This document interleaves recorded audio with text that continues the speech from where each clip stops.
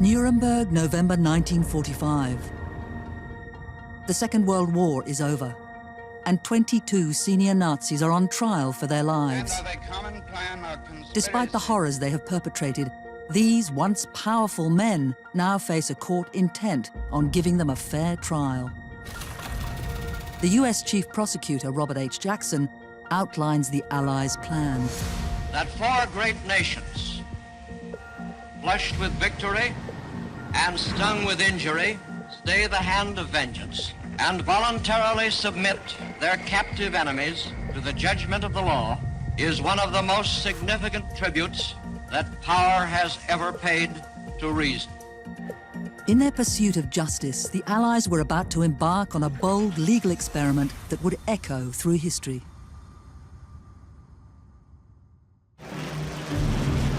The horror that was World War II was unprecedented in human history.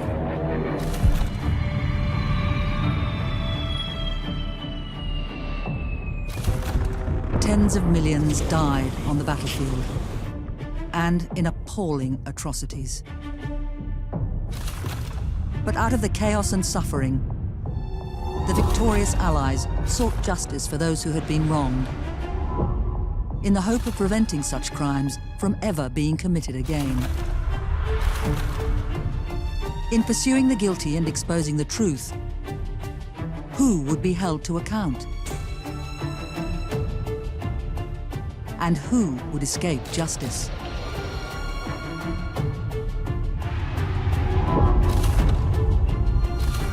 Compromised by politics and the desire for revenge, the pursuit of justice was imperfect. Yet these trials redefined international law and shaped the modern world.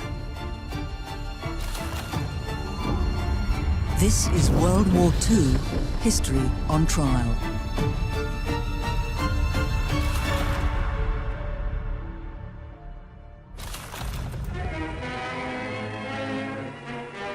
This is the building in Nuremberg where 20 top Nazis are being tried for many crimes.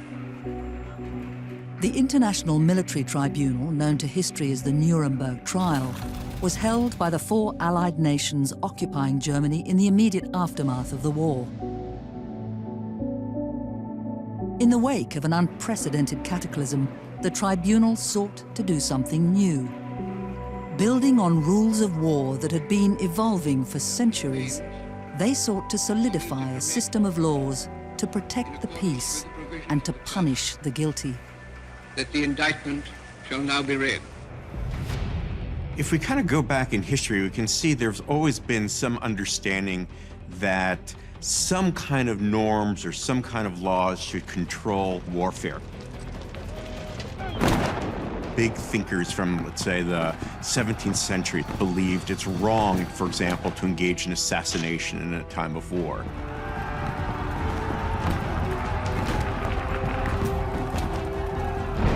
There had, for example, been conventions in The Hague in 1899 and again in 1907, which had codified certain understandings of war crimes.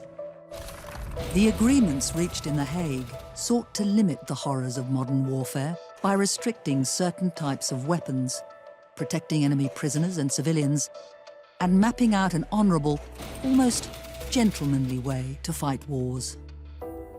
The problem with all this was what kind of tribunal existed for the purposes of bringing people who engaged in bad acts during war to trial.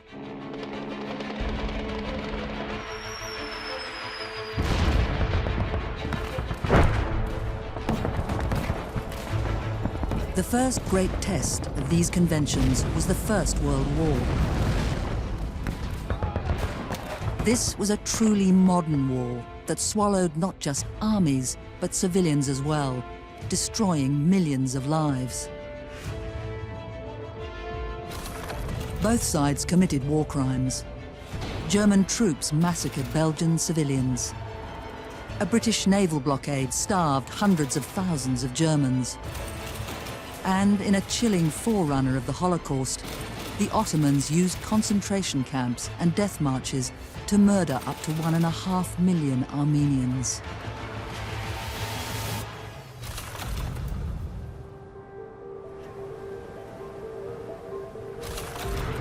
After the war ended, the victorious Allies met at Versailles to negotiate a peace settlement and set out a process for the prosecution of war crimes. What the peace treaty says is that persons who will be prosecuted will be in front of military tribunals, with different judges from different allied countries sitting together. The Versailles Peace Treaty in this regard is unique, because it really is the first time that a reflection is going to really end up in a concrete text with concrete articles dealing with this question.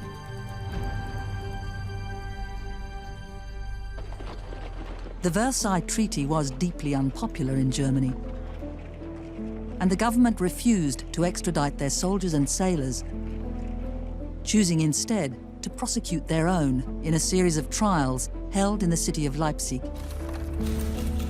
This did not go down well with the Allies. They found that the trials or ended up in acquittals, which was unacceptable, not only for the governments, but also for the public opinion. This first attempt at bringing war criminals to justice had been a dismal failure. The crimes of the First World War would largely go unpunished. Well, the fact that after the First World War there was no prosecution of the war crimes that had been committed did have certainly an influence on the Second World War and the cruelty of the war. I mean, Hitler himself said at one point, "Who talks about the Armenians today?" A chilling forerunner for what was to come as, barely 20 years after the end of the First, Hitler plunged the world into a Second World War.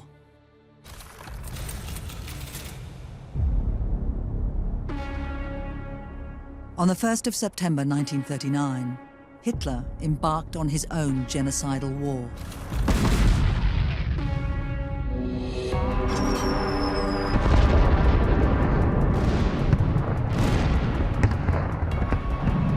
Beginning in Poland, the German army and SS conducted a brutal, racialized war that killed millions of civilians, including over 6 million Jews. The atrocities of World War II were exponentially worse than World War I was, and World War I was pretty awful. An unprecedented global war demanded an unprecedented response. The fact that it was the second global conflict in less than half a century left the architects of the post-war order feeling that something had to be done differently to try to achieve peace once and for all. It became clear at the latest in 1943 that one could not sort of ignore these crimes after the end of the hostilities. And they drafted a declaration saying that after the end of the war, there will be criminal prosecution. So very early on, they start to frame the general framework of what post-war justice might look like. There is a necessity to imagine a new legal context, a new legal framework, a new legal response.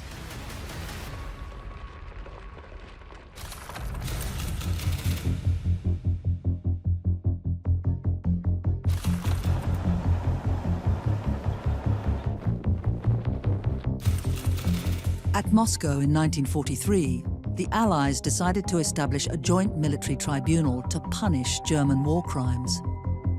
We will continue hand in hand like comrades and brothers until every vestige of the Nazi regime has been beaten into the ground. But how would justice best be served? One thing we need to remember, though, was there was by no means universal agreement on that. Most famously, Winston Churchill wanted to summarily execute something like 200 of the leading members of the Nazi Party. That was his solution to the problem. There were some elements within the United States cabinet who felt much the same way. Amongst the Allied leadership, a desire for justice was often mixed with a desire for vengeance. We believe that the Nazis and the fascists have asked for it, and they're going to get it.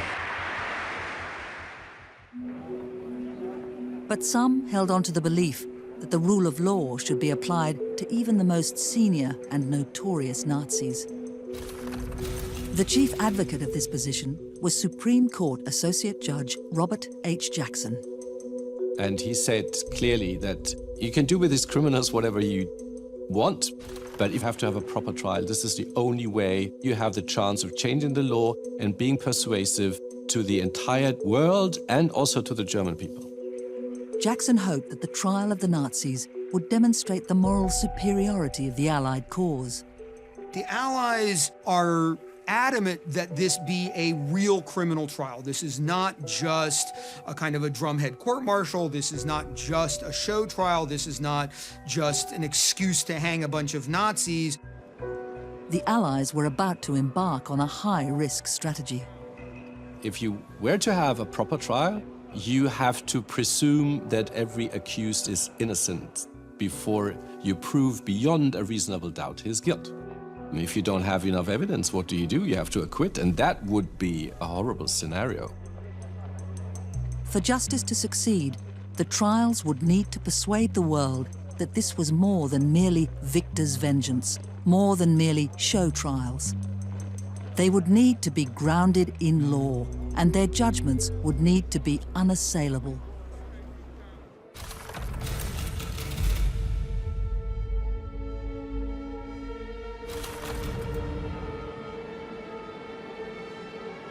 In London in June 1945, 1 month after the end of the war in Europe, the Allies met to form the International Military Tribunal. This trial would not just be for show. It would represent a step forward for international law and for human civilization.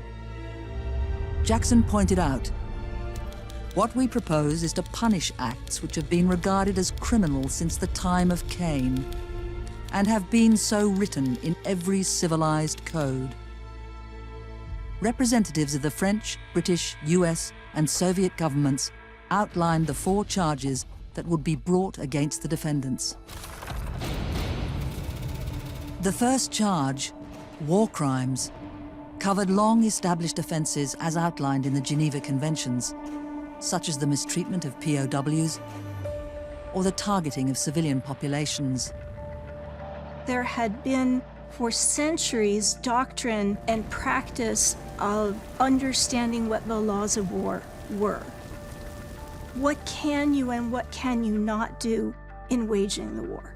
And so those laws and customs were embedded in a lot of military practice, court-martials at national levels, etc. Although war crimes was a well-established concept at the time of Nuremberg, the Allies were determined to hold the German leadership to account for the horrors committed by the German government throughout Europe and against their own citizens. This new charge was crimes against humanity. Crimes against humanity consisted of what today we would call atrocity crimes. Murder, enslavement, torture, persecution, all those kinds of things were lumped under crimes against humanity. But the third charge was the most radical. For the first time in history, the tribunal set out to outlaw all wars of aggression. This charge was called crimes against peace. That was a dramatic transformation in trying to turn what had been a prerogative of sovereign states into, in a sense, the centerpiece of this international trial. As Jackson said, "If we can cultivate in the world the idea that aggressive war-making is the way to the prisoner's dock rather than to honors, we will have accomplished something to make the peace more secure." On the matter of how the trial should be run, the Allies were completely divided. You had the American and British teams that are used to a kind of Anglo-American common law system. You have a French team that is more associated with a continental legal system. But it was the Soviets, whose system and concept of justice was the most unique, who raised the most powerful objections. The Soviet theory of a criminal trial in general, and particularly of a criminal trial with heightened political significance, is that the guilt of the defendants is established before the trial starts. If you weren't guilty, we wouldn't be putting you on trial. The goal of the trial is not to decide whether or not you're guilty, but to demonstrate to the world that you are guilty. And so getting these, different bedfellows together and to agree on a basic architecture of how the trial should run was really a tricky thing. And I think Robert Jackson was prepared to scuttle the entire trial if the Soviets didn't understand that this was a forum for proving guilt, not for showcasing guilt. In the spirit of post-war cooperation, the Soviets agreed to compromise. The International Military Tribunal now had a legal foundation upon which to build.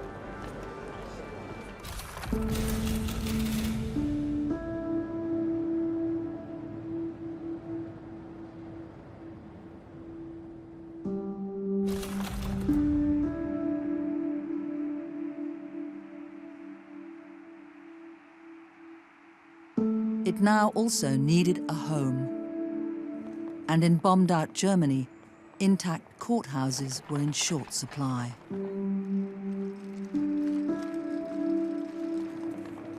You simply cannot overstate the degree to which Europe in general and Germany in particular were devastated. There's just rubble everywhere. There's very little infrastructure.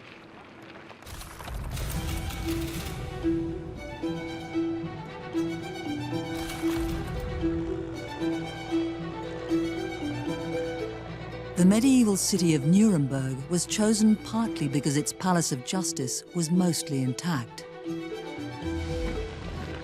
but also because of the city's symbolic significance to Nazism.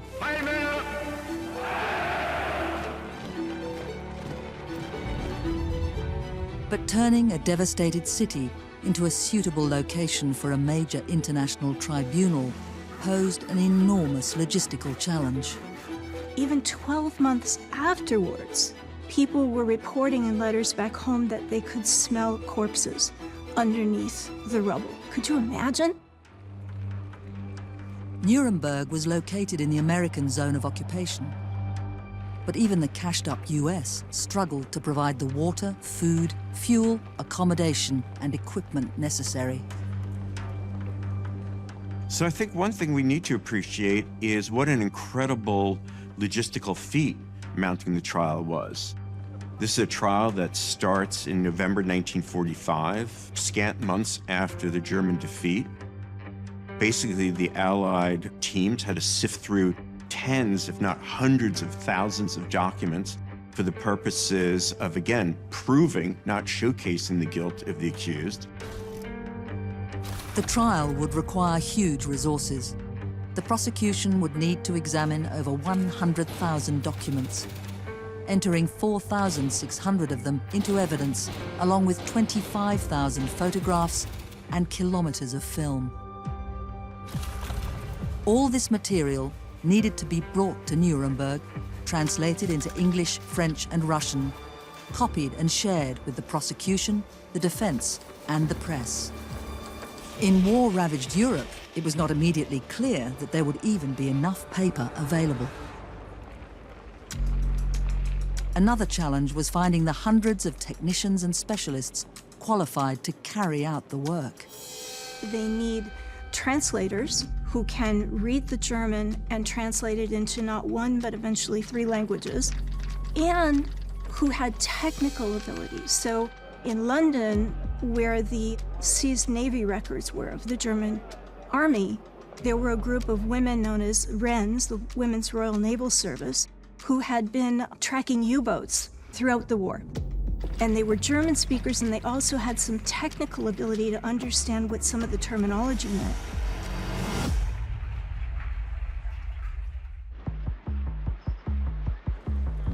As preparations for the trial got underway, the world's press began to arrive en masse.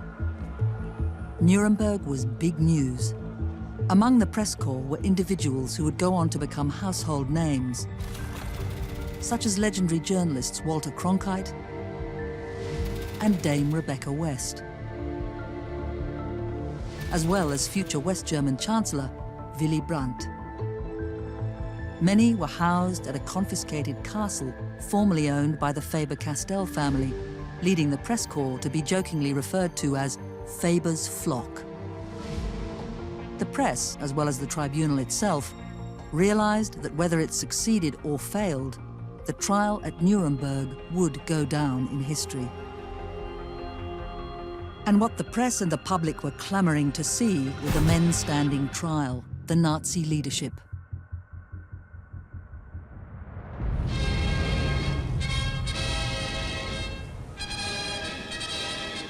This was the scene at Flensburg after the arrest of the so-called German government. It was a day of mass arrests amounting to between 5,000 and 6,000 Germans. These included at least 300 high-ranking officers and 40 important civilian officials, as well as all the small fry. One of the problems facing the Allies as they're making decisions about who to put on trial is that many of the most important political leaders of the Third Reich are dead. Who's left? Who can we put on trial to represent the top dogs, if you will, of the Nazi regime, given that some of the most obvious candidates aren't available? From the thousands of German prisoners, the Allies selected a group that was large enough to be representative, but small enough to make for a manageable trial. The strategy was to find the ones most responsible, and most responsible on a political level, on a military level, but also on economic levels and with regard to German industries. The Allies chose 24 politicians, bureaucrats, and senior officers as representative of the various elements of the Nazi machine. Of these, only 21 would face trial. Martin Bormann, unbeknownst to the tribunal, had been killed during the war and would be tried in absentia. Charges against Gustav Krupp, the aging owner of the arms manufacturer Krupp Industries, were dropped for medical reasons. He turns out to have dementia, and so they have to drop the case against him before the trial starts. Another of the accused, Robert Ley, chief of the German Labour Front, was obsessed with becoming a martyr for the Nazi cause. He killed himself in his cell a month before the trial began.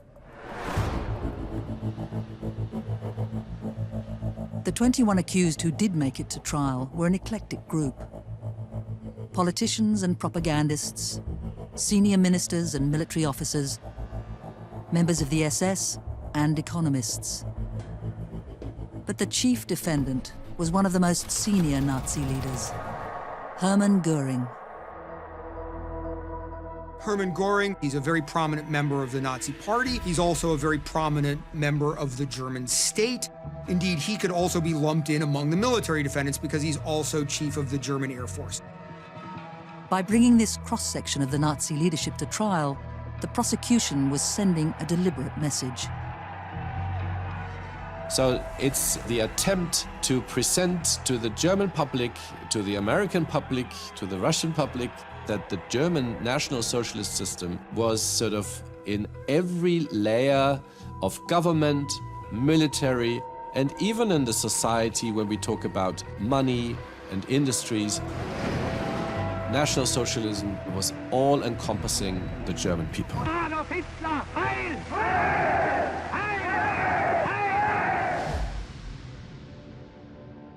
The challenge the prosecution faced was proving the guilt of men who were often insulated from the crimes of which they were accused. To this end, the US delegation had added a fourth charge to the Nuremberg Charter, something new to international law. The defendants were charged with, we can say, 3 substantive crimes: crimes against peace, war crimes, crimes against humanity. But the prosecution also charged them basically with what we could almost describe as an organizational offense, namely conspiracy. The prosecution would seek to prove that each of the accused had played a part in a greater Nazi conspiracy. The basic idea is that whenever two or more people get together to plan and carry out a crime, every participant is equally guilty of that crime. You could be held liable for conspiring to torture somebody, even if you did not lay a hand on the person. Even if you were in Berlin and the act occurred countries away from there, but somehow something you did as a leader set in motion that particular criminality. Illegal invasion of Poland and all these other countries, the slave labor that occurred in the camps. You could be held to have conspired to be part of a common plan to do that, even if you weren't on the scene.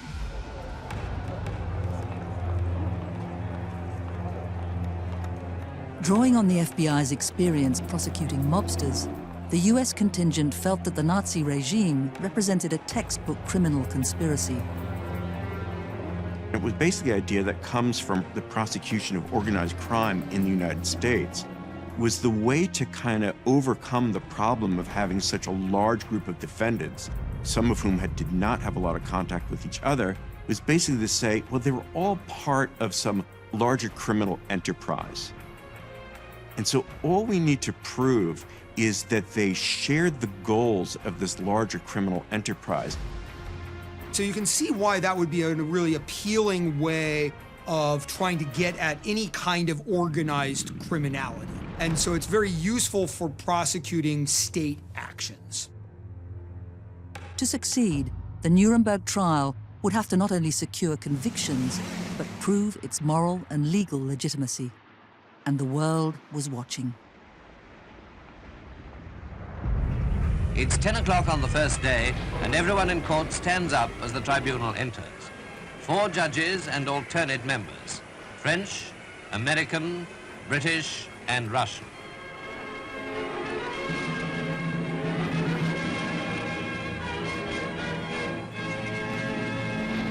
In the spirit of cooperation, each nation provided one judge. Britain's measured and calm Sir Geoffrey Lawrence, who also acted as the tribunal's president. Joining him was former US Attorney General Francis Biddle. The Soviet representative was Major General Yona Nikitchenko. Unfamiliar with the legal system employed at Nuremberg, Nikitchenko had overseen Soviet show trials in the 1930s, such as that of Stalin's political rival, Grigory Zinoviev. Henri Donnedieu de Vabre, the French choice, had never served as a judge. France's senior judges were compelled to swear an oath to the pro-Nazi Vichy regime. De Vabre, despite his inexperience as a judge, at least had a clean record. Each defendant had been able to choose their own German defense attorney from a shortlist provided by the Allies. But many lawyers refused to take the case. This left many of the defendants without counsel for months while they were in captivity. Some of the judges were shocked, as this would have been grounds for mistrial under the US legal system. On the 20th of November 1945, the press gallery in courtroom 600 of the Nuremberg Palace of Justice was packed. They had gathered to hear the reading of the indictment. The Nuremberg trial was now underway. Each defendant was called upon in turn to enter a plea. You must plead guilty or not guilty. All pleaded not guilty. Bekenne mich im Sinne der Anklage nicht schuldig. Nein. Ich bekenne mich im Sinne der Anklage für nicht schuldig. The trial was very much structured according to a US, American, and also British procedural structure. So the prosecutors would start and present their cases, and they would go one on one through all the accused. The prosecution teams recognized that given the enormity of the work before them, they had to coordinate their efforts. The privilege of opening the first trial in history for crimes against the peace of the world imposes a grave responsibility. There's a lot of defendants, there's a lot of evidence, we need to organize this. We've got 4 different countries doing the prosecution, and they decide basically that each country will take some segment of these charges, and it's actually the Soviets who come up with the basic plan. The Soviets proposed dividing the charges up between each national contingent. The British would be responsible for prosecuting crimes against peace. The French would handle cases of war crimes and crimes against humanity that occurred in Western Europe, while the Soviets prosecuted the same crimes committed in Eastern Europe. As well as prosecuting crimes against peace, it would be the US delegation's responsibility to prove that the Nazi regime was actually a criminal conspiracy.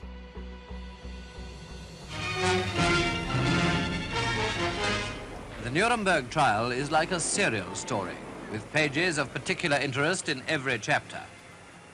When the chart of the Nazi organization was displayed in court, for example, it evoked great interest from everybody present.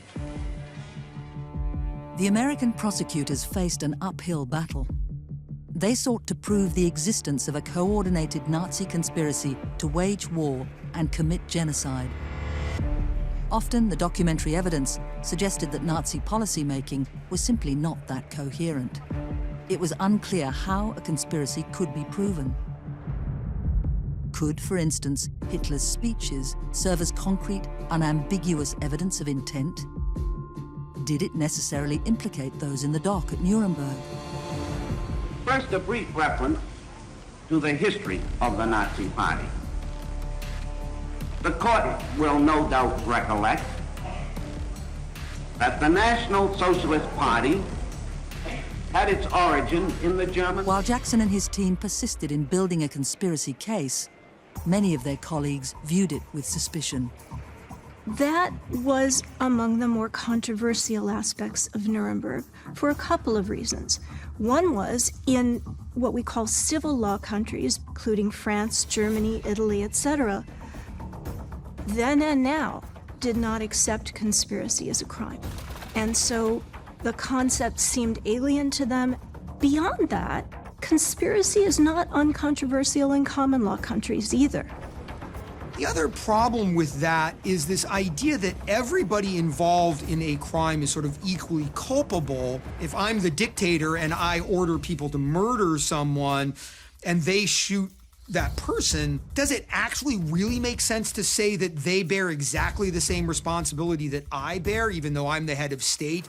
And so this idea that all participants are equally guilty makes sense because it is organized criminality, but it also then risks blurring distinctions between people who initiate action and people who merely implement action. And what of Nazi propagandist Julius Streicher? He was the editor of this magazine called Der Stürmer, and that was an incredible sort of anti-Semitic magazine that would really incense hatred towards the Jewish race and being extremely keen on transporting conspiracy theories with the Jewish idea and the Jewish money and whatever. Horrible, horrible paper. Jackson pointed to his publication as evidence of a broader Nazi conspiracy. But by the start of the war, Streicher had no official role in the Nazi Party. While he incited hate and advocated for war, could he really be considered part of a criminal conspiracy? The British team, meanwhile, were focused on building a case of crimes against peace. Here, they faced their own problems. to prove that Germany invaded Poland and then also invaded the Benelux states and France and then Russia, that was quite straightforward. What was questioned, however, was whether it was legitimate to have the crime in the first place. The charge of crimes against peace was something new. Crucially, it had not existed at the start of the war. There's this kind of wonderful Latin phrase, nullum crimen sine lege, which means no crime without law. Basically meaning it's fundamentally unfair to try someone for conduct which was not criminal at the time it was engaged in.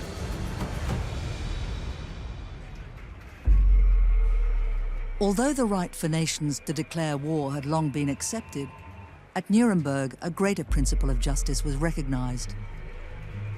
Individuals could be held responsible not just for declaring aggressive war, but also for the way that war is conducted.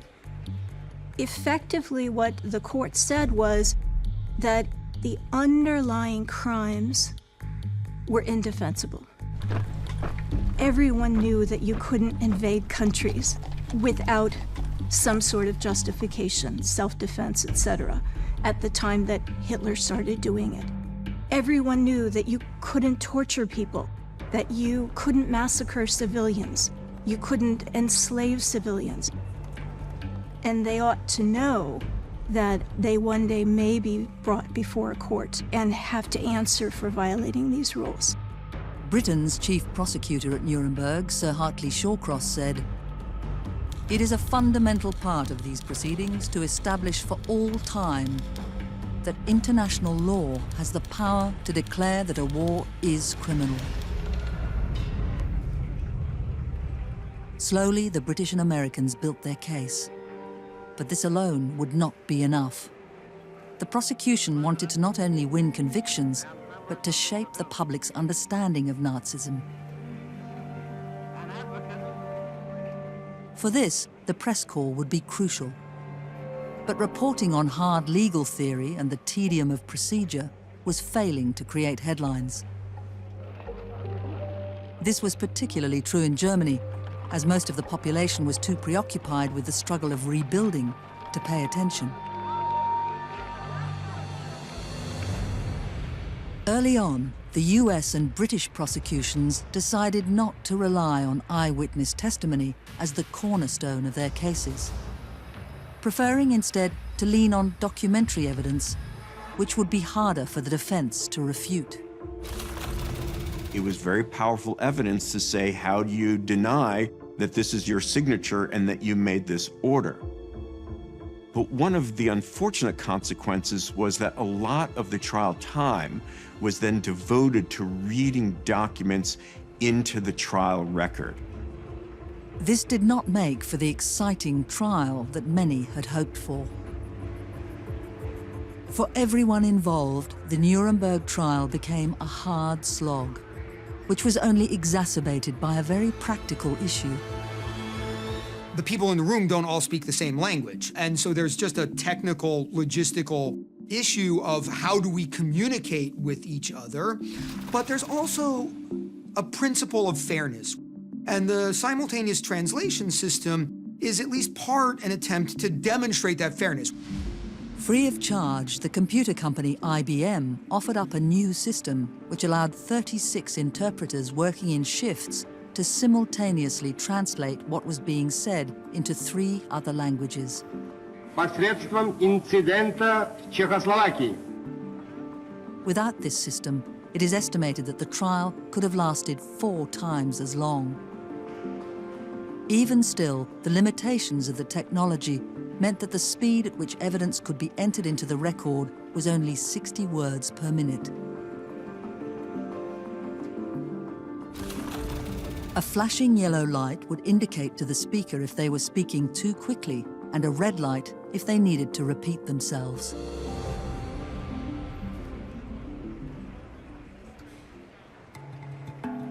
They literally read translations of documents into evidence. one after another after another.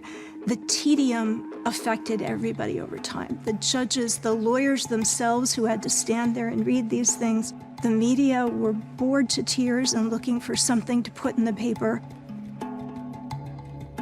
Day after day, the defendants were led from their heavily guarded prison next door into courtroom 600 of the Palace of Justice, where they listened as documents were read into the court record, painstakingly building a case against the accused, dryly cataloguing the crimes and atrocities of the Third Reich and its servants.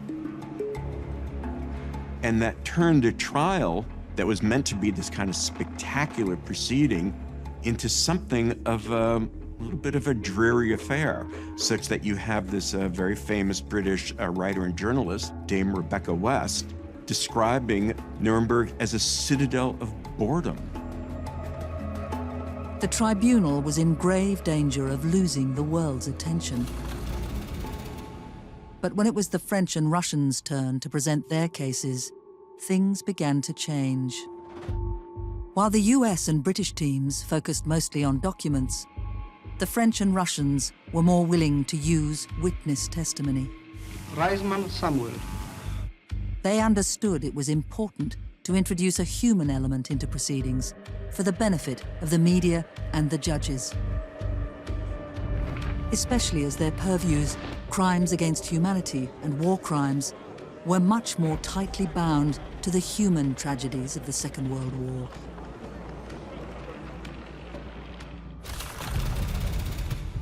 Everyone sort of sat up and started paying attention, but there were some concerns about reliability. How do you cross-examine somebody who says this happened in a camp 3 years ago? There was certainly a sensitivity among the judges and even the defense counsel of the fragility of some of the witnesses, so many of them went unexamined. But the ones who did take the stand made a strong impression. Marie-Claude Vaillant-Couturier had been a member of the French resistance.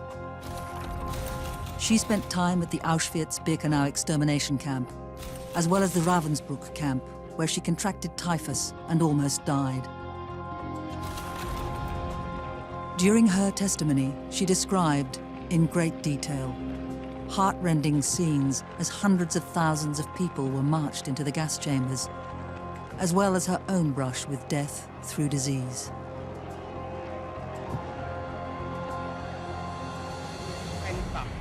Elle est morte au bout de 15 jours à Auschwitz. Quite ill-advisedly, the German defense attorney stood up and cross-examined her and said, "You look pretty healthy now. How do you explain how healthy you look when you say all these bad things happened to you?" And let's just say he didn't win the end of that argument. À Auschwitz, visiblement, le but était l'extermination. Calmly recounting her recuperation from typhus following her liberation, Vaillant-Couturier outlined that of the 230 with her when rescued, she was one of only 49 who survived.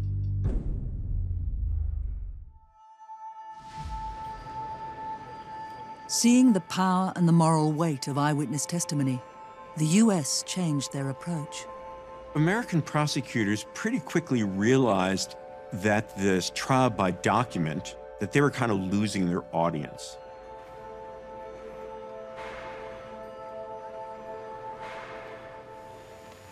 These are the locations of the largest concentration and prison camps maintained throughout Germany and occupied Europe under the Nazi regime.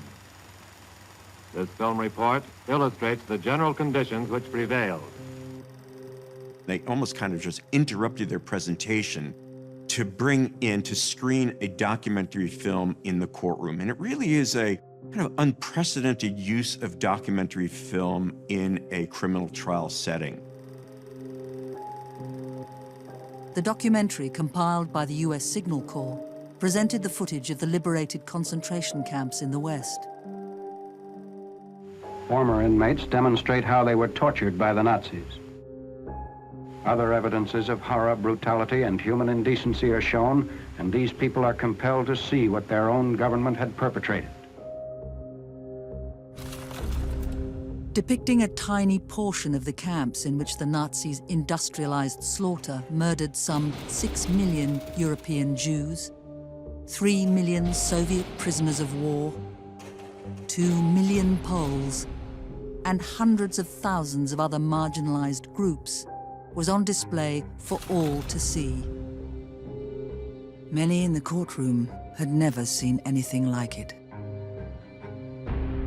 Horrible images of the corpses, this mass of corpses that were found, and the way the inmates looked when they were liberated, totally, only skin and bones. Really horrible pictures. They were camps such as Dachau, Bergen-Belsen, Buchenwald, and it really did have a galvanizing effect on the trial. This was the first time film footage had been used as evidence in an international trial. And there are many reports of people simply leaving the room and throwing up before they could get out. It was extremely unsettling to people. The effect of the films was so great that in almost every memoir, that's one of the days that's always mentioned. It wasn't simply the reporters or the spectators in the courtroom who were shocked, but even the defendants themselves recoiled when confronted with such stark images of the reality of the conduct they had condoned or approved of or organized. The combined effect of the Russian and US films did enormous damage to the defendants. The Allies had set out to demonstrate to the world the moral weight of this new international court. And as the prosecution drew to a close, they had succeeded.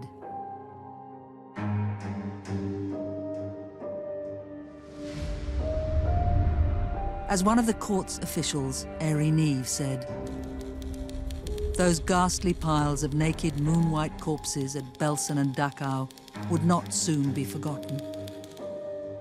At Nuremberg, they were with us always."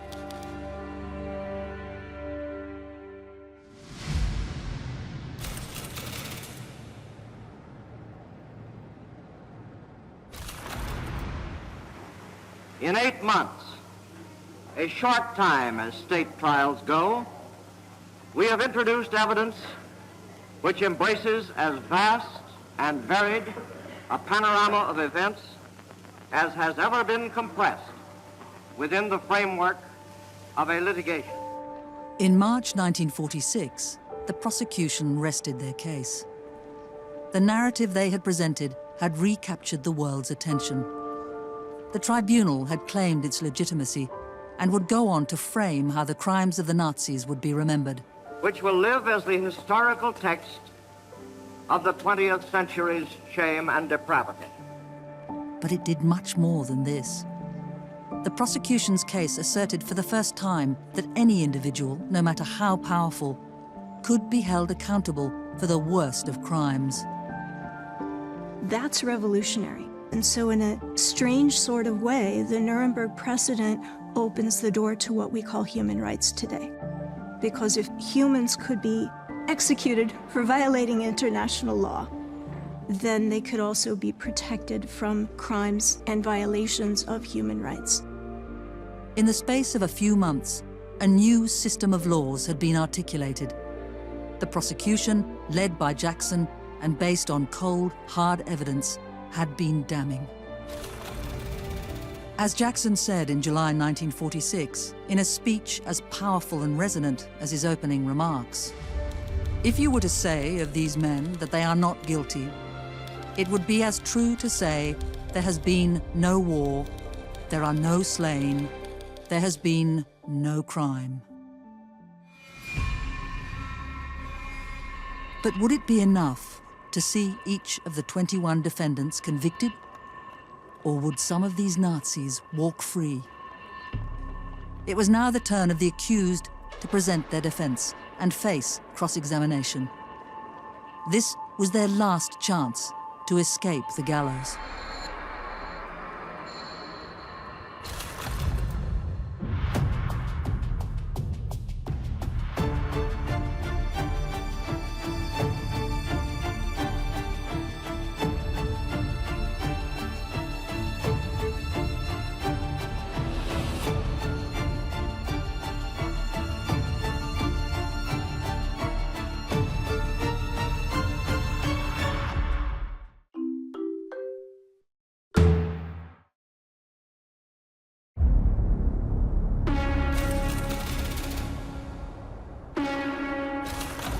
May 1940. Hitler unleashes the Blitzkrieg on Western Europe, sweeping aside the defenses of the Netherlands, Belgium, Luxembourg, and France with brutal efficiency. In barely 6 weeks, the unthinkable has happened. Hitler's armies are marching down the Champs-Élysées. The defeated French government is faced with an impossible decision. Should they accept their fate and cooperate with the Nazi invaders? In the chaos, the aging First World War hero, Marshal Philippe Pétain, takes the reins of power. In an infamous radio address, Pétain makes his position clear. I enter today down the road of collaboration. This is my policy. My ministers are responsible to me. It is I alone who will be judged by history. Pétain would indeed be judged, but he would be far from alone. The horror that was World War II was unprecedented in human history.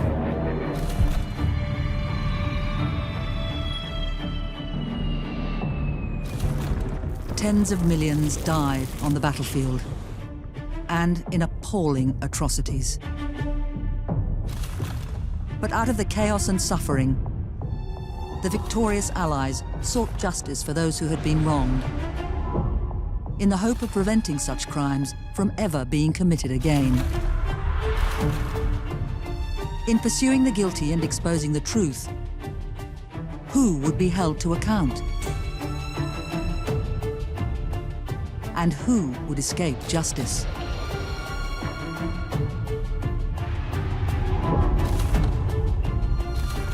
Compromised by politics and the desire for revenge, the pursuit of justice was imperfect. Yet these trials redefined international law and shaped the modern world. This is World War II, history on trial.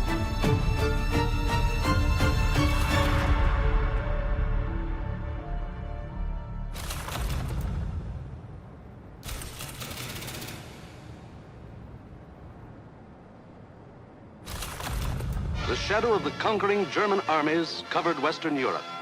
The self-styled master race was riding high. The fall of Austria, Czechoslovakia, Poland, Denmark, Norway, Holland, Belgium, France had given him more than 100 million slaves to work for him or starve.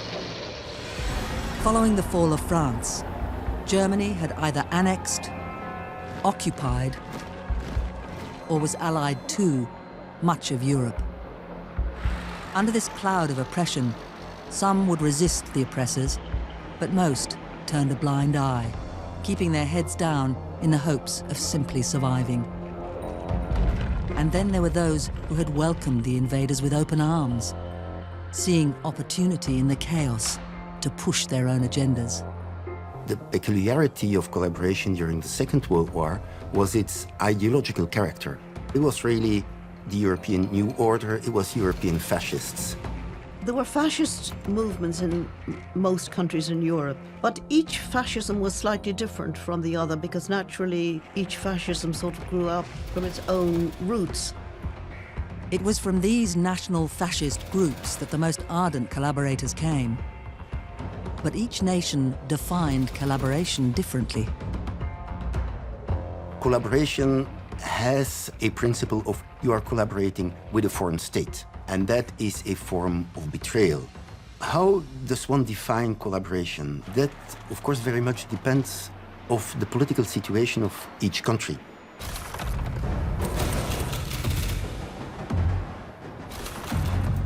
If we look at the different countries of Western Europe, the situation is also quite contrasting. Following the invasion of the Netherlands, the Dutch government and Queen Wilhelmina fled to the UK, establishing a government in exile. The Nazis installed Anton Mussert as a figurehead, but he had no real power. The SS, led by Arthur Seyss-Inquart, ran the country. They in turn supervised the Dutch civil service. In the case of the Netherlands, very clear-cut.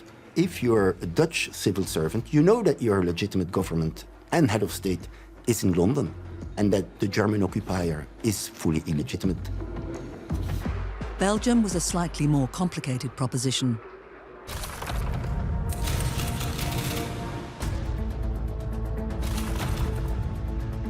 In the case of Belgium, the government leaves the country, but the king decides to stay and capitulates. The Germans established a military occupation in Belgium and placed King Leopold III under house arrest. Taking the king's decision to stay as a sign of his desire to collaborate, the Belgian government in exile, led by Prime Minister Hubert Pierlot, denounced Leopold as a traitor. Where does your loyalty go? With the king or with the government? Both the Netherlands and Belgium had no shortage of collaborators. Without their help, the Nazis could never have managed their occupations, rooted out resistance networks, or enacted their genocidal racial policies. But the scale and scope of collaboration in these nations was proportionally much smaller than others.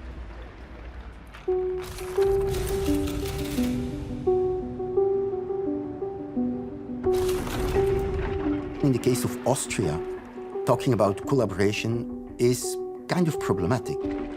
Austria had been annexed and fully integrated into the Third Reich following the Anschluss of 1938. As much as 10% of the adult population was a member of the Nazi Party. 1.3 million Austrians served in the German army, and large numbers of Austrians served in the SS and as concentration camp administrators. Whatever Austrians were doing during the Second World War, well, they did this as citizens of the Reich. And so for Austria, of course, the post-war discourse became, we are the first victims of Nazi Germany. We are the first to have been occupied. Austria has never been occupied by a foreign army. Each nation's experience of occupation shaped how collaboration, in the case of Austria, complicity, was understood, and who was seen as guilty. To complicate matters, collaborators took many forms, from bureaucrats and police officers to factory owners and artists, the willing and coerced. Certainly up to 1942, there were quite a lot of people who were simply conformist, or they collaborated, if you like, in quite small ways, perhaps giving a German soldier a meal or something like that. You had a whole range, a whole spectrum of behavior, right up to people who informed the Gestapo of the whereabouts of Jews or refugees. The people who denunciated, Jews in hiding, resistors, caused the death of people without, after all, taking any personal risk. They were not the henchmen themselves, but without their action, tens of thousands of our fellow citizens would not have been arrested, tortured, sent to concentration camps and killed. Although those who denounced or willingly collaborated were conspicuous traitors, the line between victimhood and complicity was often difficult to identify. Under the fog of war, what looked like betrayal from afar could, up close, be an act of desperation. We shouldn't hold people from the Second World War to the same standards that we hold today in terms of choices. They needed to get through the day, feed their children, get to work, try and make some money. Any kind of opposition would often lead to retribution by the regime, deportation, execution, torture, and all these kind of things. So we need to put that context on the table when we're understanding the choices or non-choices facing people during the occupation of the Second World War. One of the starkest examples of the ways in which ordinary civilians were forced into collaboration with the Nazis is that of the Kapo. Kapo was the name given to imprisoned Jews who were kept alive but forced by the Nazis to manage their fellow prisoners in concentration camps. They, of course, get important benefits. Better food, something different housing, etc. So the capos become a very hated figure in the concentration camp system because they used to be one of us, and now they somehow pass on to the other side. Some capos used their relative authority to secretly help other prisoners. Others were cruel, abusive, and murdered fellow inmates. Now this person, whatever you think about them, if they don't do it, they're dead. So could they use that position to make things slightly better? Sometimes they did, sometimes they didn't. And this is, of course, at the very heart of the moral ambiguity of the capo. The capo has an awful lot of power, which he can use to punish, to beat, sometimes to kill, but also to protect. After liberation, some capos faced retribution from fellow survivors and partisans, echoing a broader wave of vengeance against perceived collaborators that swept across Europe in the wake of liberating armies in 1944. You get a sort of spontaneous upsurge of anger, violence. It's a very muddled moment because you've got people who've done genuinely terrible things, but you're also getting, let's call it, score settling. Might be the partisans, the resistance, taking their own revenge, retribution on people they see as fascist collaborators, so taking them out and shooting them. There might be a summary trial, but they're never found innocent. All across Europe, amidst this frenzy of post-war retaliation, authorities were forced to move quickly to restore order. So there was an urgency to show that formal justice was immediate and severe to cut short any initiatives for popular vengeance. The first trials take place a matter of weeks after the liberation because of this urgency. And so we could see that it's quite astounding in a way, this sheer logistical capacity to organize so many trials in such a short time span. And the scale of these trials reflects the fact that collaborators represented a threat to the political stability of the nation. Would they be allowed to continue to participate in political life, to take part in the elections, and maybe be represented in parliament? We needed to purge the electorate before we could organize new elections. The purge of collaborators took many forms: criminal trials, lustration measures, and denaturalization proceedings. It was a huge logistical challenge. Never before did the justice system have to bring to trial tens of thousands and possibly hundreds of thousands of citizens in a couple of weeks. As many as 46,000 alleged collaborators were investigated in Denmark, 92,000 in Norway, 120,000 in the Netherlands, and 405,000 in Belgium.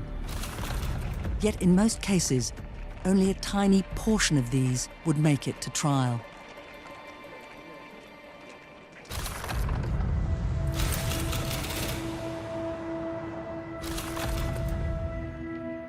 In the case of Belgium, 60,000 court cases are organized, 53,000 people are sentenced for their collaboration. The most important form of collaboration is military collaboration. 32,000 Belgians have been sentenced for carrying arms against their fatherland in German uniform. There was no draft, nobody was forced to fight in German uniform against the Soviet Union, but 32,000 volunteers accomplished military functions. The Belgian state was able to draw on existing law in its prosecution of these volunteers. Taking up arms in the cause of a foreign aggressor was a clear case of treason. But across Europe, the charge of treason was often hard to prove.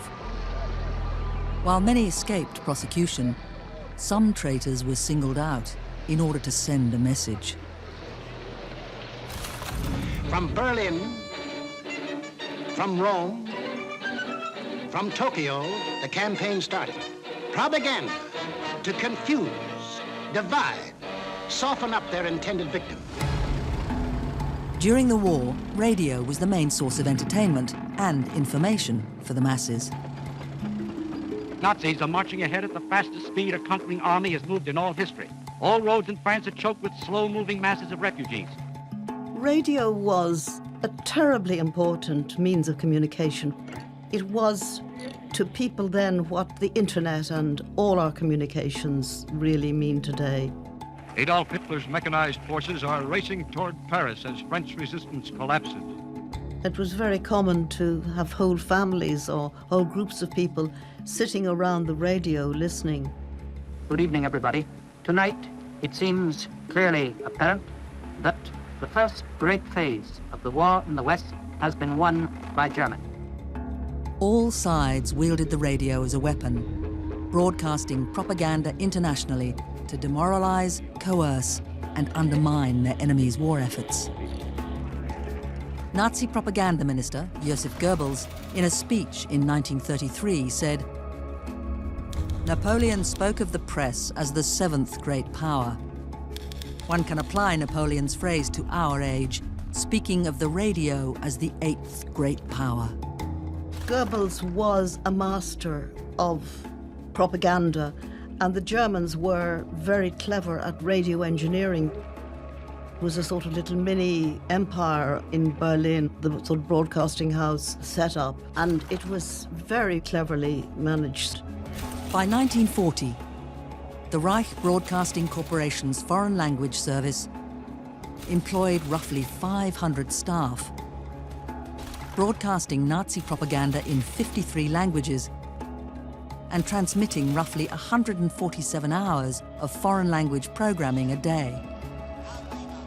And Goebbels' most prominent English language program was Germany Calling.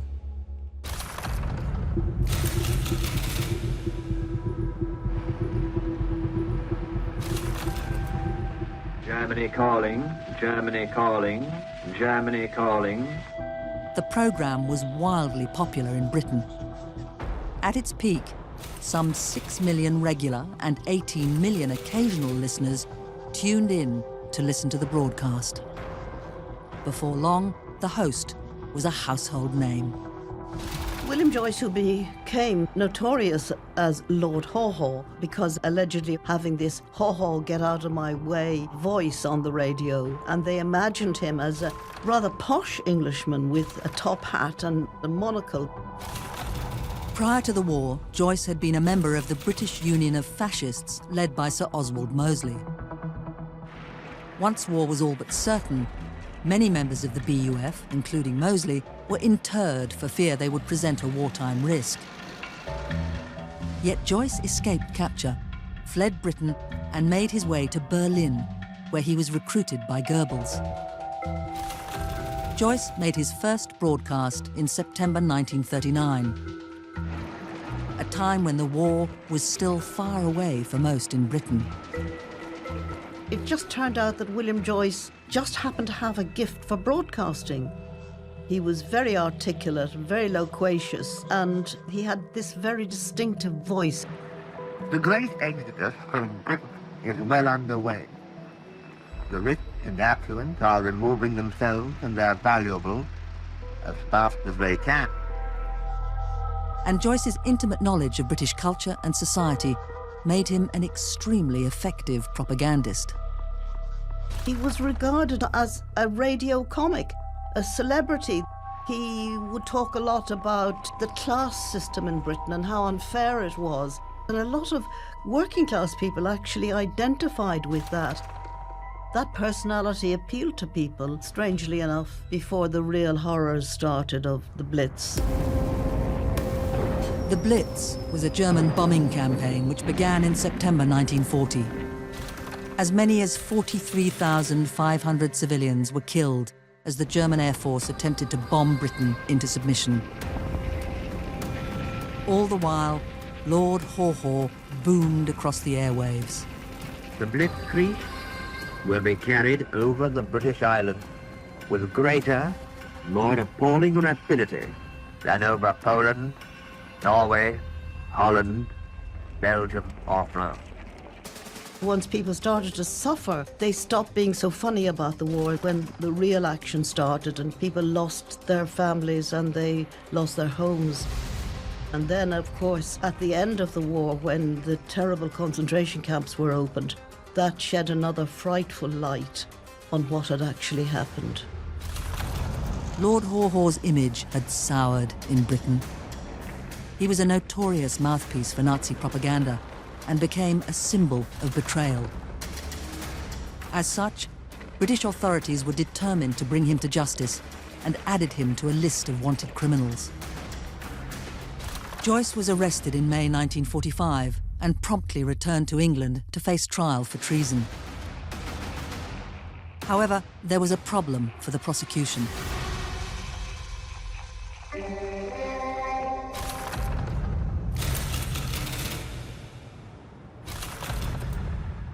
And William Joyce himself, alias Lord Haw Haw, wounded when captured and now not looking his best, perhaps in pajamas. No doubt he'll try to prove he's technically not a traitor, but the British people know the answer to that. Germany calling, Germany calling. It turned out, once the trial got underway, that William Joyce was not a British subject, after all. He had been born in the United States. His father, Michael Joyce, had been a naturalized American, and William Joyce was himself, therefore, an American. The defense argued that since he wasn't a British subject, he couldn't have technically committed treason. Nevertheless, the prosecution, led by a very brilliant lawyer, Hartley Shawcross, said he wrapped himself in the British flag, he wrapped himself in the Union Jack, he pretended to be a British subject, and that was his value to Nazi Germany. Regardless, debate has swirled ever since Joyce's execution at the justness of the conviction. A notice is posted proclaiming that Joyce has been hanged. That is the only end that traitors to the country can expect.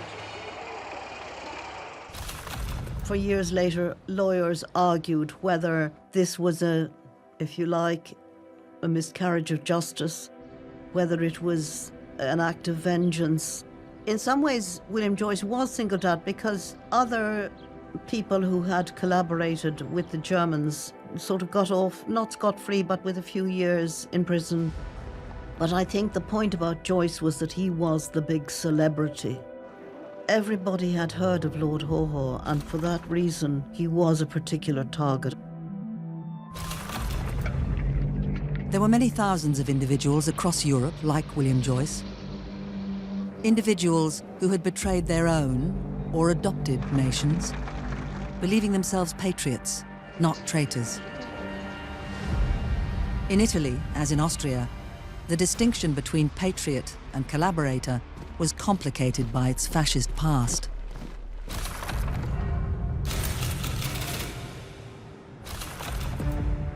Collaboration in the Second World War is a very difficult concept to define in the Italian context. The first fascist movement was formed in Milan in March 1919 by Benito Mussolini. The word is an Italian word. It's the first fascist movement. It's the first fascist government in the world in 1922. And then you have 20 years of dictatorship, the first fascist dictatorship, which influences all the others. It wasn't as though Mussolini was a novel thing in 1940 when Italy entered the war. Vi ha convocati a Roma in questo giorno.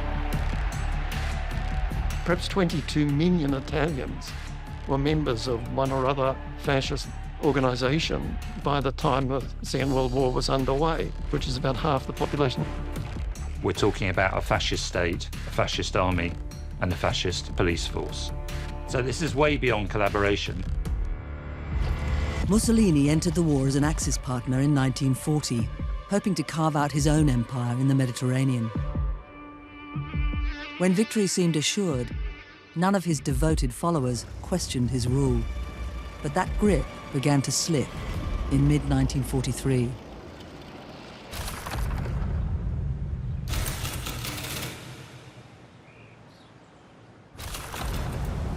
The invasion of Sicily. This is just part of the mass of shipping plowing across the Mediterranean. Just part of the biggest invasion armada in history.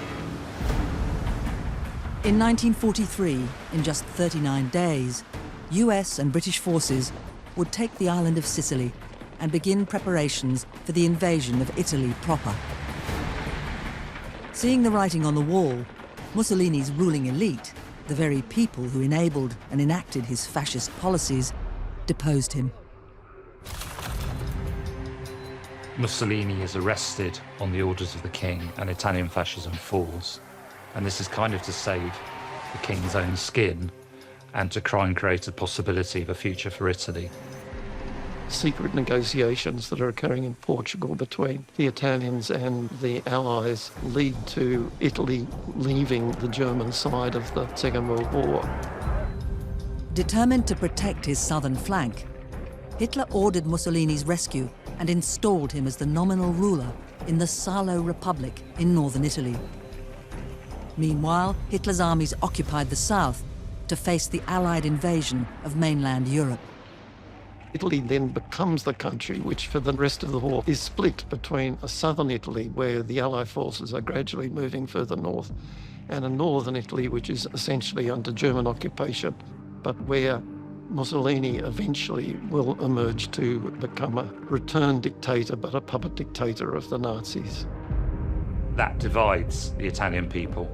Many still stay with Mussolini, others go to what's called the resistance, the anti-fascist resistance. They take up arms, they fight the Italian fascists, they fight alongside the Allies, they fight the Nazis. Obviously, there are people who are fighting on the Salo Republic side who think of themselves as defending justice. Italy had entered the war on the German side. Why should they betray their ally? Wasn't that unjust? So collaborationism becomes an extraordinarily complicated story. Italy fell into a civil war, pitting anti-fascist partisans against the fascist regime and its German backers. As the Allies liberated town after town, a familiar pattern of events took shape. Fascist collaborators were often subject to a quick and impromptu trial, sentencing, and execution. After that moment of liberation, there's often violence against so-called collaborators. This is kind of wild violence. Thousands of people are shot, or beaten up, or humiliated. This is called the resa dei conti, the settling of accounts, which estimates say like 10 to 15,000 people are killed.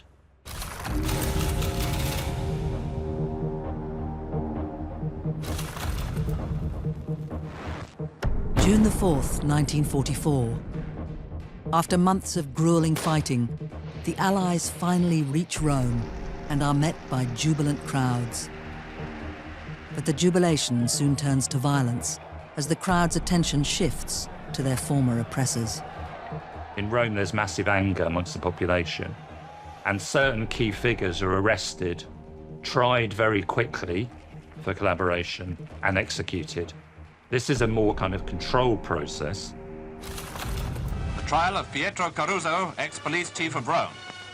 He entered the Supreme Court on crutches, having been injured in a car crash trying to escape. Now he's on trial for his life.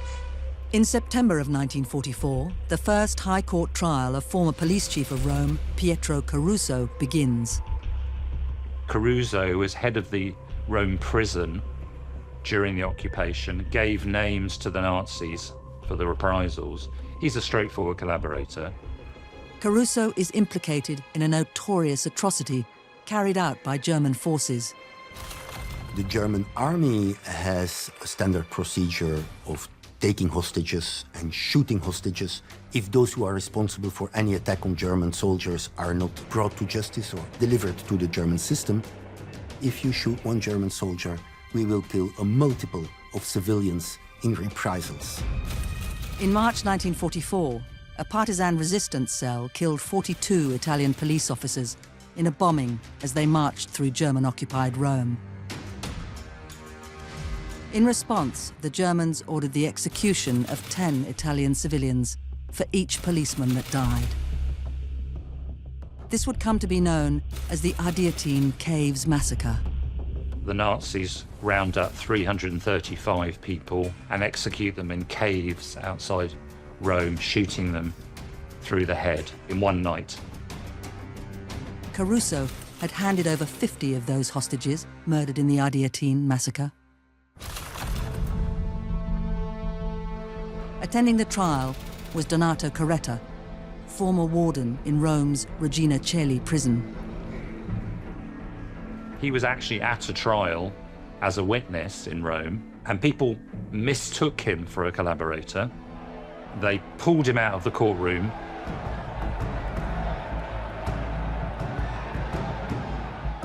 Dragged him down the street, killed him. This is a very famous, it's called the lynching of Caretta. But this event didn't halt proceedings. Soon after, Pietro Caruso was found guilty and executed too. He's tried very quickly by a court, taken and shot in the back as a traitor, tied to a chair.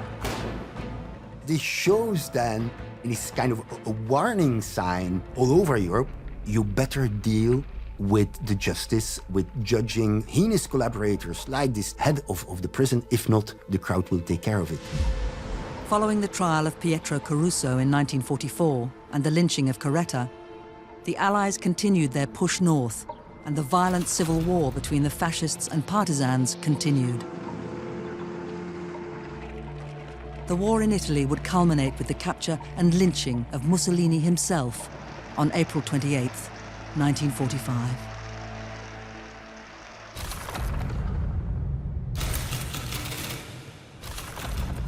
Milan was in a state of the wildest excitement at about this time, for partisans had just killed Mussolini. Mussolini was the most famous purged fascist. He was shot by partisans in 1945, hung up by his feet in Milan, in one of the most famous images of the Second World War in Piazza Loreto. A brutal finale to a regime that had ruled through fear and repression. But now that the war was over, how did this newly liberated nation reckon with their fascist past? Italy was emerging from 20 years of fascism and becoming an anti-fascist state.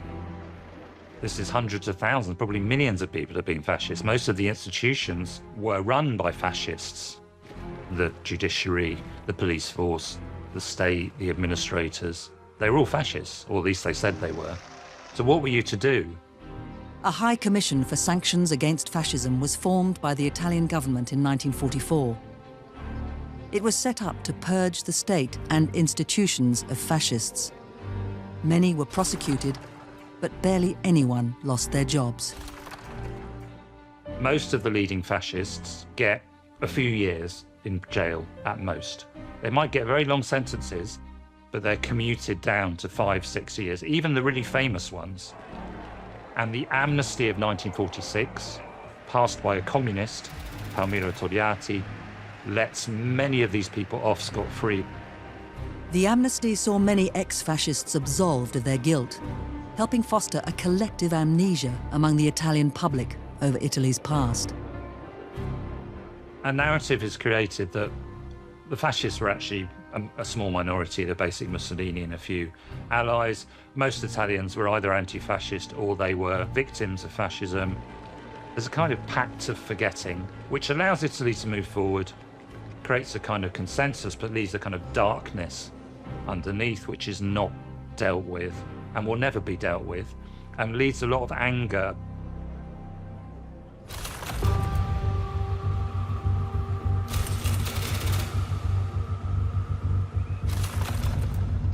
Across the continent, other nations faced their own reckoning.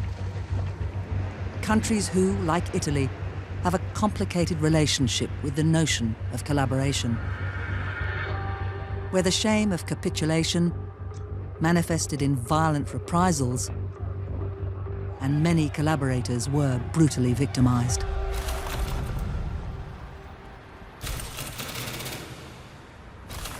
This historic newsreel record of the liberation of Paris begins with the approach of fighting French forces wearing American uniform. Scenes like this left no doubt whatever that the liberation of Paris, complete and final, was now only a matter of hours. August 1944. The Allies sweep into Paris, liberating the city after 4 years of occupation. Like Rome, 2 months before, the scenes were jubilant. And just as in Italy, Paris's liberation was accompanied by violent reprisals. As you get the last stages of the occupation, France is on the verge of a kind of civil war. And after D-Day, the Allies are now moving across France, liberating gradually the national territory. these first weeks and months is what the French historians call it the épuration sauvage, the sort of wild purges. As seen in Italy, waves of reprisals and purges of suspected collaborators began. Approximately 10,500 executions took place during the wild purges. Denunciations, torture, summary executions, and public humiliations were motivated by the desire for revenge. But it was also driven by fear, shame, and anger. It's in that period that you get these particularly horrific scenes of women who were alleged to have had affairs or fraternized with the Germans, having their heads shaved. These French women were accused of collaboration horizontale, labeled as horizontal collaborators. The shaving of women's heads made them easily identifiable as so-called collaborators, and in extreme cases, they were beaten and murdered. That was a very strong sense of vengeance against collaboration. It was a feeling of disgust at what had happened. There was shame, and there was also an element of men who felt they had been betrayed by their womenfolk, if you like. There's something very strange going on there about men taking out almost their own sense of their wounded masculinity. They've not been able to defend their country, and their way of doing it is a sort of reassertion of masculine authority, which is directed against women. So women become the scapegoats for a sort of gender reordering, if you want, in 1945. The haphazard reprisals of the wild purges were short-lived compared to Italy, falling in the interim between the German administration and the French provisional government. Following the liberation of Paris, the wild purge gave way to a more structured expression of justice. General de Gaulle, who has become, as it were, the leader of the new France, arrives in Paris at the end of August 1944, and within days, de Gaulle's absolute priority is to set up a government that works and to set up proper courts to issue proper judgments. And so that period of summary justice more or less comes to an end from middle of September 1944. As part of the épuration légale, or legal purge, approximately 350,000 collaborators' cases were investigated. However, around half of the cases were closed without indictment. And it's interesting, the number of people actually in prison the summer of 1945 is identical for France and for Belgium.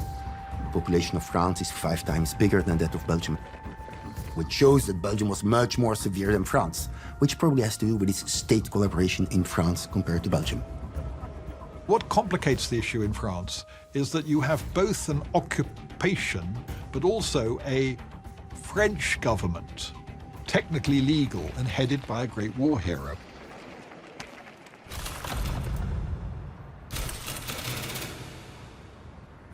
This is the Palais de Justice, where Pétain, Marshal of France and hero of Verdun, is on trial for his life on charges of plotting against the internal security of his country and collaboration with the enemy. July 1945. Arguably the highest profile collaborator trial of the Second World War commences. Each day, newspapers covered the sensational story of Marshal Philippe Pétain, the World War I hero who, in 1940, in the midst of the Nazi invasion, had been made Prime Minister of France in the hopes he could galvanize the French war effort. Instead, he chose surrender and consigned France to a punishing fate. It's vital to prove that Pétain is a traitor. You can then say the people who obeyed Pétain were traitors. Pétain would face 2 charges. One is collaborating with the Germans, the other is undermining or using the defeat to destroy French democratic institutions and set up his own Vichy regime. But Pétain wasn't the only one guilty of collaborating from the previous government. When Pétain signed the armistice in 1940, he was determined to maintain as much control over his nation as possible. 60% would be directly occupied by the Germans. The rest maintained a measure of sovereignty and would be governed by Pétain from the city of Vichy in southern France. With the threat of further military actions hanging over his head and the belief that Germany would eventually win the war, Pétain and Vichy France had to walk a tightrope. And the French Republic's government seemed to agree, ratifying the armistice Pétain signed by a vote of 569 for and only 80 against. Legally, Pétain is the legitimate head of government in France. He has received the power from the pre-war parliament. The United States of America maintain an embassy with Pétain's government. So for the Americans, Pétain is the legitimate head of government of France. Many of the same politicians worked in his new government. He inherited most of the government bureaucracy, judiciary, and military. Even the French public was largely supportive of this new regime at first. But Vichy collaboration was also forced in some ways. So there was a kind of almost a devil's pact, really, which Vichy did cooperate, but in the hope of keeping some control over the situation. But the danger is that what you end up doing is what the Germans want. So let's say the question of labor. The Germans said we need French people to go and work in our factories. What does Vichy do? If Vichy says no, the Germans will presumably simply just take the people. A complicated nuance that those accusing Pétain were unable or unwilling to fully interrogate. For the trial was compromised in many ways. The senior magistrate, Paul Mongibaud, had sworn an oath of allegiance to the Vichy government in 1941. It is literally impossible to find any judge who has not sworn an oath to Pétain, because they had all sworn oaths to Pétain. In the whole of the Vichy period, only one magistrate or judge refused to take the oath. The Attorney General, André Mornay, was similarly compromised. He had been one of the 3 vice chairmen of a commission set up by Vichy to go to denaturalize people who had got French citizenship in the 1920s and 1930s. A lot of Jewish refugees had come to France, and in that period they'd got French nationality. The man who is the public prosecutor against Marshal Pétain has sat on a commission to denaturalize Jews set up by Vichy.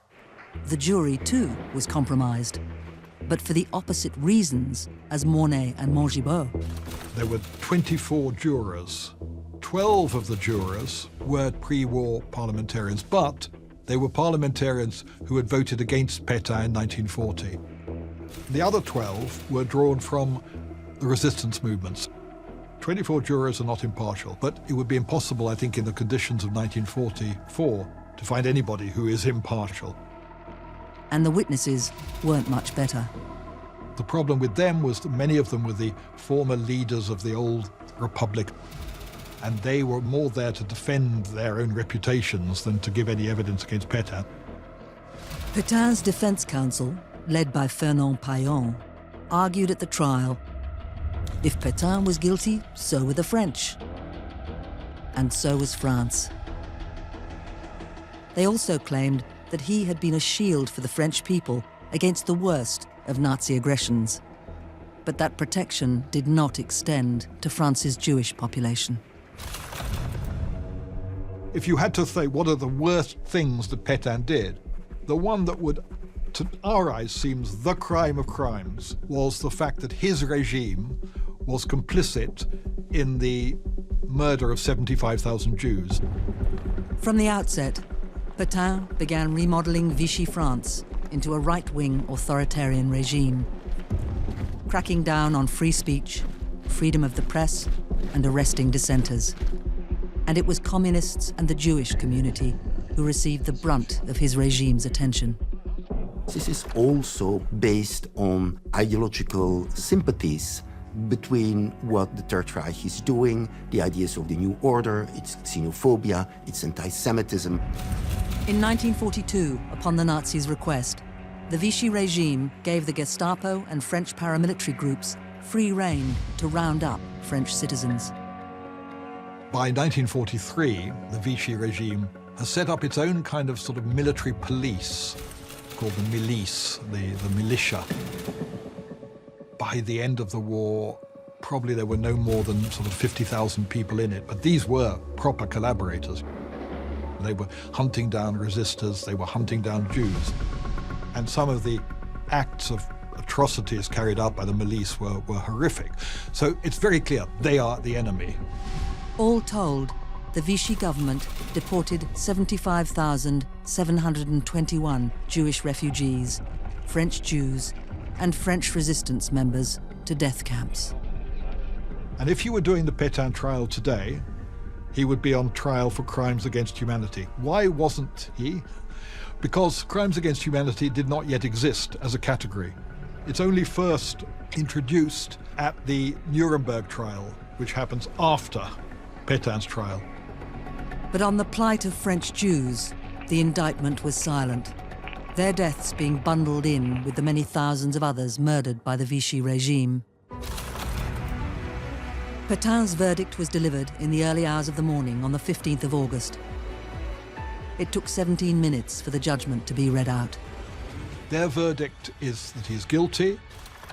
By a margin of 1 vote, they recommended the death penalty, but they then accompanied that with an almost unanimous recommendation that the death penalty be commuted to life imprisonment. In line with the court's wishes, de Gaulle commuted Pétain's sentence to solitary confinement for life. Pétain died in prison, aged 95. The trial of Pétain was the most significant of the legal purges in France, but it was a flawed one. De Gaulle, reflecting on the trial, said, "Too often the discussions took on the appearance of a partisan trial, sometimes even a settling of scores, when the whole affair should have been treated only from the standpoint of national defense and independence." The memory of the war, of Vichy, of collaboration, is a very complicated and changing one. De Gaulle believed that the trials were necessary, but he wanted to develop a kind of myth, or national story, if you want, that the French, in their massive majority, had been resistors.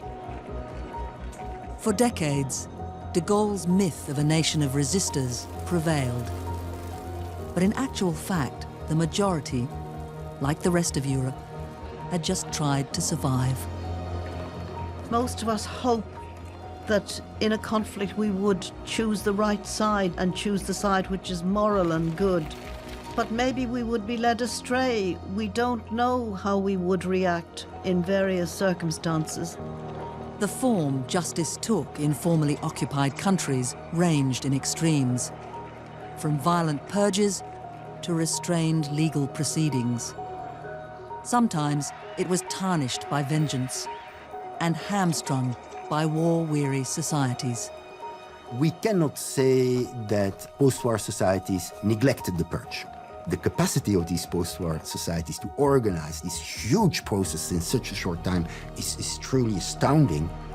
Meanwhile, on the international stage, a far larger and more deliberate project was taking shape. In the German city of Nuremberg, an international tribunal was busy assembling a new body of law. And the Japanese leadership had yet to face their fate. As the military tribunals at Nuremberg and Tokyo attempted to define international justice in the post-war world, they would face challenges of legitimacy, accusations of victors' justice, and have to navigate collapsing alliances that threatened the entire endeavor.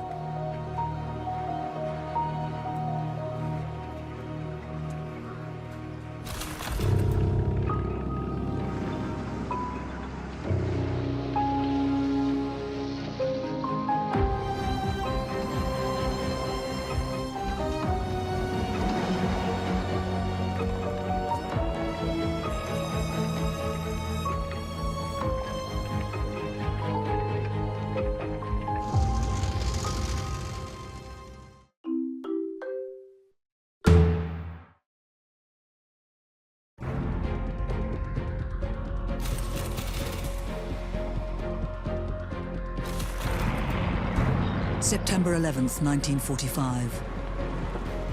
The Second World War is over. Japan is under Allied control.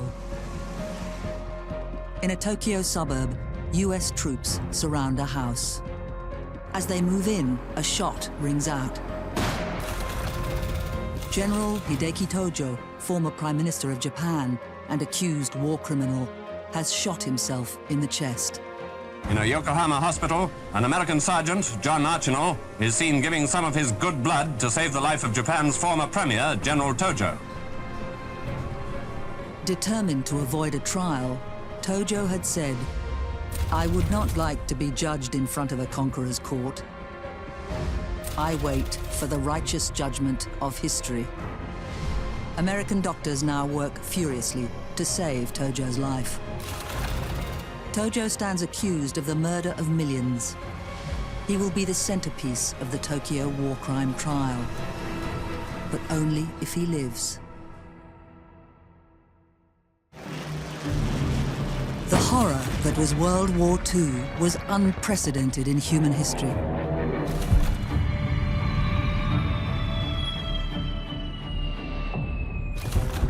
Tens of millions died on the battlefield, and in appalling atrocities. But out of the chaos and suffering, the victorious Allies sought justice for those who had been wronged, in the hope of preventing such crimes from ever being committed again. In pursuing the guilty and exposing the truth, who would be held to account? And who would escape justice?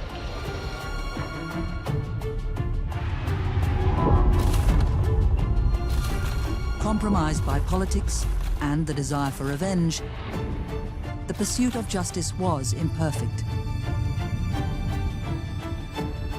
Yet these trials redefined international law and shaped the modern world.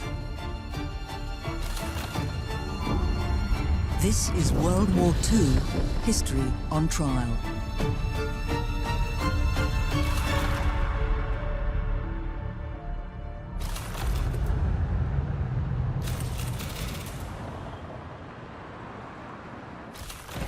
The grand climax of 3.5 years of grueling fighting is reached as members of America's historic 7th Regiment of the 1st Cavalry Division enter Tokyo. Signal Corps and newsreel cameras record the impressive but simple ceremony by which the United States becomes undisputed master of a ruthless foe. Following Japan's surrender in September 1945, General Douglas MacArthur was appointed military governor of Japan. It would be his responsibility to oversee the American occupation and prosecute Japanese war crimes. Under orders from President Harry Truman, in January 1946, MacArthur established the International Military Tribunal for the Far East. Known to history as the Tokyo Tribunal, its goal was to bring to justice the men responsible for the war in the Pacific. Meanwhile, on the other side of the world, the lives of the failed Nazi leadership also hang in the balance. 21 men sit in a Nuremberg jail, awaiting judgment following their days in court. In Nuremberg and Tokyo, 2 parallel trials will seek to punish those responsible for the war and write a new chapter in the history of international law. The Tokyo Tribunal is a sister tribunal of the Nuremberg War Crimes Tribunal. The charter for the Tokyo Tribunal was modeled upon the Nuremberg Tribunal because, of course, the war ended in Europe some months before the war ended in Asia. They have same law applying to prosecute the former members of the heads of the government on the Nazi Germany on the Nuremberg side and on the Tokyo side, Imperial Japan. United in a spirit of post-war optimism, the victorious Allies set out to shape a new world order based on law and cooperation. We have to remember this is also connected to the creation of the United Nations, which is taking place at the same time. It is now my duty to call for a vote on the approval of the Charter of the United Nations. And the provisions in the Charter of the United Nations basically outlaw warfare except in self-defense. And a lot of thought was given how to do that in both Europe and Asia. So demilitarization, as it was called, and the promotion of a non-militaristic post-war regime was a major goal for the Allies in both Japan and in post-war Germany.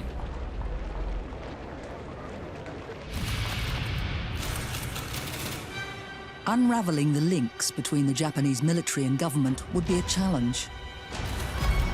From the late 1920s, the military had played an increasing role in national policy making. Operating almost autonomously and without direct approval from the government, in 1931, the Japanese army invaded the Chinese province of Manchuria. The army's successes there increased its popularity back home and secured its stranglehold over the government. While prime ministers and cabinets came and went, one person presided over the affairs of state: Emperor Hirohito. The emperor was a constitutional monarch, but no significant foreign or defense policy decision could take place without his approval. From the time of the Manchurian incident to the start of the Pacific War and even beyond, the emperor was the one who had supreme command authority over all Japanese forces by law. In 1937, Japan declared full-scale war on China with Hirohito's approval. During the war that followed, Japanese soldiers killed up to 20 million Chinese civilians. A series of horrific massacres took place throughout the war, the most infamous of which is the so-called Rape of Nanking, in which Japanese troops murdered 300,000 civilians. Despite their growing power, the Japanese military still deferred to their emperor. At the crucial meetings of the Imperial Conference, where the war decisions were made, Hirohito played the decisive role. At meetings such as these, critical plans to invade Southeast Asia and to attack Pearl Harbor were presented to Hirohito. And he would not authorize policies that he did not like. And without him, nothing could move, because he was the decider.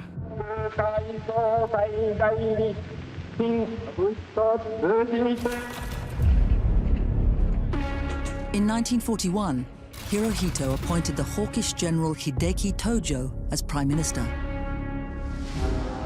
7 weeks after Tojo's appointment, Japanese forces simultaneously attacked Pearl Harbor and other locations across the Asia-Pacific.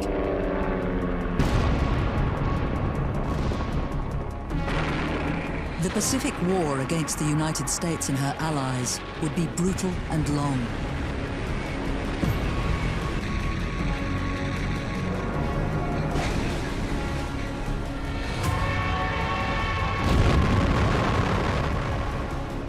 Throughout the war, Japanese forces often treated Allied prisoners of war and local indentured labor extremely badly.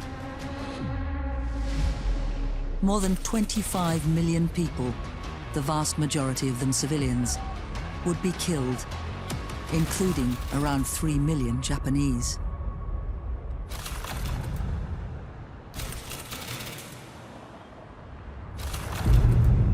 In early August 1945, the US dropped atomic bombs on Hiroshima and Nagasaki. At the Imperial Conference that followed, Hirohito finally intervened, encouraging his government to surrender. In one of history's great understatements, the emperor explained to his war-weary people, "The war situation has developed not necessarily to Japan's advantage." General MacArthur arrived in Japan to oversee the formal surrender ceremony, following which he assumed his role as Japan's governor. He was an American general in the army with a rather exalted view of himself, somewhat arrogant, often at odds with the president whom he served. He had much authority both because of his personality and because of the remoteness of his location from Washington. It was MacArthur's job to ensure that Japan abided by the terms of the surrender and became an ally of the US. Under his supervision, the Allies would also seek to bring the Japanese leadership to justice. In this post-war order, what would become of the emperor? On this point, the Allies were divided. The USSR and Australia wanted Hirohito to stand trial for war crimes, but they were overruled.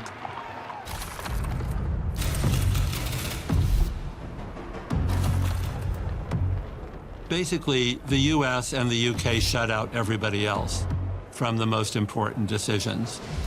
There's actually a handwritten memo by Lord Halifax that simply says, in the kind of brutal way that people communicated when it was not for public consumption, that the decision is that Hirohito will be a useful tool for the occupation. As long as he is useful, he won't be prosecuted. Not to prosecute the emperor was perhaps a good idea to the extent that it served the political purpose. On the other hand, the charter of the Tokyo Tribunal articulated a legal principle that nobody would enjoy immunity from prosecution, not even state officials or head of state. That the emperor was not prosecuted at Tokyo contradicts this principle very clearly. This was a clear case of politics trumping justice. From the outset, the pursuit of war criminals in Japan was compromised. That did not sit well with a lot of people. There's at least one of the participants in the trial who sought a transfer out of the prosecution because she felt that if we're not going to go after Hirohito, what are we doing here? While Hirohito was spared the indignity of a trial, dozens of senior Japanese leaders were rounded up and charged. Hideki Tojo, who shot himself to avoid capture, was nursed back to health by Allied doctors and forced to take the stand.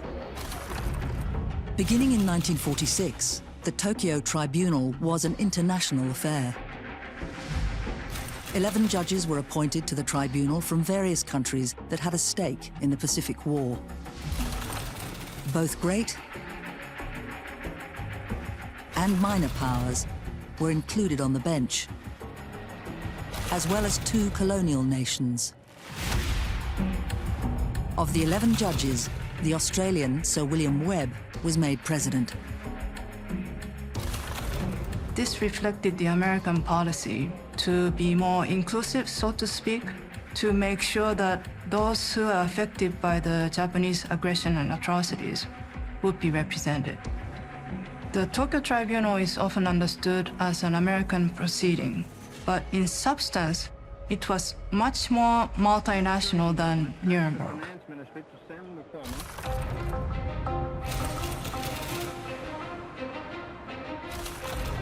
While the Tokyo Tribunal was based on Nuremberg, it differed in many ways. The trial of German leaders was based on documentary evidence, which was plentiful. When the Allies swept into Germany, they captured vast stores of damning evidence. In the case of Japan, they were not so lucky. Because of the nature of the Japanese Empire and how long it took Allied troops to arrive in remote areas of Indonesia, East Timor, Burma, and so on and so forth, there were ample time to destroy documents. An order went out from Imperial Army headquarters in Tokyo to the entire Japanese armed forces: burn everything. With relatively little documentary evidence to go on, the prosecutors drew up a list of 419 witnesses. Their testimony would be the foundation of the case against the Japanese leadership. The witnesses included Japanese officers and officials, civilian slave laborers from territory occupied by the Japanese, such as China or the Philippines, as well as Allied prisoners of war. One of the witnesses was a woman named Vivian Bullwinkle. She and her sister nurses had ended up becoming captured by the Japanese. She has the courage, not long after that occurred, to appear before the Tokyo Tribunal in her uniform and testify as to what happened. The Japanese took out Tommy guns, set up a machine gun, and ordered us into the sea. Bullwinkle said there was no mistaking their vicious intent. She ends up being the only survivor because she pretends to be dead. But it's a really moving testimony. The 28 defendants selected to face trial were a mixture of senior military figures and politicians, including 4 former prime ministers, as well as diplomats, advisors, and public servants. Among them was Marquis Koichi Kido. He was the emperor's chief advisor and had kept a detailed diary for years, which was of great use to the prosecution. Alongside him stood Shigenori Togo, the Japanese foreign minister at the time of Pearl Harbor. But the most notorious of the defendants was Tojo himself. Hideki Tojo was the army minister and concurrently the prime minister of Japan.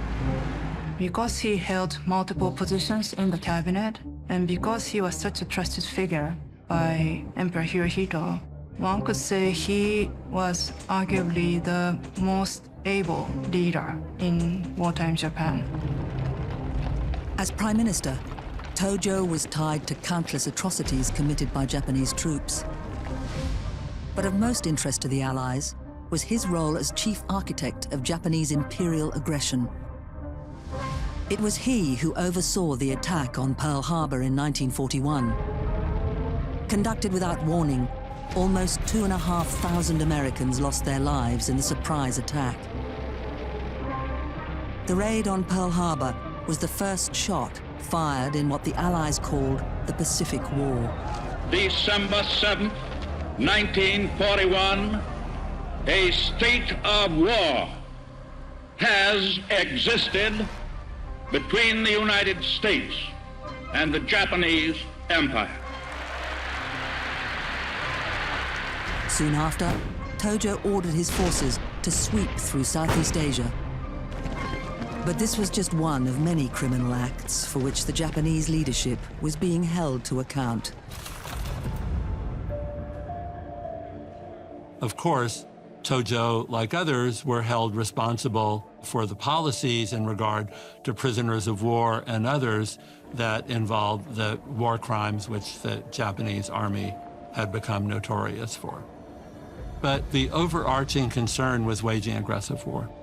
His case was not all that complicated insofar as Tojo was prepared to take the blame with regard to most of the charges.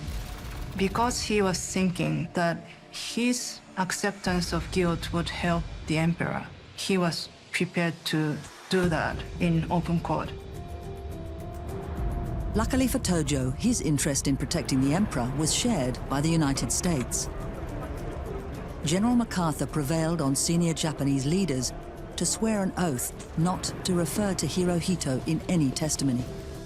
Ever loyal to their emperor, they obliged.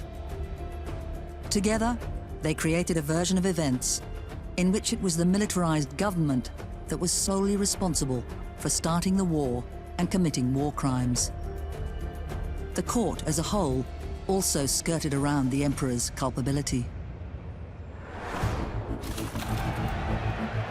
The decision about whether or not to prosecute Hirohito has given rise to a number of misunderstandings and myths that are connected to the attempt at the trial itself to portray him as a figurehead, because if they had not done so, how could the prosecution team have explained why he was not on trial?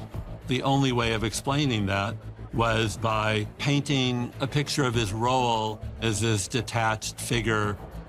So that, in fact, was a big problem throughout the prosecution's case, even in the defense case, because the defense side also was fully aware that the emperor was part of the process.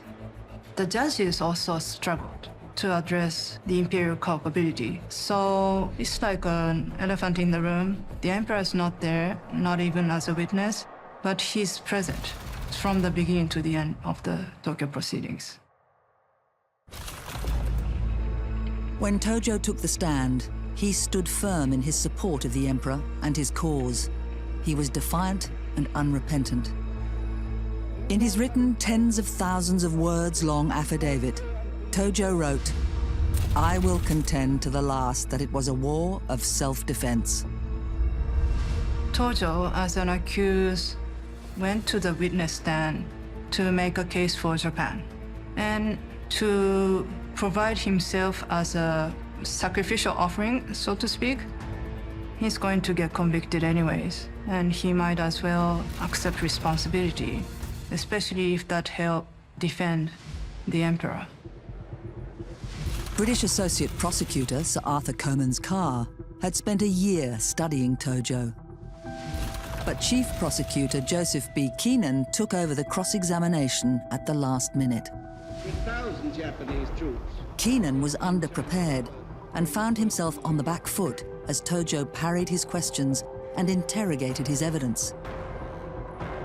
It became a fiasco that did nothing for the credibility of the prosecution or the trial as a whole. However, Keenan's line of questioning inadvertently led to Tojo revealing the truth about Hirohito's lack of influence. And that lie was brought to light when Tojo actually testified that there was one person who could have made a difference, and that was the emperor. He made a statement to the effect that no Japanese citizen would do anything that would be contrary to Emperor Hirohito's will, not to mention a minister of state. This statement was considered scandalous, at least from the standpoint of those who are trying not to touch on the issues of imperial culpability. And they came back on examination subsequently with Tojo, who then modified what he had said. I'd like to know, when did you first move your troops into Indochina?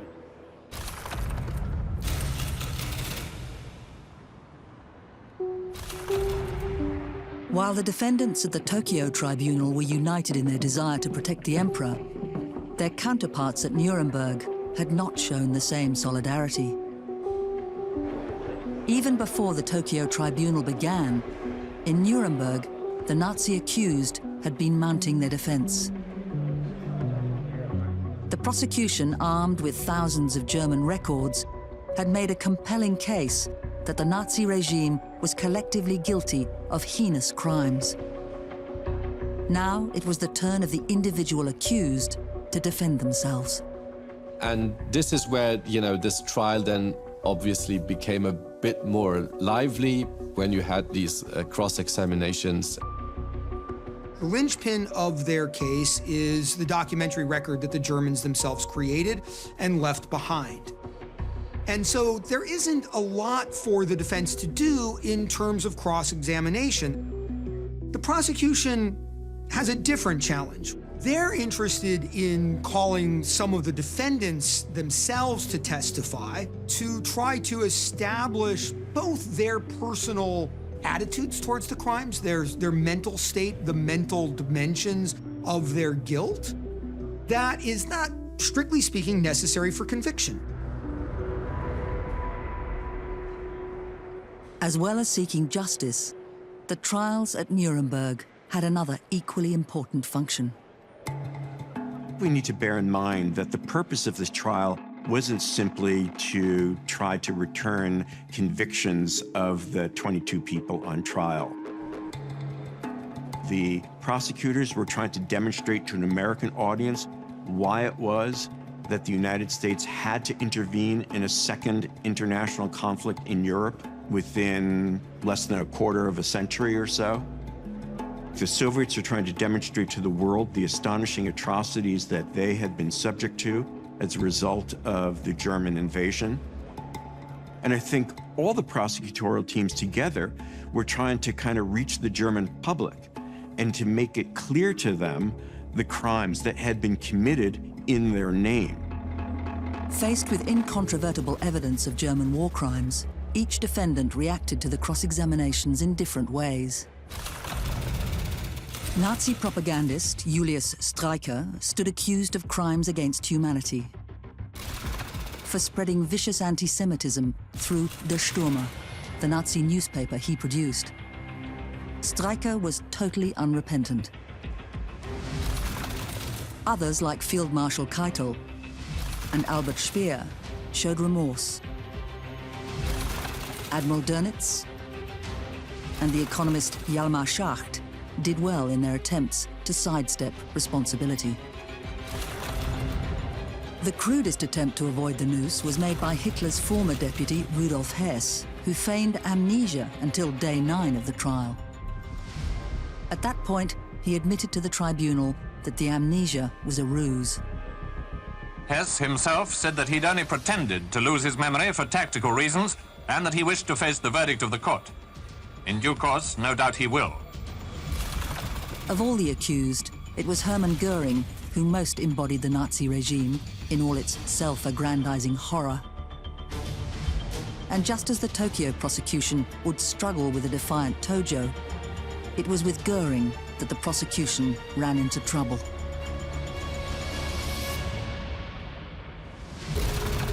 A celebrated fighter ace, Hermann Goering had joined the Nazi Party in 1922. His talent and hard work saw him appointed to senior positions when Hitler came to power in 1933. He oversaw the militarization of the German economy, was head of the Luftwaffe throughout the war, and was Hitler's trusted lieutenant. Early in the trial, Goering persuaded his fellow defendants to present something like a united front. Bin in keiner Weise schuldig. As it became clear that Goering would almost certainly be found guilty, his former comrades began to distance themselves. At the beginning, the defense had sort of a common strategy. So they presented evidence against the legality of the IMT altogether. As the trial went on, each accused sort of tried to save his own skin, so to speak, and adopted its own defense strategies. On the witness stand, Goering spoke at length, without notes, in a manner that showed he felt no regrets for what had taken place. Because he had been charged on all counts, he then faced cross-examination from all 4 prosecution teams. The cross-examination of Hermann Goering in spring 1945 was very much sort of pushed up by the media of being the ultimate meeting of good and evil. Goering was quick-witted, arrogant, and an exhibitionist. It is unlikely he expected to avoid the death sentence, but the cross-examinations at least gave him the chance to show off. Despite the abundance of documentary evidence at their disposal, the prosecution would need to keep Goering firmly under control. Wherever possible, they had to restrict him to yes-no answers and prevent the former Reichsmarshal from shaping his own narrative. And usually in a cross-examination, the general idea is that you put your narrative in the question and the witness says yes or no. And you must prevent the witness from starting to explain things and getting his own narrative running. The first cross-examination was led by the US Chief Prosecutor Robert Jackson, an Associate Justice of the Supreme Court and a former Attorney General. His opening arguments had been well received, but Jackson had little experience as a trial attorney. So this became actually a little bit of a problem then in the course of the cross-examination, this lack of experience. Jackson made a series of blunders that played straight into Goering's hands. It was Hitler's policy never to negotiate, and you knew that as long as he was head of the government, the enemy would not negotiate with Germany. Did you not? He asked Goering these open-ended questions, which then permitted Goering to give this long-winded description of things that he had intimate knowledge of, and Jackson didn't necessarily have the ability to immediately challenge him on the assertions he was making. Jackson grew agitated and appealed to the judges to intervene. I really feel that the United States is deprived of the opportunity of effective cross-examination, if this is the procedure. Jackson would call on the tribunal and say, you have to stop the witness. He should simply answer my question rather than explaining things. But the tribunal would allow Goering to tell his story. From a continental European perspective, obviously, this is the way we treat witnesses here. We let them tell their story, and then we try to make sense out of it.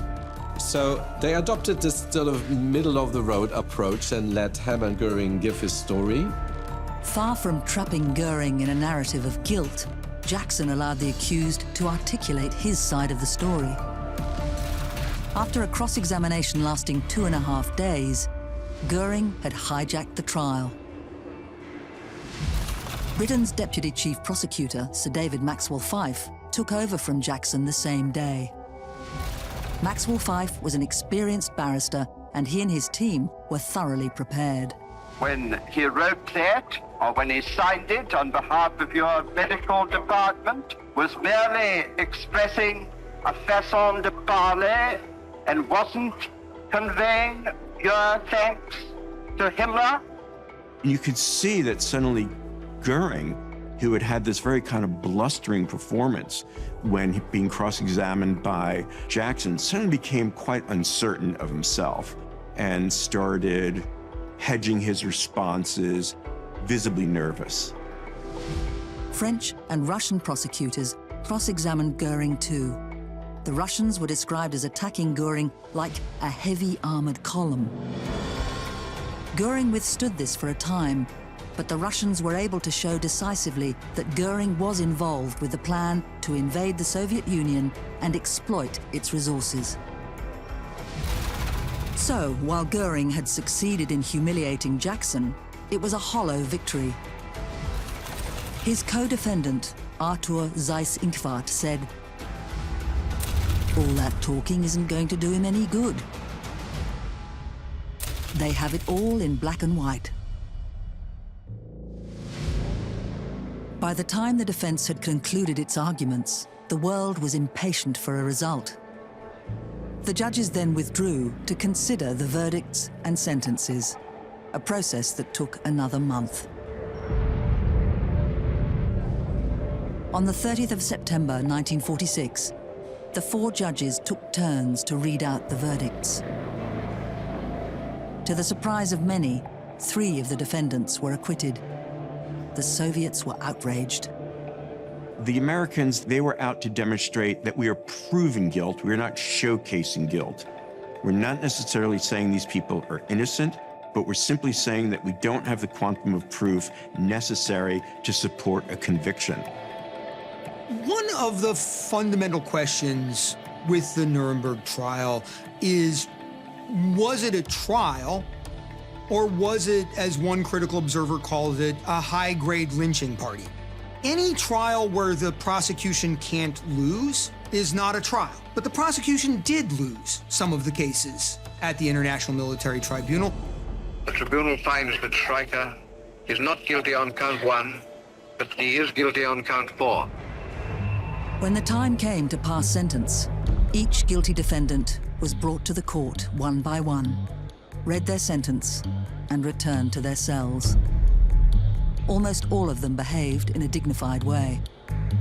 In the end of this 22 accused, 12 were actually sentenced to death, 3 were acquitted, and the other 7 received life or a certain specific time in prison. Very differentiated outcome of this extremely important and renowned trial. Those sentenced to death included Goering, Frank, Frick, Jodl, Kaltenbrunner, Keitel, von Ribbentrop, Rosenberg, Sauckel, Seyss-Inquart, and Streicher. Dönitz, Speer, von Neurath, and von Schirach were sentenced to between 10 and 20 years, while Funk, Raeder, and Hess were given life.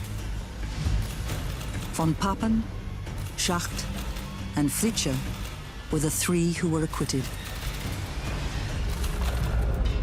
And, you know, just by looking at it, I'm very happy about this very differentiated judgment, because it shows that the presumption of innocence was present in the room. Hess stood, swaying slightly, eyes darting, while his sentence was read out, and barely seemed to even hear it. The fact that some defendants were acquitted, the fact that some defendants received milder punishments than others, that not everyone was sentenced to death, that shows that this was, to a significant degree, an attempt to pursue legal justice in the fullest sense of that term. The sentencing at Nuremberg remains controversial to this day. While Goering was proven to be guilty of the worst war crimes, the case against other defendants was often weaker. If General Jodl had been tried in any of the courts that succeeded Nuremberg, it's likely he would only have spent a few years in jail. Julius Streicher on the one hand and Wolf Fritzsche on the other both did basically the same. You know, one by publishing a magazine and the other by broadcasting on the radio. One was sentenced to death, the other was acquitted. Albert Speer, you know, he was sentenced to 20 years in prison. And he certainly had much more influence in the National Socialist government, and he knew much more about the concentration camps. The outcome of the trial was subject to other criticisms. Despite the tribunal's ambition to be seen as fair, there was no provision for the condemned to appeal their sentence. And nor were the judges unanimous. The Russian judge, under orders from Moscow, issued a dissenting opinion in which he said that all the defendants should have been found guilty and Hess should have been executed. The night before the sentences were to be carried out, Hermann Goering killed himself with a cyanide capsule. The rest of the condemned men were hanged on the 16th of October, 1946. The Nuremberg trial had lasted 10 months and enshrined new legal principles, setting precedents that would inform all war crime trials that followed it. For all its flaws, Nuremberg was considered a success.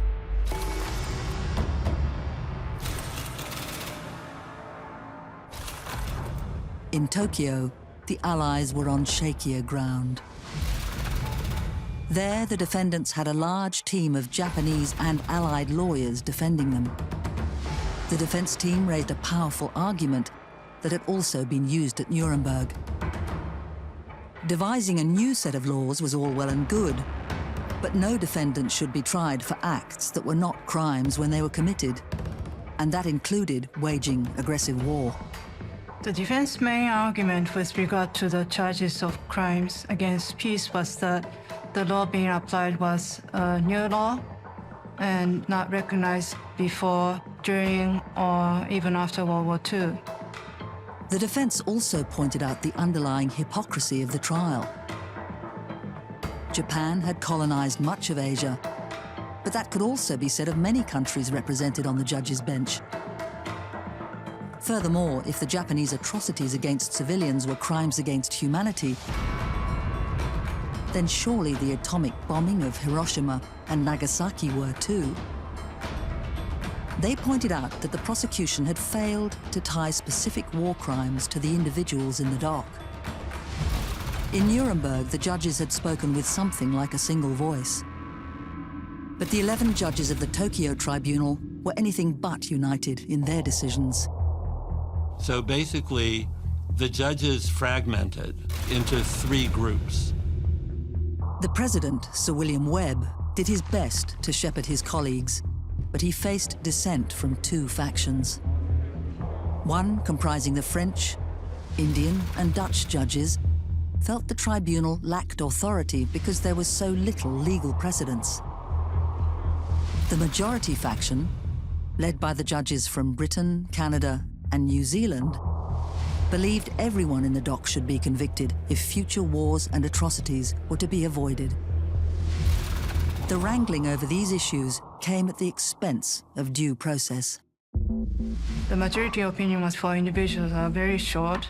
By reading the verdicts, in most cases, you don't know why an accused was convicted of a charge in point of fact or on the interpretation of the law. None of the judges who wrote opinions pay very close attention to what is the case against defendant X, what is the case against defendant Y, what does the evidence advanced by the prosecution show, what did the defense allege, does the defense succeed in raising a reasonable doubt as to the prosecution's case, and so forth. And a lot of it has to do of being preoccupied by the political issues. It was the failings and inadequacies of the majority judgment that have opened the door to much of the criticism that the trial has received. The French, Dutch, and Indian judges published dissenting opinions.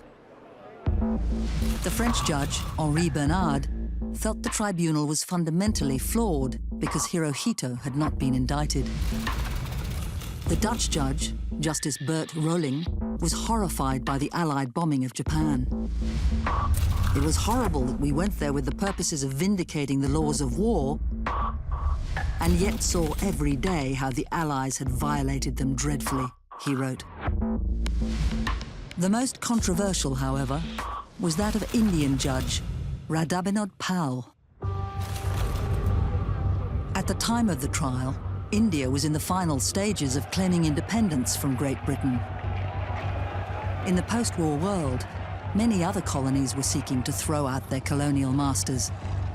How, he asked, could colonial nations like Britain, France, the Netherlands, and the US condemn Japan for subjugating other nations? If you look at his judgment, much of it is just an analysis of the pre-World War II world order, of the nature of international law as it's been developed largely by the Western powers in the pre-war era, reaching the rather bizarre conclusion that every Japanese defendant should be acquitted and that it should have been the Americans and the British who were on trial at Tokyo, which is a political statement rather than a legal one. On the 4th of November 1948, Webb began reading out the judgment. It took him a week. There were now 25 defendants, 2 having died of natural causes since the trial began. All were found guilty of at least one charge. As at Nuremberg, each defendant was then brought into the court separately to be sentenced. 7 of them, including Tojo, were sentenced to death by hanging. The International Military Tribunal for the Far East sentences you to death by hanging. The rest were sentenced to life imprisonment, except 2 who faced shorter terms. One of these was former Foreign Minister Shigenori Togo, who was given 20 years, but died in 1950. The 7 condemned men were hanged on the 23rd of December, 1948. The disunity among the judges and the lack of documentary evidence undermined the Tokyo Tribunal's impact on public opinion. There were doubts over the verdicts and sentences, and the political agendas that motivated them. Doubts that persist to this day. History looks more favorably on Nuremberg. There, the judges were more united, the judgments more considered. When the trial finished, opinion polls taken in Germany found that the majority of people considered the trial and verdicts to be fair. More than 80% of the German population then was very much in favor of that first trial. Because the German people at that time, being very busy with having enough to eat, finding their relatives, rebuilding. So those 22 that were present in Nuremberg and the dock they were responsible for exactly that. Meanwhile, Japanese public opinion was divided. Some thought this was a great opportunity for Japan to change, to embrace democracy and the rule of law. And some others held the position that this trial was completely out of bounds, unacceptable, that the victors imposed unilaterally a law that wasn't really a law. Leaving aside the issues of legality, for many Japanese people, the moral weight of the Tokyo Tribunal was undermined by gross hypocrisy. Probably the thing in the room, if you will, that makes the victor's justice critique so salient in Tokyo is that the Japanese war had been ended by the United States dropping the atomic bomb. And then talk about the unfairness of the victors trying the people they have defeated without ever allowing their behavior to be put in as a defense is problematic, to say the least. Soon after Allied forces left Japan in 1952, there was a groundswell of sympathy for those who had been imprisoned. They were increasingly seen as victims, not war criminals, and those still alive were released from jail. This sympathetic attitude colored how many Japanese came to view the war in decades to come.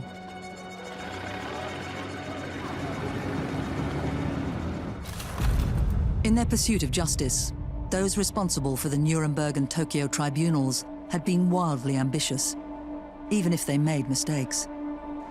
They had sought to impose law and order on war itself. The Nuremberg judgment is historic for confirming the experiment, if you will. It took on the question of whether this was retroactive justice and laid down its explanation of why that was not the case. It confirmed that committing invasive war, that is a war not in self-defense, was an international crime and one that individuals could be prosecuted for violating. It confirmed that some of the things once seen as sort of spoils of war, the bad behavior, were in fact war crimes and people could and would be prosecuted for them. International lawyers still debate whether the retroactive laws applied at Nuremberg and Tokyo were just. They also question whether international law should be established in legislation before it can be applied at a tribunal. An unmistakable step in the right direction. The American judge, Francis Biddle, acknowledged trials could not prevent war, but that one learns a little better to detest it when, as here, its horrors are told day after day. He added, aggressive war was once romantic. Now it is criminal. Nuremberg established the core crimes in international law.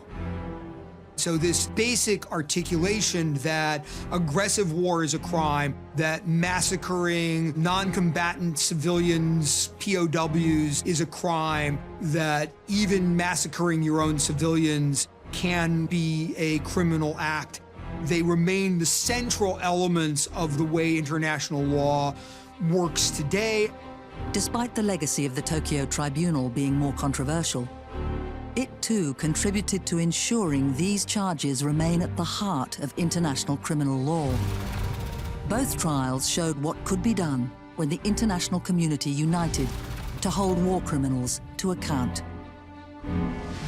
They also demonstrated how quickly politics could overtake the pursuit of justice. As the one-time Allies entered into a new Cold War, this would become more apparent than ever.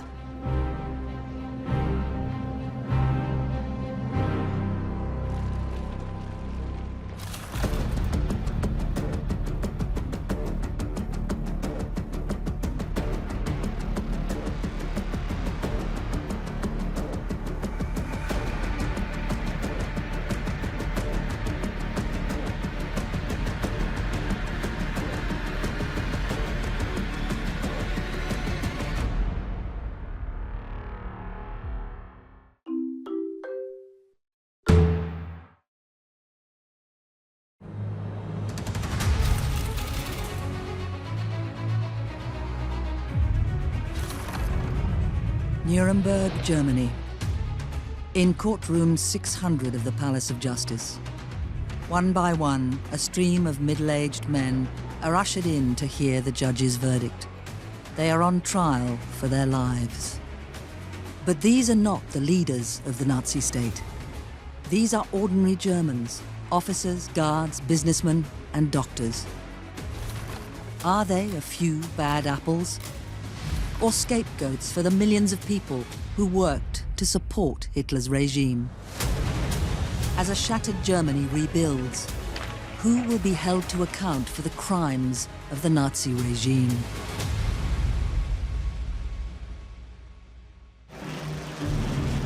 The horror that was World War II was unprecedented in human history.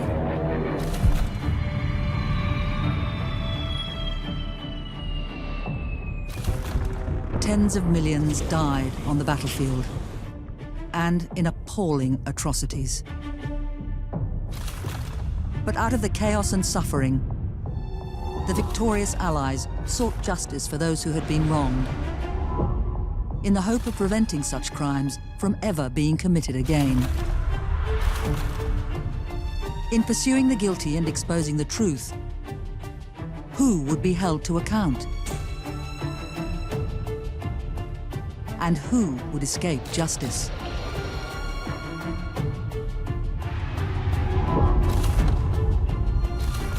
Compromised by politics and the desire for revenge, the pursuit of justice was imperfect. Yet these trials redefined international law and shaped the modern world. This is World War II, History on Trial.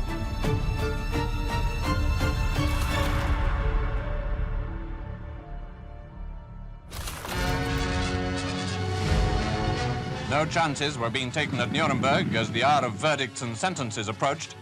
A wide military cordon ringed the courthouse, and many additional troops were on guard to deal with any eventuality. December 1946. The International Military Tribunal at Nuremberg has concluded its work. 12 Nazi leaders have been sentenced to death. More have been imprisoned. But these leaders were merely the most senior members of a vast Nazi system. The tribunal finds that Ribbentrop is guilty on all 4 counts. Now, in the same Palace of Justice, the triumphant United States will go after their subordinates. From among the hundreds of thousands implicated in Hitler's regime, the Americans will indict 185 men and women, representatives of the institutions that supported Hitler's illegal war. The original Nuremberg trial had been an international affair, but these subsequent trials will be run solely by the Americans. As well as bringing criminals to justice, these trials are a crucial part in the re-education campaign that the Allies call denazification.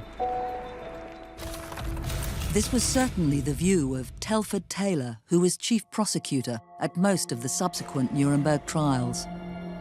And his vision for this is, let's get at all of the, what may be termed the functional elites of Nazi Germany.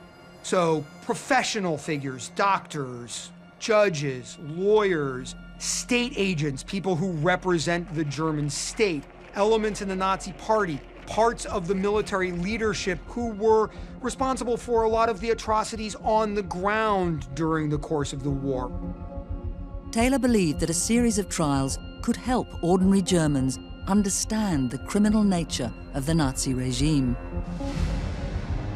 At the first of the 12 trials, the doctor's trial, he remarked in his opening statement, "I do not think the German people have as yet any conception of how deeply the criminal folly that was Nazism bit into every phase of German life, or of how utterly ravaging the consequences were. It will be our task to make these things clear." The defendants are charged with crimes committed in the name of the law. And to do that by a criminal trial, I think, is quite a good idea. Because what can happen is that you really delegitimize a system by explaining why that was wrong. You find documents of what has happened, you present it to the court gives it this stamp of reliability.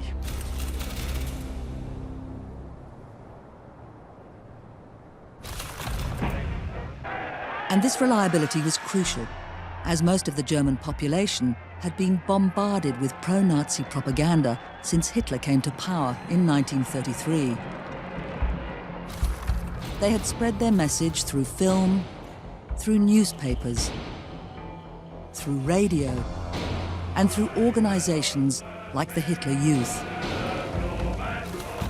And their campaign for the hearts and minds of Germany worked. Even among the ruins of their shattered country, many Germans still supported Nazism. As far as the Allies were concerned, a peaceful post-war Germany would need to be denazified. Key to that process was demonstrating to the German people that the organizations which had propped up Nazi ideology, such as the SS, were in fact criminal enterprises. The SS, or Schutzstaffel, began as a personal bodyguard unit to Adolf Hitler. Which had started in the 1920s and then sort of grew over time by leaps and bounds throughout the history of the Third Reich to really become a state within a state, and was really one of the key organizations in the Nazi grip on power within Germany. In the 30s, the organization was responsible for conducting the concentration camps, for example, Dachau, which was a model concentration camp. Right away, they were starting to police the German society and getting rid of so-called enemy of the people, which were political opponents of the regime, and of course also Jewish people, social democrats, communists, and also more and more disabled people, so-called asocials. Crucially, the SS were the organization most responsible for what would become known as the Holocaust. They were the central organization in the genocide of the Jews and an ethnic reordering of Eastern Europe. But the SS was the tip of the spear, if you will, for Nazi criminality. One of the priorities of Robert Jackson, chief US prosecutor at the original Nuremberg tribunal, had been to prosecute not only the individuals in the dock, but the Nazi organizations to which they belonged. And the idea was that these organizations would be prosecuted at the International Military Tribunal, and that after that trial was over, members of those organizations would be sort of presumptively guilty. If it could be shown that you were a member of the SS, and the SS was a criminal organization, in a sense, the burden of proof would be shifted onto you. Along with the SS, other German bodies were indicted en masse at Nuremberg. But indicting whole organizations presented legal challenges. This was not unproblematic because, it implies the idea of collective guilt, which is contrary to individual criminal trials. It really turns on its head this idea that's fundamental for most Western legal systems, that you're innocent until proven guilty. The issues surrounding collective guilt concerned the judges at Nuremberg. Would a typist who worked for the SS be as culpable as a senior official? Thus, when the question is asked, how many persons in the SS had something to do with the concentration camp program? Of the indicted organizations, Nuremberg found the Schutzstaffel, the SS's intelligence service, known as the SD, the Third Reich's secret state police, the Gestapo, and the leadership corps of the Nazi Party to be criminal. So basically you were supposed to be aware of the criminal objectives and aims of these organizations. The Pole trial was one of the first trials prosecuting the SS and was named for its chief defendant, Oswald Pole. It aimed to prosecute high-ranking bureaucrats who had worked at the economic and administrative main office, or WVHA, of the SS. The WVHA had been responsible for administering concentration camps and exploiting slave labor, policies that would lead to millions of deaths. But the WVHA was not only responsible for running the extermination machine, but also turning a profit. They were responsible for basically extracting the wealth of Jews who had been murdered and sending it to banks back in Berlin. I'm not even simply talking about money or liquid assets. We're also talking about gold teeth that were basically extracted from people who were Jews who were murdered at these killing centers. In addition to being arguably one of the worst cases of mass murder in human history, if not the worst, we could also say that the extermination of the European Jews was maybe the biggest theft in world history as well.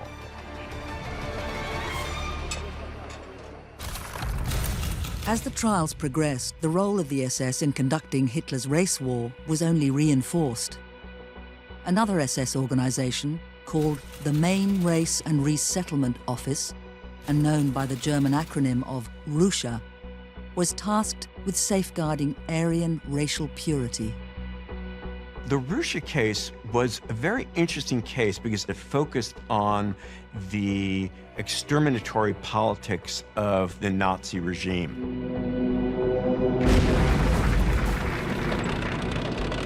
One of the goals of Germany's invasion of the Soviet Union had been Lebensraum, or living space, for the German people.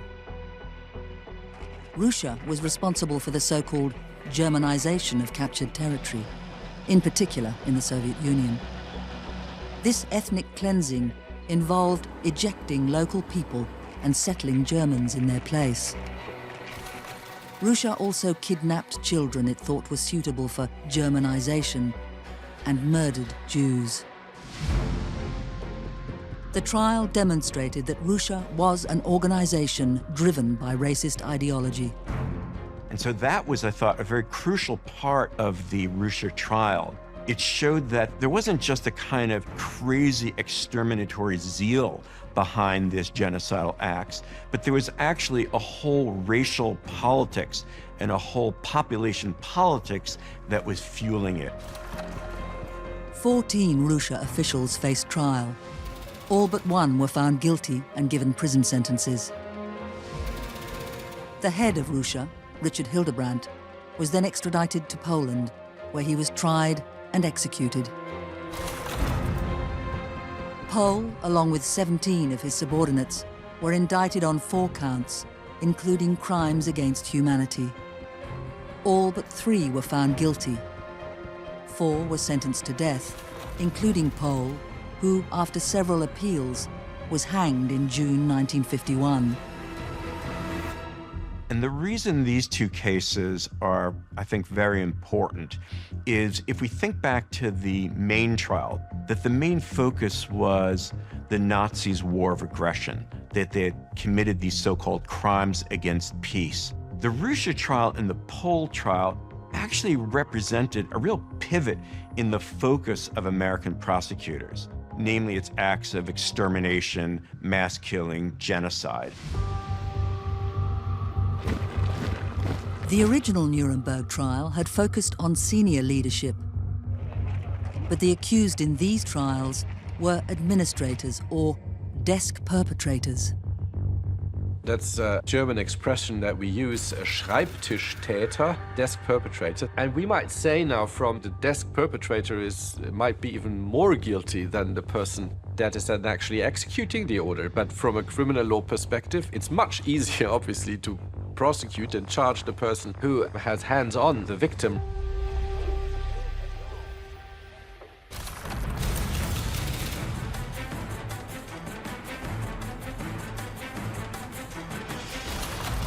Some of the earliest trials had been conducted against perpetrators such as these, starting with concentration camp guards.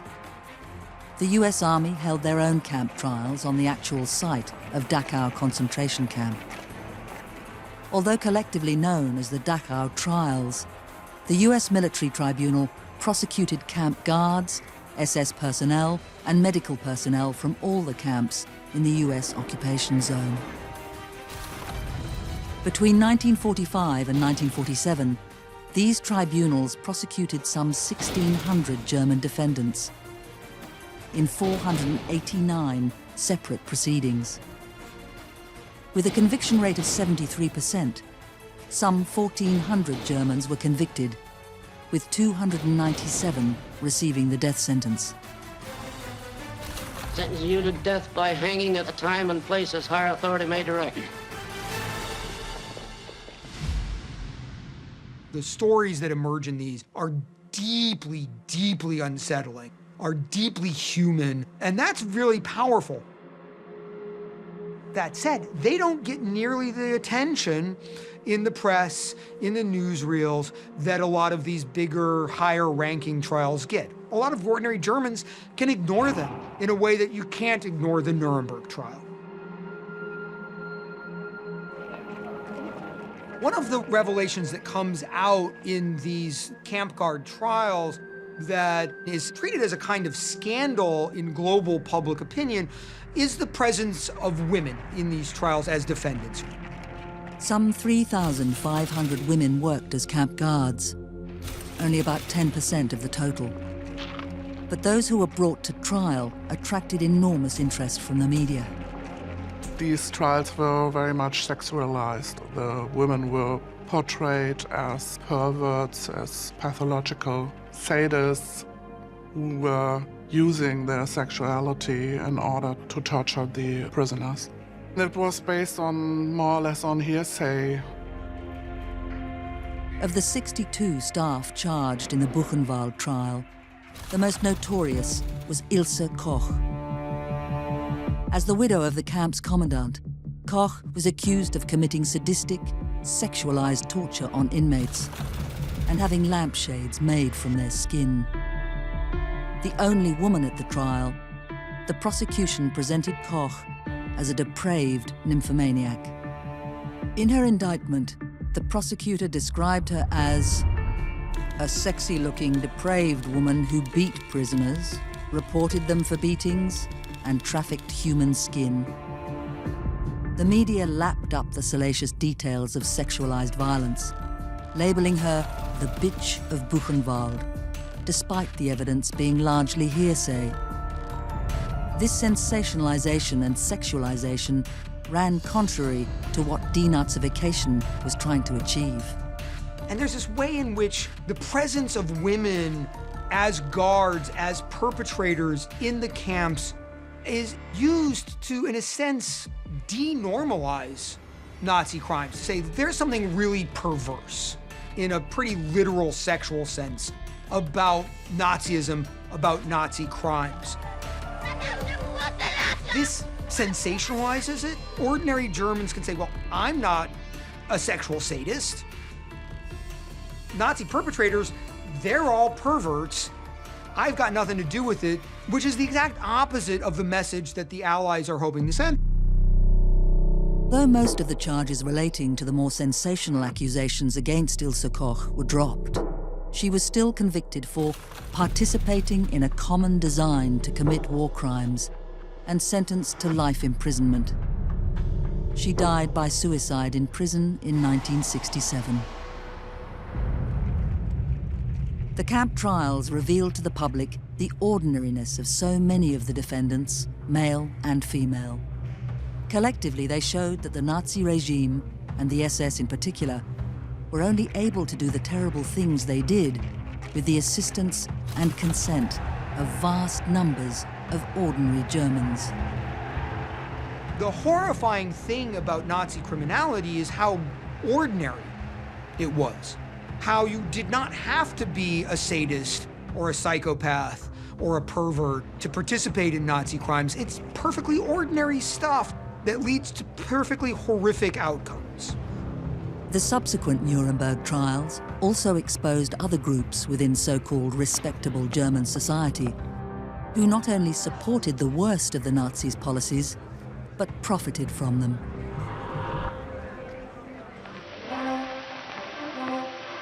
Germany is building the most modern automobile highways in the world. As part of the new motorization program, 5,000 miles of new roads are being built simultaneously in all parts of the country. From the moment Hitler's regime gained power, they had worked hand in glove with Germany's great industrialists. Early in Hitler's political career, 25 of Germany's most prominent businessmen donated 3 million Reichsmarks to the Nazi Party, a fortune at the time. As Germany militarized and went to war, these men reaped the rewards of their investment. But after years of grinding conflict, Germany faced a labor shortage. It solved this by enslaving people across occupied Europe, as well as Russian prisoners of war, and of course the inmates in its hundreds of concentration camps. When workers died, they were easily replaced. In this way, the SS was able to carry out the extermination of Jews while contributing to Germany's war effort. The name of this policy was annihilation through work. Some of the concentration camps will have this slogan on their front gate that says, "Work will set you free," which is, of course, not true. Work will kill you. That is how these camps operate. This is a crucial element for why Germany is able to fight as long as they do. They are drawing on the labor supply of much of Europe. This program of slave labor to fuel the war effort is something that goes hand in hand with the private sector. And for Germany's industrialists, this program would prove a lucrative endeavor. These private companies will pay the slave laborers a pittance that, of course, goes to the German government, not to the slave laborers. Which obviously was also a major profit for these companies. If you don't have to pay for labor, and that's what costs most the laborers, your margin of gain rises immensely. So the Holocaust and the Second World War were a bonanza for German industry and the Nazi war effort alike. The forced labor program was so concise, so precisely planned, so overwhelmingly horrible, and it was everywhere.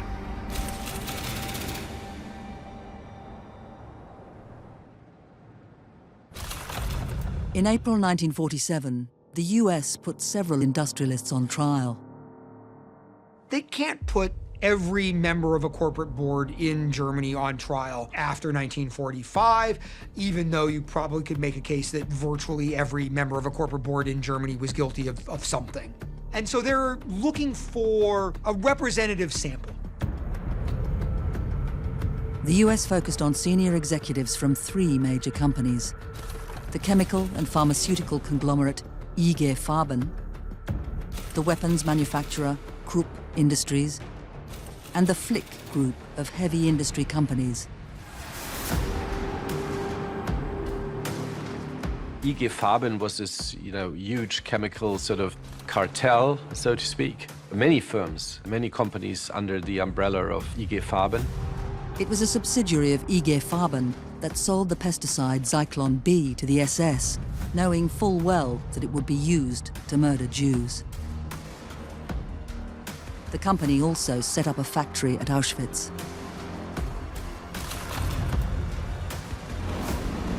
Krupp had been at the heart of German heavy industry for decades. During the war, it used slave labor from 138 concentration camps.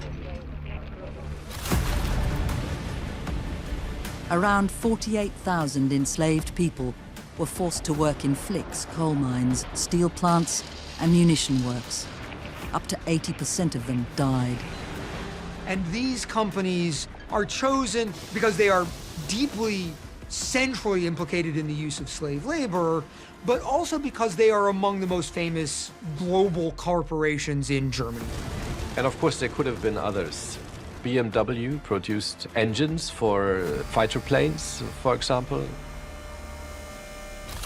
All of the defendants are charged in count 1 of the indictment with the commission of war crimes and crimes against humanity in connection with the planning and execution of the Nazi slave labor program. In the Flick, IG Farben and Krupp trials, several employees from each company were charged with crimes against peace, war crimes, and crimes against humanity that involved plunder and enslavement. Lieutenant Carl Lotzenschlager, please stand for arraignment. As with the Pole and Russia trials, the challenge for prosecutors lay in holding individuals to account for the actions of the organization they work for. It's very difficult to prove the individual's responsibility with regard to the behavior and the activity of a company as such. You cannot comprehend the actions or judge the guilt or innocence of these defendants without some familiarity with the setting in which these acts occurred. One of the differences, though, is that corporate actors are not agents of the state, and their motive ultimately is not to implement the policies of the state, it's to make money. Alfred Krupp, the chief defendant in the Krupp trial, stated in 1947 in relation to their company's motives, "We Krupps never cared much about ideas. We only wanted a system that worked well and allowed us to work unhindered. Politics is not our business." The defendants often claimed that corporate Germany was compelled by the Nazi regime to use slave labor, or that they themselves played no active role in enslaving people. They would argue, look, this wasn't slave labor. We paid these people wages. But it's not our fault that the state then didn't give them these wages that we paid.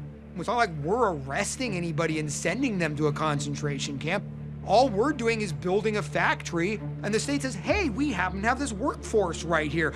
Would you like to use it? And so this question of, does doing something for a profit motive change your evaluation of the guilt, the criminal guilt of the person? And not only did the prosecution have to wrestle with the legal definitions of proving the motive of the defendants, it also had to wrestle with the broader political goals of the United States government. Because, as the United States was championing capitalism in Europe, the Soviets were watching. They don't want to say pursuing profit is evil in and of itself. It's how you run a successful economy. But what do you do then when that successful economy is put in the service of an evil regime using slave labor? And so the Americans are really walking a tightrope between criminalizing certain kinds of business practices without criminalizing business. In the Flick, Farben and Krupp trials, US prosecutors and judges were reluctant to convict the industrialists for crimes against peace. After all, many American companies had grown rich making weapons during the war. Setting a precedent for making that illegal would not go down well among government and industry back home. It could also supply the US's ideological rival with valuable political ammunition. And the reasons for scuttling plans for the second international trial, I think, largely had to do with American concern that the second trial would simply give the Soviet Union the opportunity to basically claim that the Nazi regime was a pathological form of advanced capitalism. And the US really wasn't tickled pink about giving the Soviets the opportunity to present that story.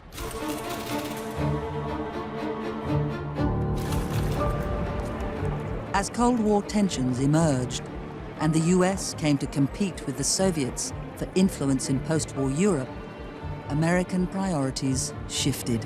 The original idea was to try industrialists for having perpetrated these crimes against peace.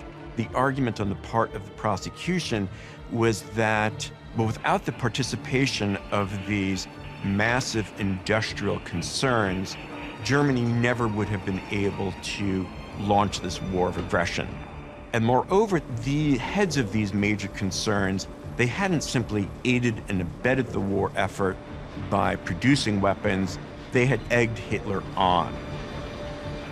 The court, in those three cases, was absolutely not willing to accept the prosecution's argument that industrialists had committed crimes against peace. While the Americans recognized that German industrialists were culpable, they also knew that it was necessary to rebuild Germany as soon as possible as a means of keeping Soviet expansion at bay. This affected sentencing. Friedrich Flick, head of Hitler's biggest industrial supplier, escaped the noose and was sentenced to 7 years in prison. In the Krupp trial, 11 of the defendants were found guilty, including Alfred Krupp himself, who was sentenced to 12 years in jail. In the IG Farben trial, of the 23 directors of the company that were indicted, only 13 were found guilty, who faced sentences between 18 months to 8 years. The light sentences threw doubt on the effectiveness of the industrialists' trials. I don't think that they failed entirely, but they weren't a great success either. They had this very general idea of the German society being responsible for any angle of National Socialism, as would the industrialists be. But in criminal matters, you have to really prove individual guilt. They painted with a really rough brush here, and that was not thorough enough.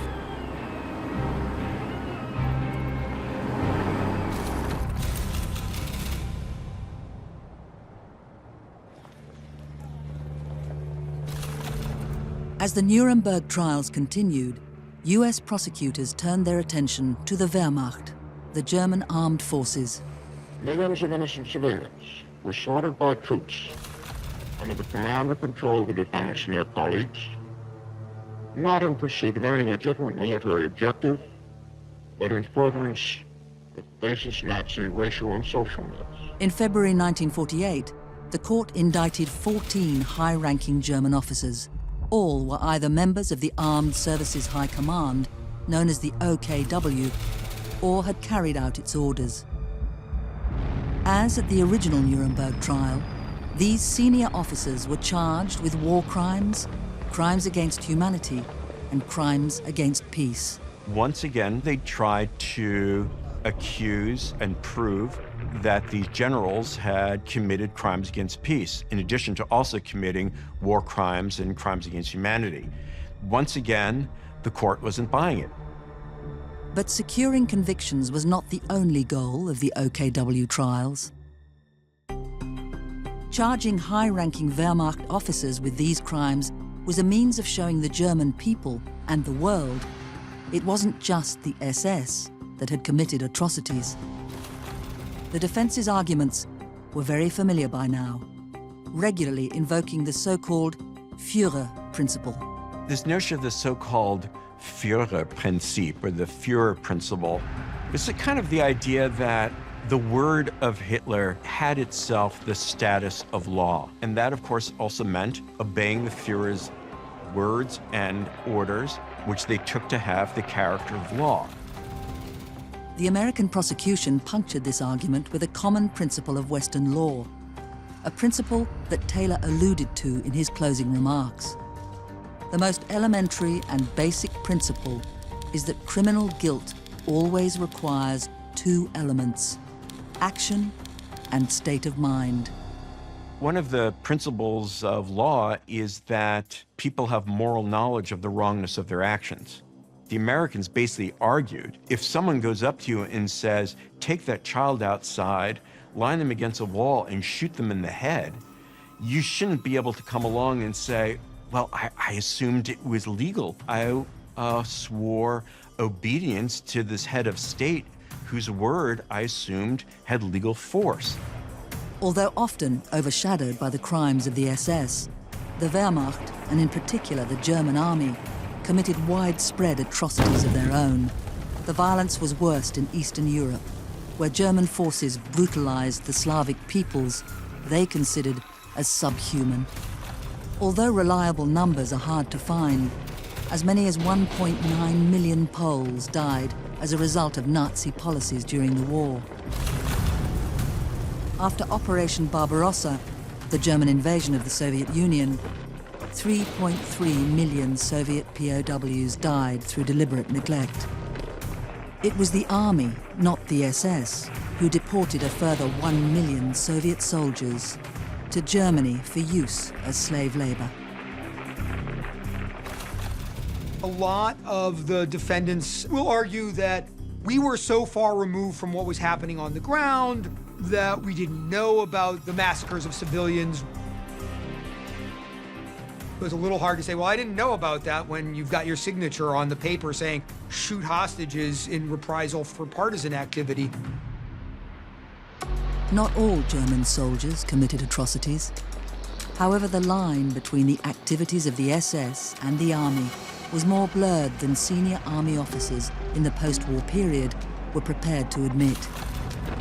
In post-war Germany, they sought to whitewash their reputation. The German military leadership is very actively constructing this myth that the crimes of Nazi Germany were overwhelmingly, indeed, exclusively the work of the SS and the Nazi Party. What historians will call sort of a myth of a clean Wehrmacht, the myth that the German army was a professional military organization that fought a fair war.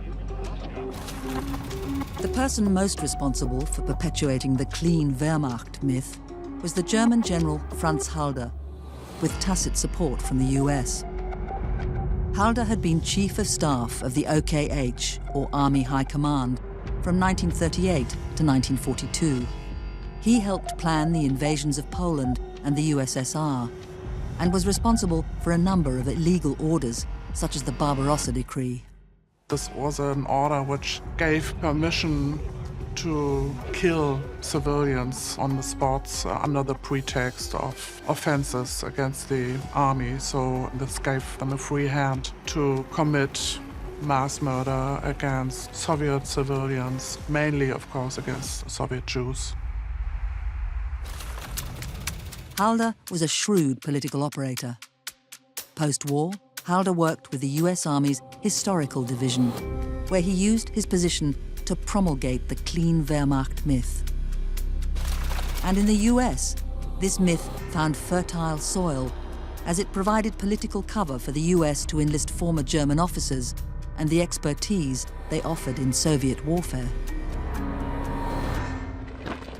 The clean Wehrmacht myth was given additional credence by the Nuremberg Tribunal's decision not to declare the High Command a criminal organization. The judgment was deliberately misinterpreted by the German defense lawyers, by the German public, by the German military, of course, as a kind of acquittal. And the defendants at the High Command trial got off lightly. All but 2 of the defendants were found guilty of war crimes and crimes against humanity, but none were given the death sentence. None were found guilty of crimes against peace or conspiracy. Not guilty. They refused to convict even generals, even relatively high-ranking generals, of having committed crimes against peace. They kind of reframed the understanding that crimes against peace can only be committed by people at the very highest echelon of state power. They did, however, actually establish a pretty impressive record of demonstrating that the Wehrmacht, the German army, was actually knee-deep in atrocities. Although today we understand the German military's culpability in Nazi atrocities, at the time this was not widely known. And so few of those convicted at the High Command trial remained in jail for long.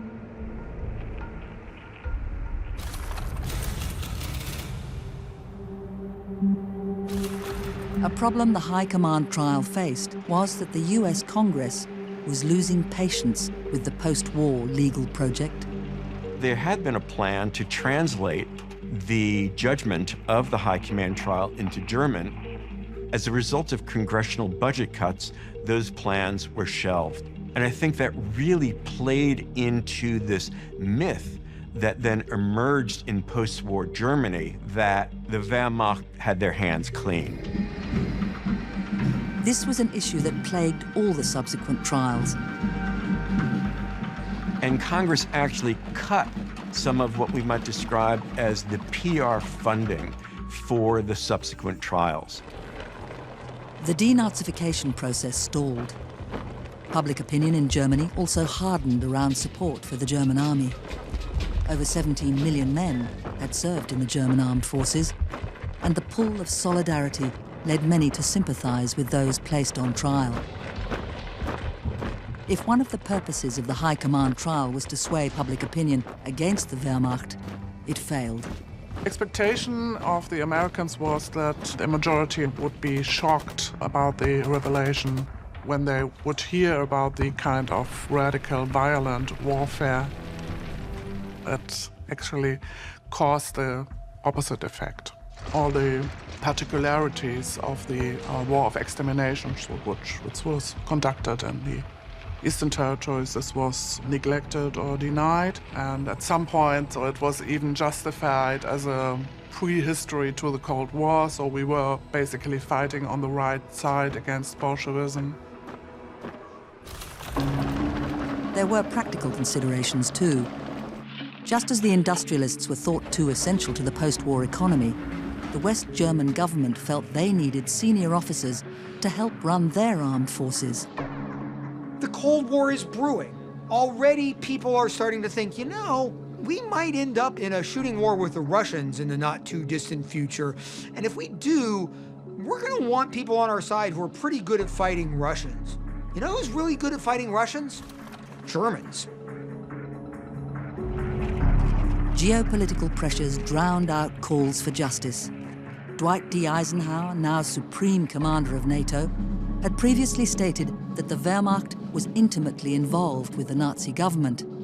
But in 1951, he carefully backpedaled. The fact that certain individuals committed in war dishonorable and despicable acts reflects on the individuals concerned, and not on the great majority of German soldiers and officers, said Eisenhower. Some of that is because the American experience of the war is very different. Most of the military crimes committed by the German military were on the Eastern Front. American POWs weren't massacred by the German military in the way that Russian POWs were, for instance. But it was not just the military that were brought in from the cold by the US authorities. By 1951, all the industrialists who had been jailed for their role in the war and in genocide were released. Alfred Krupp, who had been a supporting member for the SS and profited from the forced labor of 100,000 concentration camp inmates, was released in 1950. That same year, Friedrich Flick's sentence was also commuted. He resurrected his business empire and was one of the world's richest men when he died in 1972.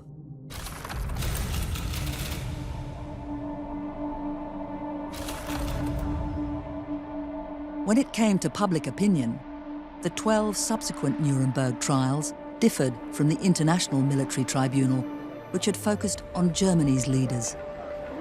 The IMT had been respected by most Germans. In 1946, the failed Nazi regime was clearly responsible for the country's woes and the suffering and deaths of millions of people. But the later trials brought war guilt closer to home and implicated huge sections of the German population, just as they were focused on rebuilding their lives and moving on. As tools of denazification, the trials were not as effective as the Americans had hoped. On the one hand, they did make clear that Nazi crimes were not simply the responsibility of a handful of leaders at the very pinnacle of the German state. That said, the fact that over time, the sentences became increasingly mild in these cases, the judges became increasingly skeptical of a lot of the charges in these cases. It was very easy for a lot of Germans to look at the successor trials and draw, in some ways, I would say, the exact opposite conclusion from them from the one that Telford Taylor had in mind when he was organizing these trials. These proceedings at Nuremberg, in which crimes against peace are charged, are of vital importance because the principles to be applied here are man's best protection against his own capacity for self-destruction.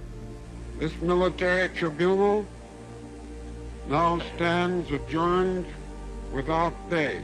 As the message of shared guilt blurred under lenient sentences and wavering judges, many Germans did not see accountability, but closure.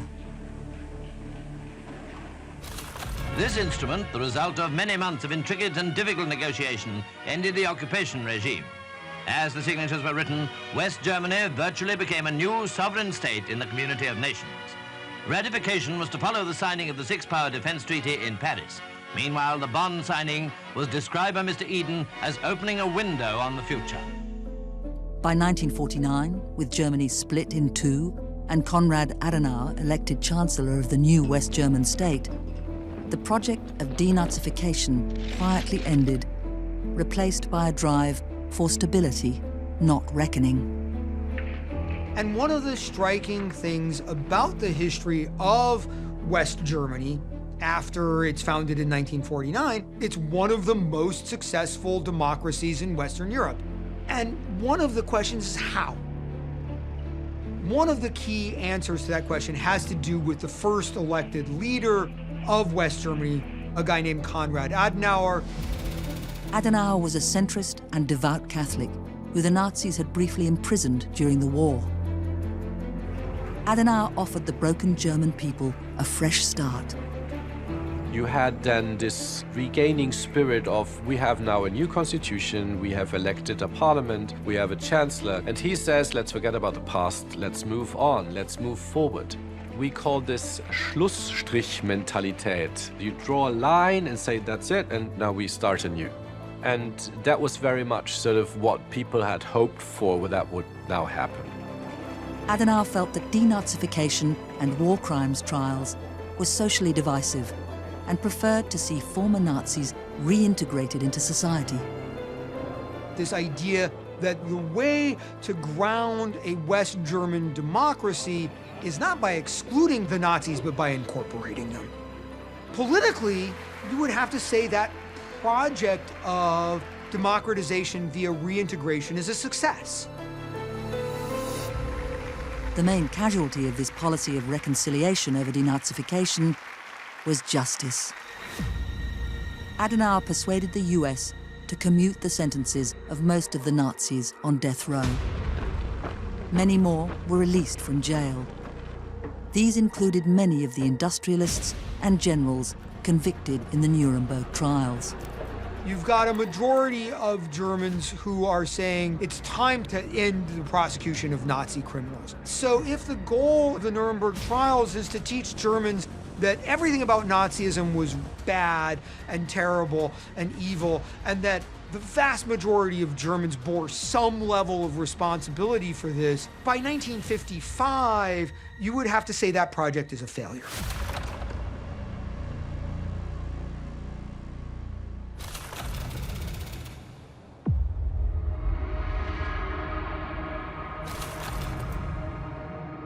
While the 12 subsequent Nuremberg trials did not achieve everything the Allies hoped for, they were far from failures. They built on the legal precedents established at the first Nuremberg trial and added reams of irrefutable evidence of Nazi extermination programs and slave labor. As the subsequent trials drew to a close, the Second World War was already receding into history.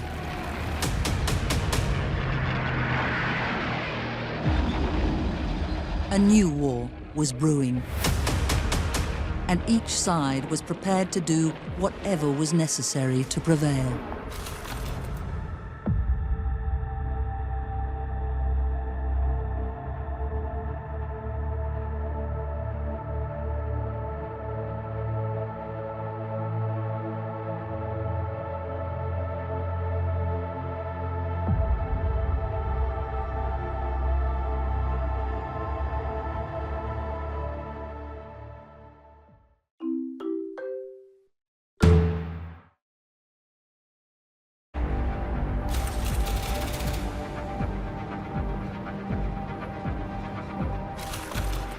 Nuremberg, July 1946.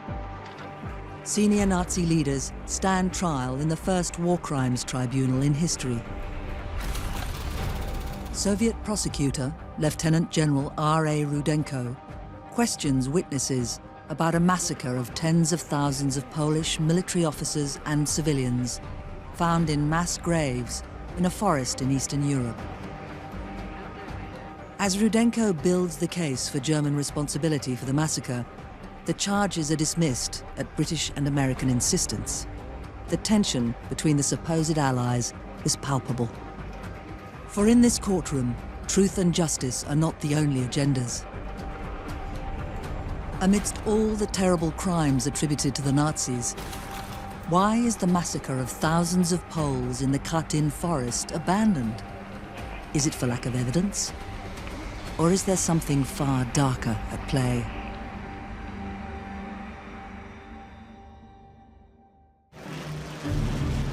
The horror that was World War II was unprecedented in human history.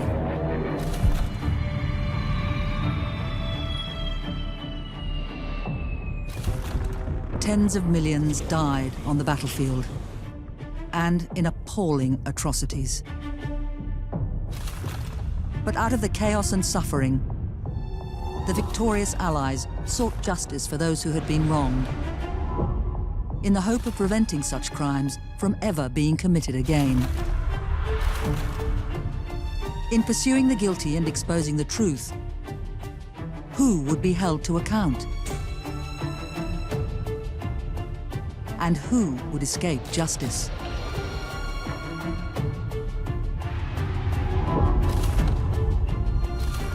Compromised by politics and the desire for revenge, the pursuit of justice was imperfect. Yet these trials redefined international law and shaped the modern world. This is World War II History on Trial.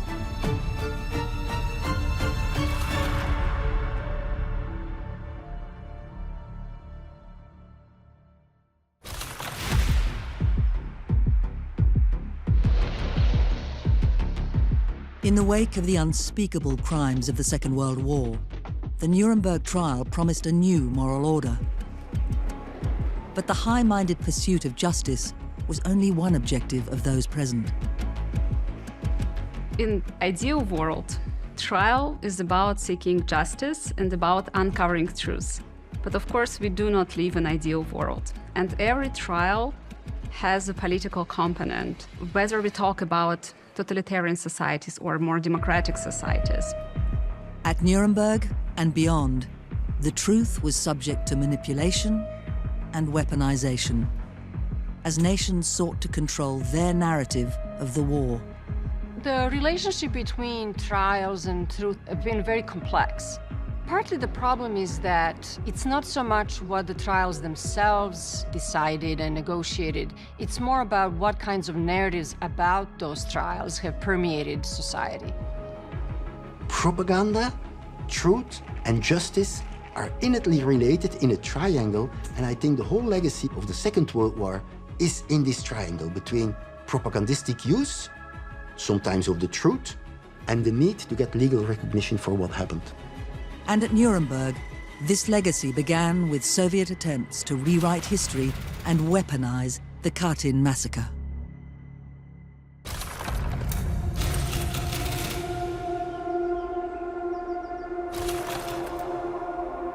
April 1943.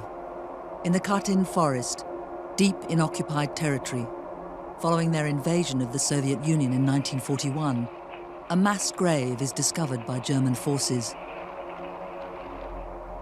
Teams of workers grimly exhume the remains of thousands of Polish officers and intellectuals.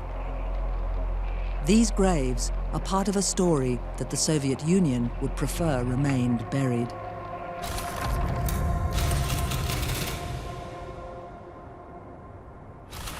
Von Ribbentrop, leaving Berlin for Moscow, ushers in a new, incomprehensible chapter in German diplomacy. At the start of the Second World War, there is a non-aggression pact between Stalin and Hitler.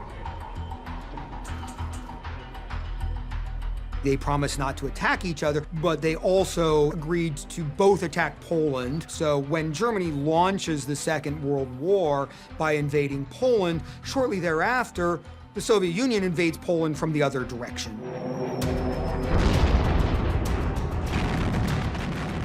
Germany invaded Poland on September 1st, 1939. 2 weeks later, on the 17th, the Red Army stormed in from the east. On September 22nd, at the Polish city of Brest-Litovsk, the Soviets and Germans celebrate the partition of Poland with a joint parade. Germany now occupies western and central Poland, and the Soviets, the east. When the Soviet Union takes over this eastern part, it installs a very strong repression of Polish opposition, Polish intellectuals, Polish civil servants, especially Polish officers. As part of this repression, in May 1940, the Soviets deported and executed some 20,000 Polish officers and intellectuals, burying the evidence of their crimes at a series of mass graves across the USSR, one of which was in the Katyn forest. Then, in June 1941, Hitler stabbed Stalin in the back by ordering his forces to invade the Soviet Union. After suffering numerous, crushing defeats at the hands of the Germans, Stalin turned to the West for help. In late 1941, despite protests from the Polish government in exile, the Allies agreed. It was an uneasy alliance, forged out of necessity. And necessity dictated that the West make a deal with the devil. Following 2 years of brutal fighting, in 1943, advancing Nazi forces discovered the mass grave at Katyn and seized on the opportunity to drive a wedge between the Allies. Germans started to disseminate information about mass killing of Polish officers in Katyn forest, and it really damaged the reputation of the Soviet Union. They will bring people from all occupied countries to the Katyn forest to show the mass grave and to show how evil the Soviet Union is. But the Soviets used the fog of war to push their own narrative. The reaction of the Soviet Union is, this is Nazi propaganda. It's the Nazis who have butchered these Poles, it's not us. Soviets organized commission which stated that the crime was committed by Germans, so they falsified evidence, they falsified basically everything in Katyn forest. Behind closed doors, the leaders in the West knew the Soviets were lying, but they chose to suppress the evidence rather than risk alienating an important ally. But this did not mean they needed to cooperate with the Soviets once the war was won. Fearful that the Western Allies would exclude them from pursuing justice together post-war, the Soviets needed a way to show they were reliable. And as their fortunes on the battlefield improved, an opportunity presented itself. Now comes great news of the Soviet offensive. Not only has Russia withstood the power of at least 240 divisions brought against her, but she's switched over to the attack on a large scale.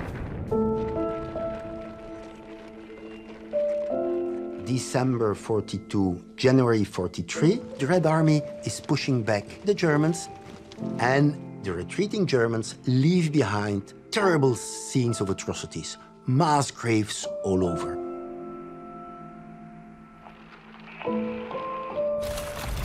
The Germans called the war in the East Vernichtungskrieg, a war of annihilation. Ordered to ignore the rules of warfare by their leaders, the German military would kill as many as 27 million Soviet citizens and soldiers. Entire villages erased, yawning mass graves, and of course, liberated death camps. The evidence of Hitler's war of annihilation was everywhere. And the Soviets wanted to show the world these horrors. So this is the moment in 1943 where each Red Army Corps has a cinematographic team with clear instructions to film mass graves and scenes of atrocities. We are shooting this footage, we have the images, we circulate it, and then we organize trials. So this is propaganda, but it is also truth. And so the judicial process in the heat of war becomes part of the general logistics of war. Prior to the revelations of the Katyn massacre, the Soviets had only conducted closed trials of Nazis and collaborators.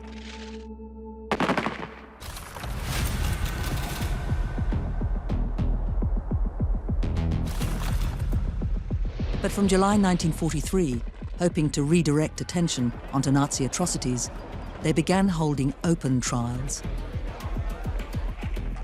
And the first internationally significant open trial began in the Ukrainian city of Kharkiv on December 15th, 1943. Soviet and international media were invited to attend so that the world could witness the strength and moral conviction of the Soviet regime. It was the first trial in the world where Nazi perpetrators were defendants. It was also a clear message showing that the Soviet Union is willing to organize this trial of Nazi perpetrators. At Kharkiv, 4 men faced a Soviet military court. All were charged with war crimes. The 3 German officers were accused of murdering thousands of Soviets in gas cars, primitive mobile gas chambers, and by firing squad. Soviet collaborator Mikhail Bulanov was accused of driving the vans. The organizers of the Kharkiv trial were more concerned with sending a message than in following due legal process. They were completely staged, so everyone knew what to say during open court session. It does not mean, however, that these crimes were not committed. So they were reliable in a sense that witnesses really saw these crimes. Majority of defendants on this open Soviet war crimes trials, they were really complicit in the crimes they were accused of. So here we talk about real crimes, real perpetrators, in majority of cases about real witnesses and about real facts. And evidence was huge because the scale of violence on Soviet-occupied territories was huge. All 4 defendants were found guilty and executed by public hanging on the 19th of December. Only 4 days after the trial had begun. The media coverage at Kharkiv proved to be a propaganda coup for the Soviet authorities. And Soviet newspapers trumpeted the beginning of the great and terrible trial of all Germans who have transgressed human laws.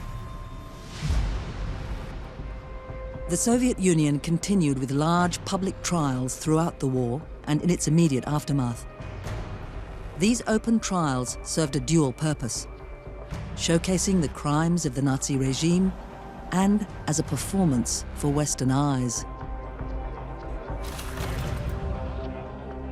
The Soviet Union wanted to demonstrate to Western countries that Soviet Union is going to carry out this justice. Because there were still negotiations between the Soviet Union and Western countries how to organize trial of Nazi perpetrators and whether they actually should organize this trial. And it worked, as the Allies agreed to proceed with the Nuremberg experiment. But once again, the Soviets would attempt to weaponize the truth of the Katyn massacre.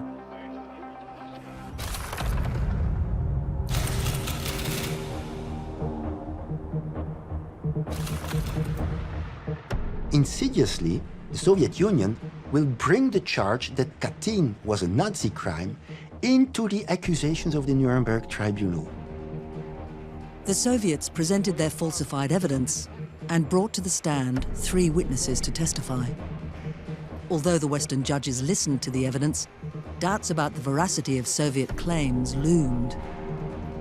They were very cautious about documents and witnesses provided by the Soviet Union because, of course, it was clear that there was partial falsification of evidence. If the Soviets were willing to falsify evidence of Katyn, was the rest of their evidence against the defendants suspect? The Western Allies were walking a tightrope. They were desperate to preserve the integrity of the tribunal, but could not risk alienating the Soviets and threaten the spirit of international cooperation that Nuremberg represented. In the end, because of the tensions between the Soviet delegation, the French, British, and American delegation, no judgment is made over Katyn. But it might well have happened that the International Military Tribunal in Nuremberg pronounced the wrong judgment, saying that the Nazis did it, in which case its moral legacy would have been obliterated. And so the suspicion of Soviet bad faith is one of the legacies of the Katyn lie.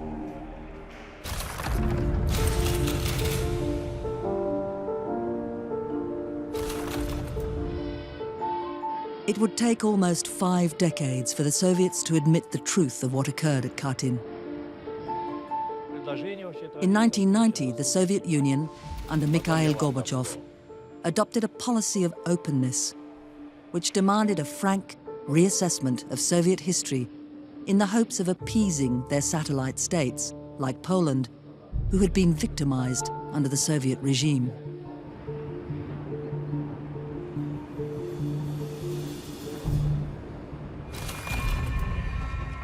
At Nuremberg, the Soviets used the international trials to bolster a politically useful narrative, one where their own crimes were erased and all guilt lay with the enemy.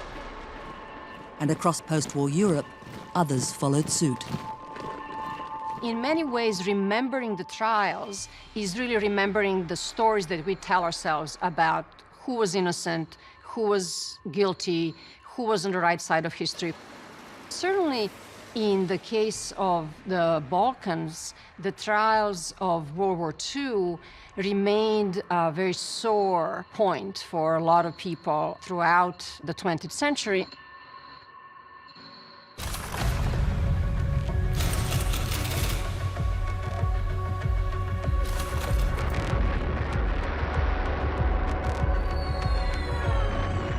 Following the Nazi invasion of Yugoslavia in 1941, a brutal struggle erupted against the invading Nazi forces and among the country's deeply divided ethnic groups. Serbs, Croats, Bosniaks, and others formed rival factions. Some resisting the Axis, others collaborating, and each pursuing their own vision for Yugoslavia's future. The best way to understand the complexity of World War II in the former Yugoslavia is that it was, of course, World War II as a global war, but then within it, an ethnic civil war between mostly 3 distinct groups. Croats very quickly formed their own independent fascist regime, ran by the Ustasha group, and they created their own independent state of Croatia. A lot of Serbs joined communist partisans under Josip Broz Tito and fought the Nazis on the side of the Allies, mostly in pursuit of some kind of a communist utopia. A lot of Serbs joined the Chetniks. They were very anti-communist, very Serb nationalist, and initially quite royalist. The result was a complex and violent conflict, blending foreign occupation with civil war. So you had these different groups that were different times allied with either the Allies or the Axis powers. And some of those alliances shifted. So the Chetniks initially had support of the West and the Allied forces, especially Winston Churchill. This is not necessarily because the West liked Chetniks or Draža Mihailović, but because they were anti-communist. Draža Mihailović was leader of the Yugoslav army in the fatherland, or JVO. They formed part of the Chetniks. In late 1941, Britain recognized Mihailović and the Chetniks as the official resistance in Yugoslavia. But this relationship quickly soured. Around 1943, certainly by 1944, the West withdrew any support from the Chetniks and realized that they're actually working with the Nazis. Mihailovic's men worked with the Italian occupiers and at times cooperated with the Wehrmacht to fight for what the Chetniks called the creation of a great Yugoslavia, and within it, of a great Serbia, which is to be ethnically pure. Although the figures are contested, over the course of the war, as many as 33,000 Muslims and 32,000 Croats were murdered by the Chetniks in ethnically motivated massacres. Chetniks also committed, especially later in the war, a lot of horrific crimes against humanity and war crimes against civilians, mostly Bosnian Muslim civilians, some Croat civilians, but also a lot of crimes against supporters of the partisans. For these acts, there would be a reckoning. In 1944, the Soviet Red Army, aided by the partisans, liberated Yugoslavia, and Josip Broz Tito emerged as its leader. Seeking to unite the battered and divided nation under the banner of the new communist regime, Tito sought to solidify his rule by purging his former rivals. Thousands of anti-communists were arrested and tried as traitors and war criminals. It was very important for the communist Yugoslav leadership to put these people on trial, the leaders of Chetniks and then leaders of Ustasha on the Croatian side, to create a clean break with the past and to present to the population this new communist narrative. And the centerpiece of Tito's political purge was the trial of Draža Mihailović.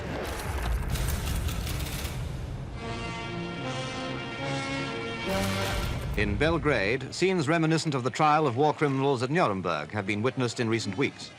All passes were strictly checked, and the courtroom was packed with those permitted to attend the trial of a number of Yugoslavs accused of complicity with the Germans.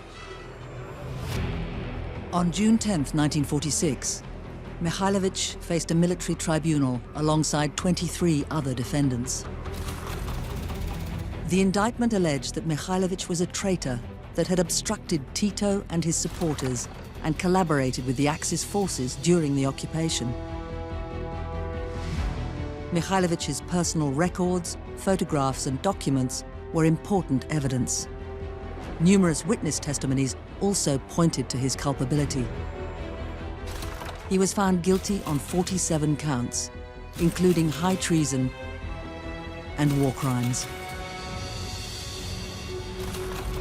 It was very clear that the Yugoslav communists were going to convict Mihailović and many others as enemies of the state, as collaborators. There was no question about that, and it's not as if he was given serious defense opportunities. On July 15, 1946, Draža Mihailović was sentenced to death by firing squad. The trial of Mihailović and Tito's political purge helped solidify his control over the fragile, multi-ethnic patchwork of Yugoslavia. Over the decades, Tito maintained control by promoting a narrative of a shared Yugoslav identity that rose above ethnic divisions. But beneath the unity lay deep-seated tensions that never truly disappeared. A lot of people were swept up in these post-World War II collaborationist trials, and that created a lot of resentment amongst the population, especially those who were not affiliated with the Communist Party.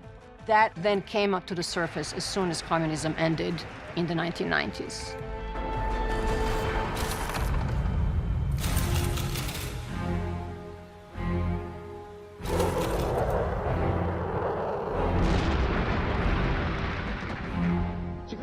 The War of Yugoslav Succession began in 1991 and would last until 2001. During this conflict, the ethnic violence between Serbs, Croats and Bosniaks erupted once again. The war showed Tito's story of a shared identity through brotherhood and unity to be a lie. Many Serbs turned to the past for a new national narrative, recasting figures once condemned by the former regime.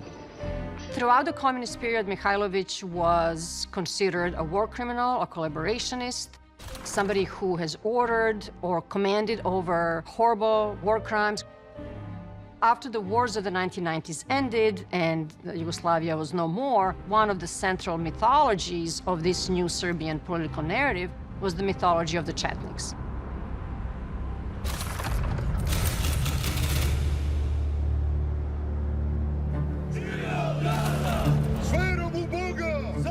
In 2015, in the now independent state of Serbia, the Supreme Court rehabilitated Mihailović, nullifying his conviction from 1946.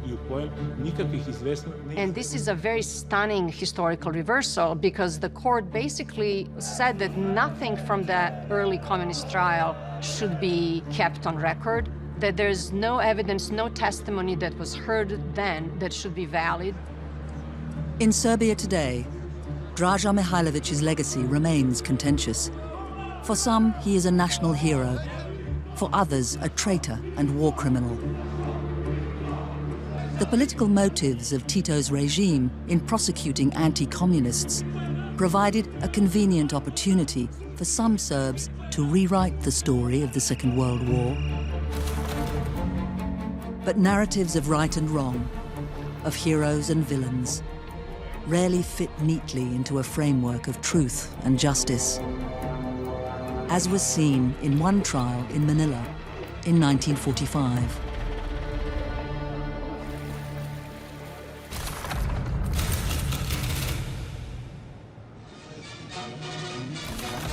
The recapture of Manila wasn't effected without large areas of the city being devastated by the battle itself and by wanton destruction caused by the enemy. February 3rd, 1945. US and Japanese forces are engaged in one of the most destructive urban battles in history. An estimated 100,000 civilians were killed during the intense street-to-street fighting as the Japanese defended Manila with fanatic zeal. When General Douglas MacArthur, Supreme Commander of Allied forces in the Southwest Pacific area, finally declared victory on March 3rd, what was revealed was a massacre that had few equals in the war. That was a very atrocity-laden combat. It went on for a long time. It was urban combat, and there seems to be no question but that Japanese troops committed crimes against not only service members but also civilians. Without hope for escape, the Japanese had vented their rage on the local population in what would come to be known as the Rape of Manila.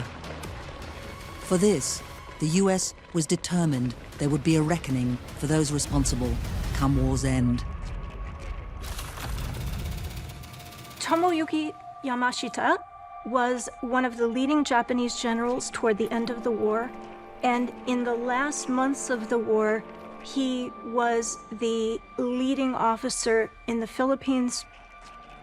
Captured in 1945, the case against Yamashita would center on what occurred in Manila, with the indictment against him alleging a deliberate plan to massacre and exterminate a large part of the civilian population of Batangas province, as a result of which more than 25,000 men, women, and children, all unarmed, non-combatant civilians, were brutally mistreated and killed. In war-ravaged Manila, the first Pacific War Crimes trial. The former Japanese commander in the Philippines is charged with responsibility for wholesale rape and murder by his forces during the last days of Manila.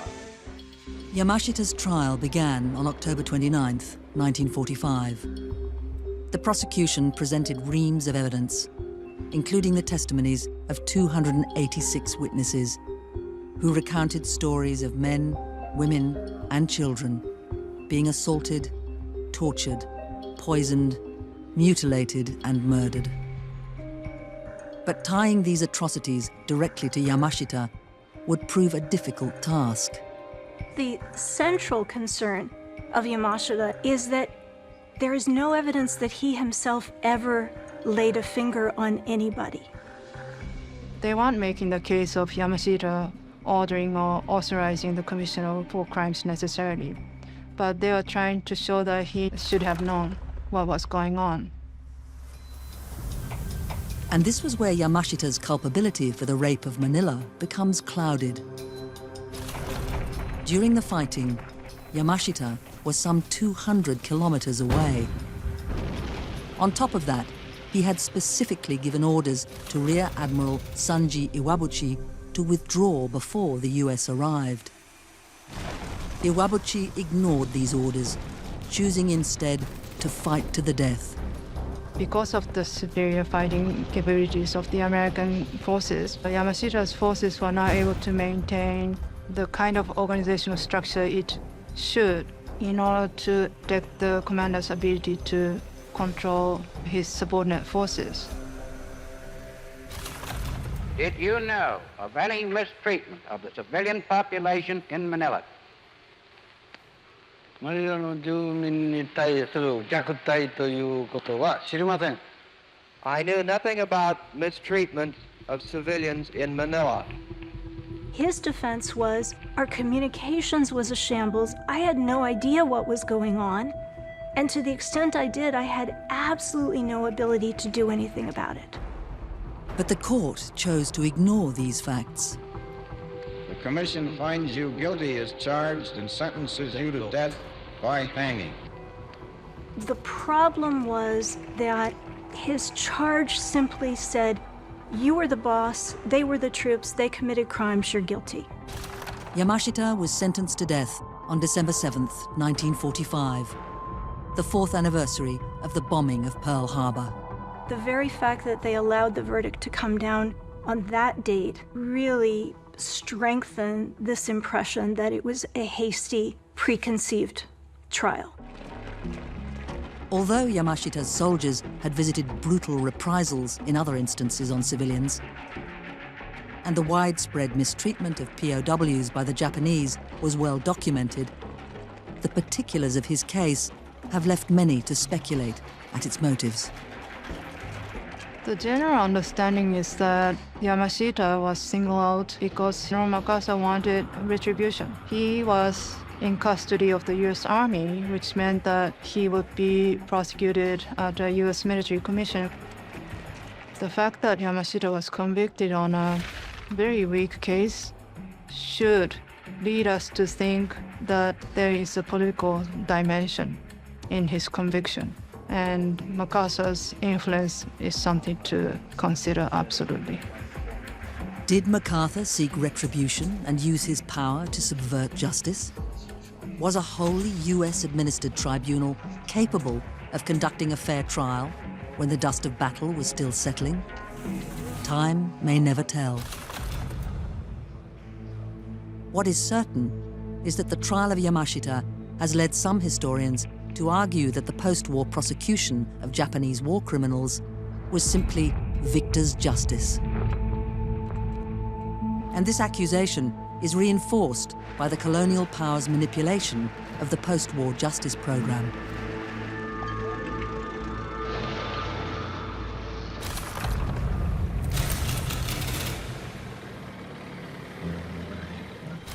Good news of a different kind comes from Hong Kong, where they've been rounding up Japanese war criminals. It's just possible that even if they haven't got a guilty conscience, at least they know they haven't much to look forward to. Yamashita's trial was the first of thousands of trials held by the Allies across Southeast Asia. According to the Japanese data, more than 2,200 trials are held against some 5,700 individuals at 51 separate locations across Asia and Pacific. Unlike the high-profile, internationally administered Tokyo Tribunal, which began in 1946 and prosecuted 28 of the senior Japanese leadership, these trials would prosecute those of lower rank and be run by individual nations. From China to Indonesia, from India to the Philippines, roughly 4,600 individuals were found guilty, with roughly 920 sentenced to death and executed. The charges against the accused are mainly that of war crimes and not the planning and waging of aggression, which was set aside as a case to be made at Tokyo. The accused varied. Some really at the top in the Army and Navy organizations, and some at the very bottom. At these trials, the Allies were keen to prosecute the Japanese for their mistreatment of prisoners of war and civilians during their conquest of Southeast Asia. But the actions of some of the colonial powers in the region was at odds with their expressed commitment to the embryonic field of international law.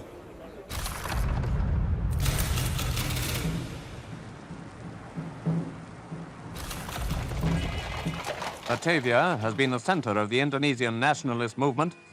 The leader of the movement is Dr. Sukarno. Mass meetings at many places in Java and Sumatra called upon the people to present a united front to the Dutch and their allies. In 1946, 1947, 1948, the Dutch army is combating an insurgency in Indonesia. The French army is combating an insurgency in Indochina. The British are facing multiple insurgencies. And the likelihood that their acts of violence may have involved instances of war crimes certainly undercut the legitimacy of the war crimes trials being carried out by these authorities against the Japanese. Hundreds of thousands of people were killed as the colonial nations employed torture, mass executions, reprisal operations, and even forced deportations to put down resistance from independence fighters. All while the colonial powers were simultaneously seeking justice for their own resistance groups who had suffered at the hands of Japanese and Nazi war criminals. The standard defense is we were dealing with terrorists. And what do you deal with terrorists? You judge them and you shoot them.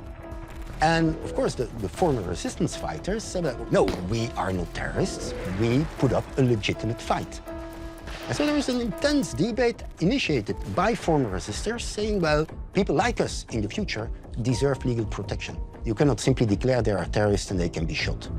The calls for legal protection by Allied resistance groups sparked a debate at the United Nations to expand the Geneva Conventions and define exactly what constitutes a legal resistance movement.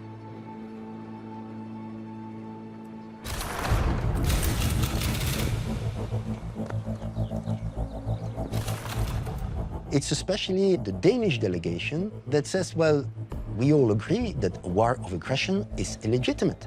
Since the invasion is illegitimate, any resistance against an illegitimate invasion is per se legitimate. This triggers a very strong defensive reaction by all colonial powers. The colonial powers were fearful that this definition was too broad and could be used to prosecute their actions in the colonies. And so the colonial powers put their fingers on the scale. And they say that we understand that retroactively we protect our national resistance, but we are providing an instrument for the future. And so you had very lengthy discussions where they said, well, we are thinking about ways to offer legal protection to the resistance that happened in the Second World War, but that would not be applicable to insurgents in the colonies. When the Geneva Conventions were amended in 1949, the colonial powers ensured that the legal definition of legitimate resistance was extremely narrow. Insurgents can be recognized if they carry their weapons openly, if they carry a distinctive sign, if they have effective central command, and if there are effective lines of communication between the central command and local forces. All sorts of additional conditions which would partially apply to the resistance during the Second World War, but not to the Viet Cong. In Southeast Asia, justice had been bent to serve the interests of fading empires, punishing some while shielding others. The colonial powers had weaponized the law to serve their own ends and compromised the promise of no impunity given at Nuremberg.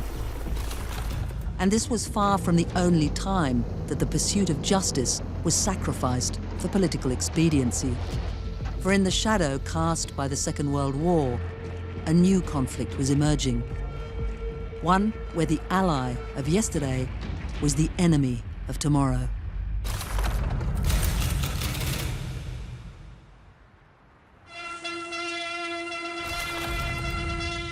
Cut off from the rest of the other western zones of Germany by the Russian blockade, the western zones of Berlin were threatened with hunger and worse. There was only one way open to the beleaguered capital, by air. By 1948, barely a few years since the fall of the Third Reich, the foundations of the Berlin Wall were settling. From Stettin in the Baltic to Trieste in the Adriatic, an iron curtain has descended across the continent. In the brewing Cold War, the idealism found at Nuremberg seemed to be slipping further away. We have various stakeholders, and various people want different things from conquered Germany. We have international lawyers who are trying to build an effective regime of international criminal law. We also have people trying to reconstruct the German state to be a democratic state. The Soviets have very different plans for what they're going to do with their zone of occupation. Americans suddenly start thinking, well, who's our main enemy here? A defeated Germany or a Soviet Union, which is now basically controlling all of Eastern Europe? Nazi generals were enlisted to advise the US on Soviet military tactics.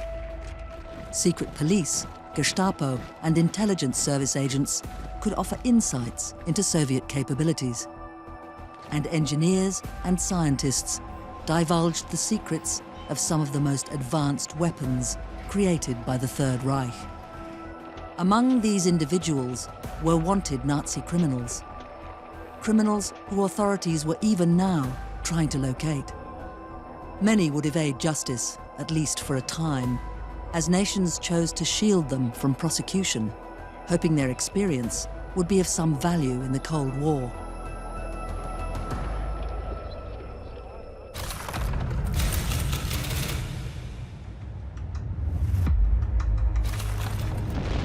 And one of the most cynical of these arrangements made by the US was with former Gestapo chief Klaus Barbie.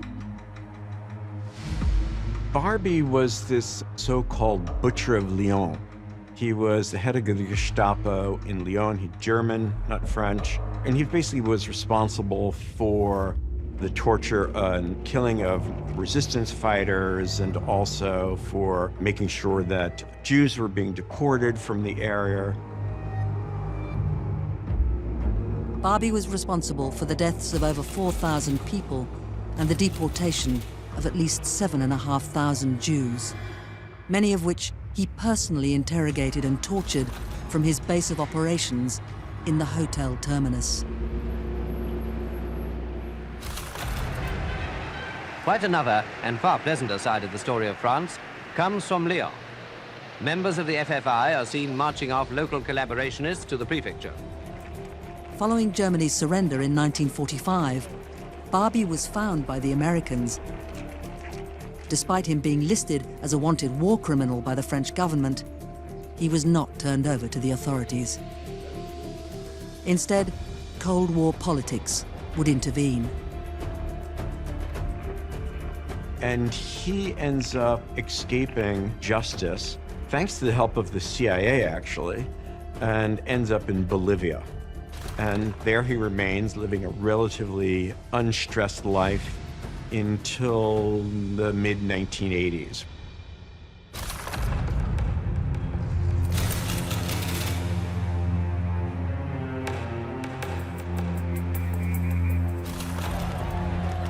For 2 decades, Barbie advised the anti-communist Bolivian junta. On US instruction, he utilized his counterintelligence, interrogation and torture expertise for the dictatorship. The junta refused Barbie's extradition to France for years, until unrest brought about regime change.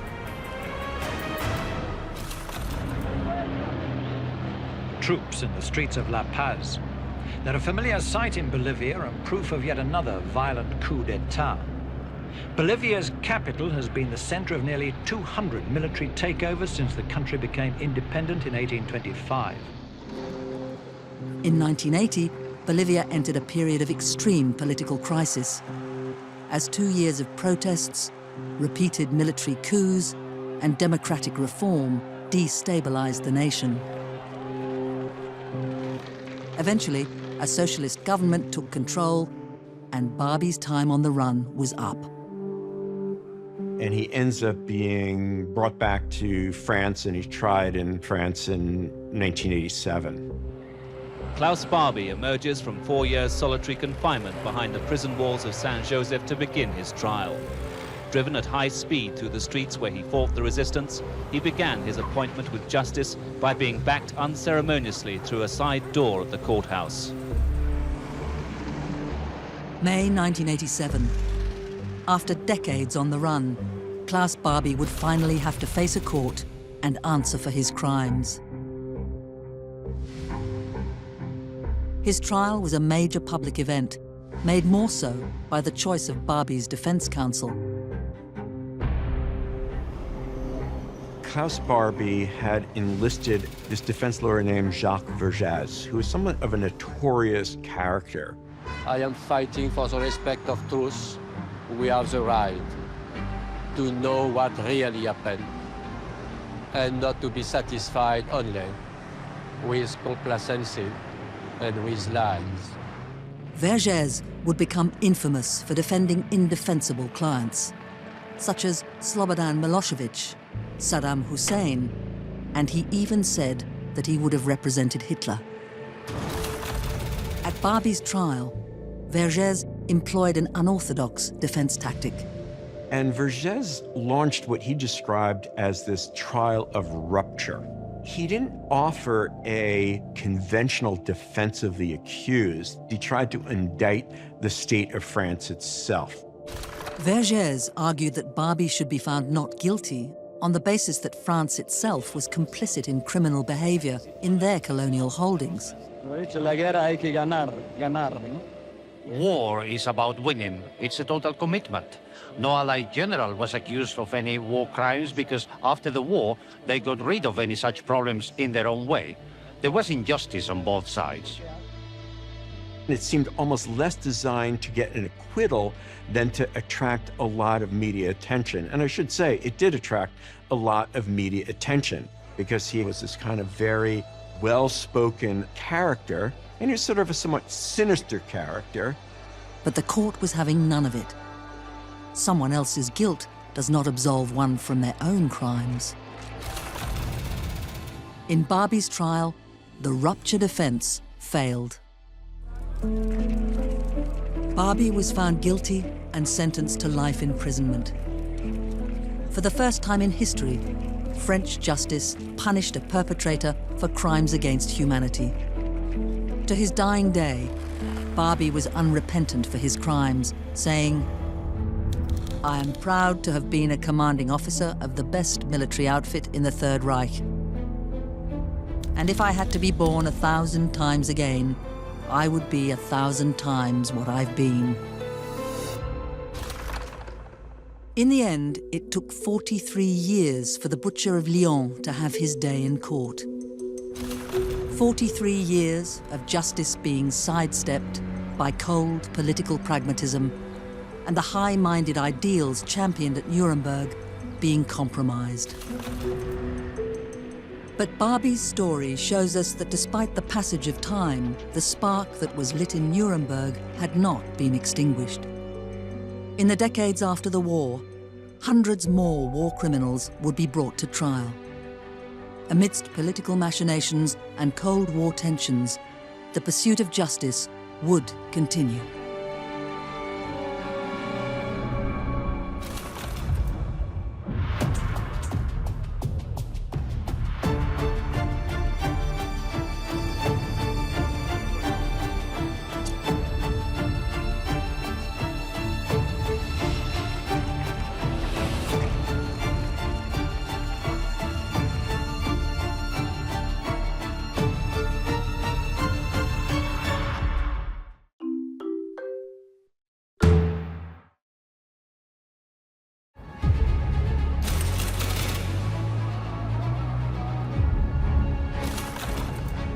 April 1961. Most wanted Nazi criminal Adolf Eichmann faces court in Israel. A small, shabby-looking man, Eichmann's appearance flew in the face of how people viewed the architects of the Holocaust. His trial would reshape perceptions of war criminals, shining a light on the horrors of the Holocaust in a new way. It would become one of the most iconic trials of the 20th century and initiate a global wave of prosecutions of Nazi war criminals who had evaded justice in the decades after Nuremberg. But even as the evils of World War II were prosecuted,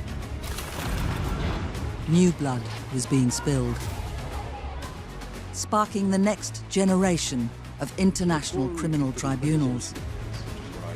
Decades after Nuremberg had ended, what had been learnt?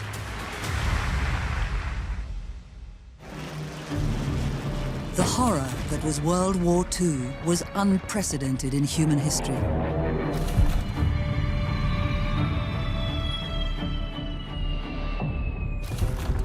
Tens of millions died on the battlefield, and in appalling atrocities. But out of the chaos and suffering, the victorious Allies sought justice for those who had been wronged, in the hope of preventing such crimes from ever being committed again. In pursuing the guilty and exposing the truth, who would be held to account? And who would escape justice?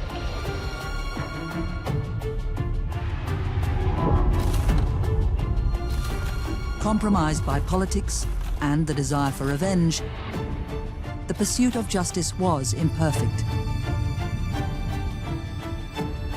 Yet these trials redefined international law and shaped the modern world. This is World War II History on Trial.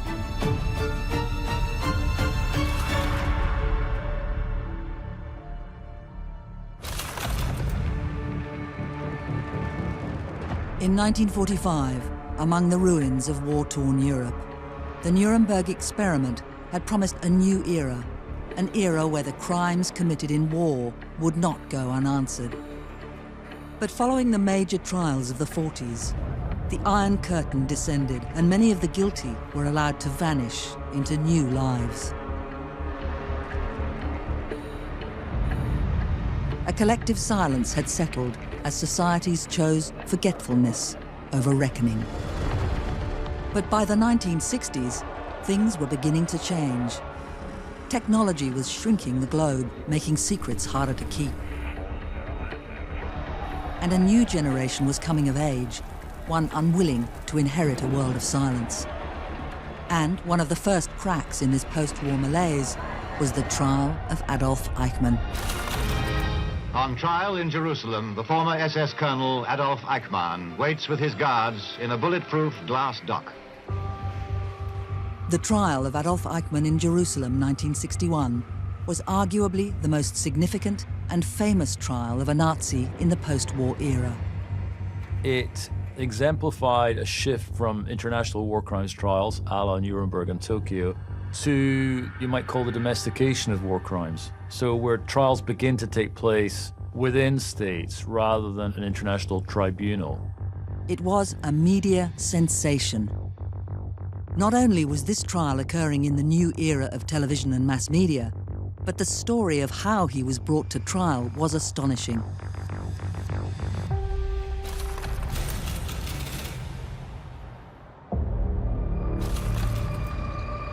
Like many Nazi criminals, Eichmann had fled Europe to Argentina through the notorious smuggling routes known as rat lines. The rat line was basically a way of getting people who were accused or tainted by a Nazi past out of Europe and to South America. It is estimated thousands of former Nazis escaped Europe through the rat lines. There was a large group of Nazis in places like Argentina and Brazil, and some of the major figures, Joseph Mengele, the Nazi doctor, Klaus Barbie, the butcher of Lyon, Adolf Eichmann, and it's likely that they are the tip of the iceberg. Under the orders of Israeli Prime Minister David Ben-Gurion, Israeli agents kidnapped Eichmann and smuggled him to Israel to face trial. Eichmann was charged with crimes against humanity, war crimes, membership in hostile organizations, and crimes against the Jewish people.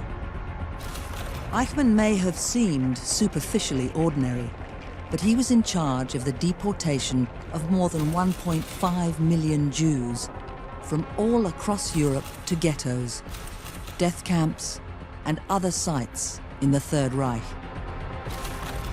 I would describe Eichmann as the chief logistical officer. He was a Schreibtischtäter, which means a desk perpetrator.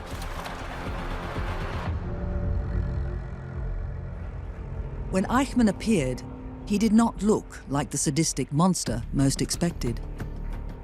His demeanor and appearance were extraordinarily ordinary. Could this man really be responsible for the death of millions? In the words of one of the Israeli psychiatrists who interviewed Eichmann, he described Eichmann as terrifyingly normal. It's too easy to think that these state-sponsored mass atrocities are the work of rogues and psychopaths. It's much more disturbing to think that, no, ordinary people, they will help implement these truly horrific acts. But so there is this contrast between this regular guy sitting in the courtroom, taking notes and so on, and then the exceptionally brutal nature of what the witnesses in front of him recounted.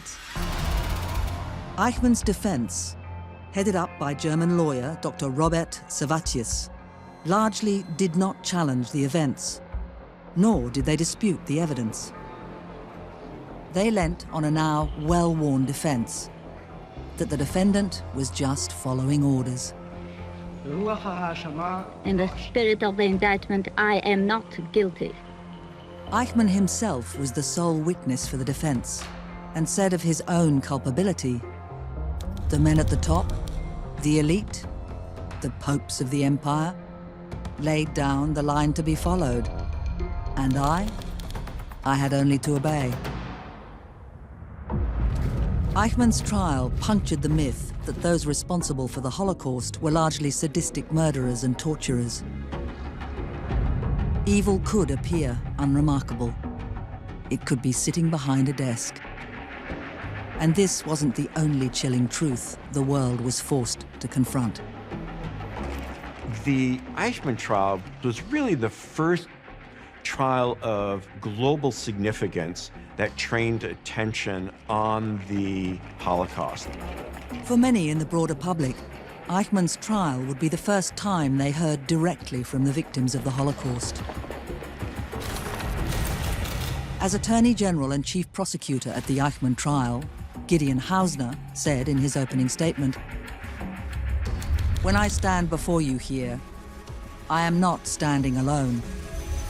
With me are 6 million accusers." The Eichmann trial is often portrayed as the trial of the witnesses. And as such, it is also seen as the moment in which the victims get the central stage. The voices of Jewish witnesses were broadcast live on the streets of Jerusalem. Around the world, print media and nightly news programs gave daily updates. And this type of testimony gave the Eichmann trial a personal edge that shocked and horrified the public. Unlike the Nuremberg tribunal, the Holocaust would not be buried in reams of documents and memos that sterilized the horrors of the Jewish experience.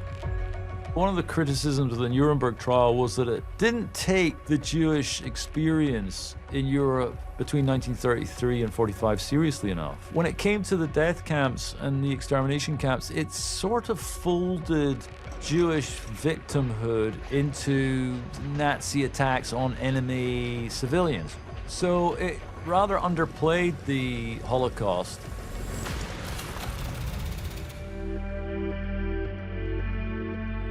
Eichmann trial was important because it was sort of Nuremberg, but through the eyes of Jewish victims. The trial starts to play this commemorative function rather than simply an evidentiary function. We are commemorating and honoring the experience of these people who have gone through these acute episodes of state-sponsored crime. By the testimonies of more than 100 witnesses and evidenced by some 1,600 documents, the court heard a comprehensive account of the Holocaust of European Jews. Country by country, camp by camp, their stories were told. The witness, yes, every child from the age of 6 up had to wear the yellow star. And Eichmann's culpability was demonstrated. A witness stood up and couldn't say anything at all for several minutes, and I think fainted. And that was often thought to be one of the most articulate comments on the horrors of the Holocaust. The witnesses themselves helped to build the case against Eichmann. Giving evidence is often a cathartic experience for an eyewitness to an atrocity. It causes them to endure the experience that they've gone through by way of memory. It's actually quite powerful evidence from a strategic or tactical point of view for the prosecution if you have someone appearing before the judges and describing the experience they've been through. A shocked and outraged world watched on as the trial played out.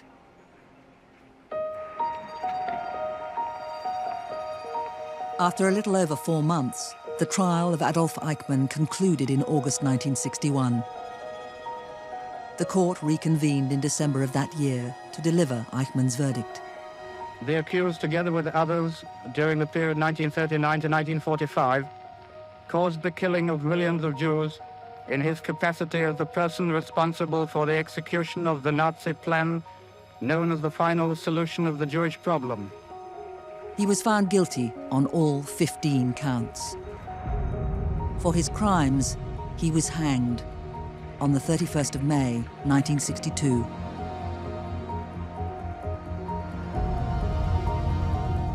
Many lessons were learned from the Eichmann trial. It showcased the abominable nature of the Holocaust in a new way.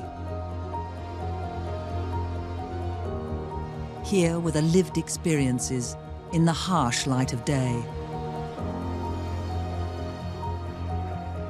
And Eichmann himself was proof that Nazis were not all uniform-clad sadists and psychopaths. With such powerful testimony and the coverage of the media, the horrors of the Holocaust were much harder for people to ignore. It brings us to what we could call a new wave of international prosecutions of people who have had a responsibility in the crimes committed during the Second World War. Following the war, by and large, people had wanted to look the other way. Until Eichmann's trial, and Holocaust victims were beamed into people's living rooms. One of the interesting and also important legacies of the Eichmann trial was the way it really brought Nazi atrocity back on the table in Germany.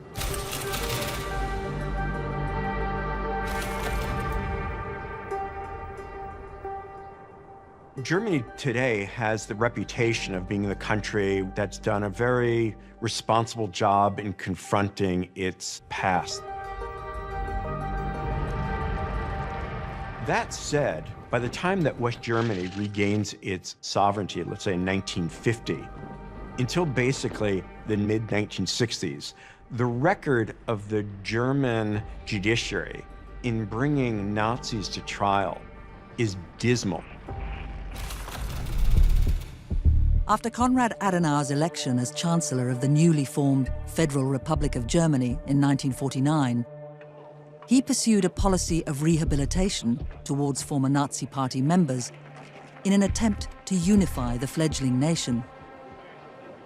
He granted widespread amnesty for crimes committed under the former regime and removed prohibitions on former Nazis holding positions within the administration, judiciary, and military. the Allied trials were over, denazification was over, and now we have to look into a bright future. The amnesty had been a calculated decision by the government. You cannot start from the scratch with no experience at all. Around 75–80% of these positions were in the 50s then taken over by former Nazi party members. Not only those who were formerly party members, also war criminals themselves. And they established networks that they would promote them, that they would rise higher in the bureaucracy, and they would manage to suppress a lot of prosecution. But a new generation was coming of age in the 60s. A generation which had criticisms of the Federal Republic's policy of reintegration. So many have escaped justice. It's not hundreds, it's thousands. And in the 1960s, progressively, there is a new generation in Germany, but also elsewhere. And so questions are rising about, is this okay that those people have escaped justice? We will not allow Nazis to operate in Berlin. We will crush them wherever possible, because that is our moral and our national duty. The Eichmann trial was important in driving this growing momentum towards a second global wave of prosecutions of Nazi war criminals. What's more, young Germans were pushing for action. A new generation, born after the war, gets more or less adult at the time. It's now or never to prosecute those people. And the profile of the Eichmann trial influenced this generation. There's a tremendous amount of attention on the trial that's being paid in German print and visual media. It doesn't necessarily galvanize, but it also contributes to the final staging of really the only real important Nazi trial to take place in Germany in the 1960s.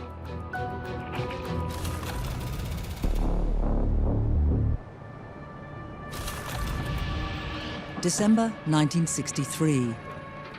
The first of 3 major trials of 22 officials from the Auschwitz-Birkenau complex began in the German town of Frankfurt.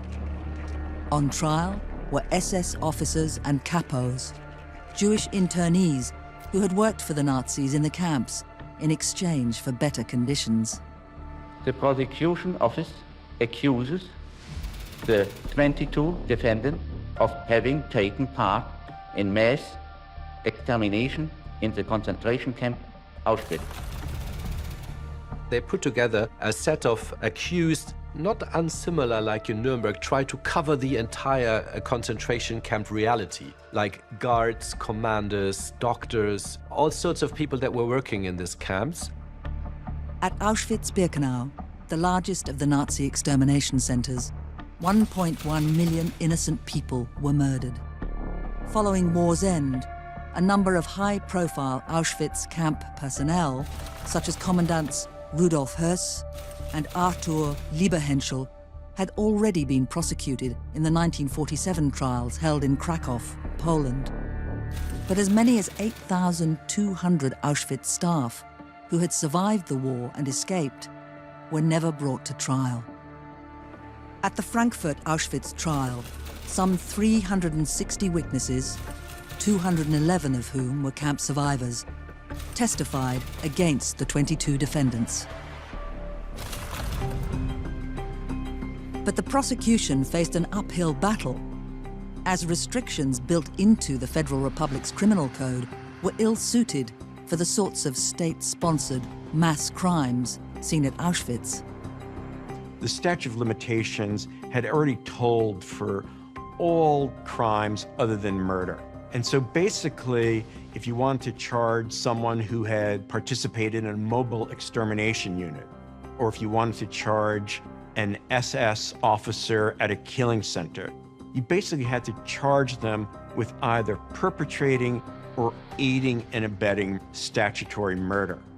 Now, the problem with that is the statutory murder charge had basically been designed for dealing with ordinary acts of killing that had been committed out of revenge or out of bloodlust or out of greed. Some individual acts of killing were easy enough to build a case against. Wilhelm Borger, for example, had murdered thousands, shooting some at random and torturing others with the infamous Borger Schaukel, Borger swing. But at Auschwitz, the vast majority of the more than 1 million murders were difficult to pin to any one individual. You had to come up with evidence that basically somebody has been individually responsible for a certain act, which was almost impossible to prove. Unless you could prove that someone engaged in one of these kind of hands-on act of killing, it became almost impossible to bring any charges against any SS guard or any accessory to SS killing. To garner convictions under these restrictions, the prosecution would need to ease the burden of proof on each case. And so, the Hessen State Attorney General, Fritz Bauer, a German Jew who had spent time in Nazi concentration camps, developed an audacious plan. And his idea was to kind of treat Auschwitz as basically a large criminal enterprise. And as a unified criminal enterprise, anyone, regardless of their action, who participated in what was essentially a killing machine would perforce be guilty of at least aiding and abetting that act of murder. But the court rejected Bauer's ambitious interpretation of the law, effectively insisting that Auschwitz was not a collective criminal enterprise, but 1.1 million individual murder cases. So as a result of it, you have these kind of perverse results, like the assistant commandant of the camp being convicted of simply aiding and abetting murder.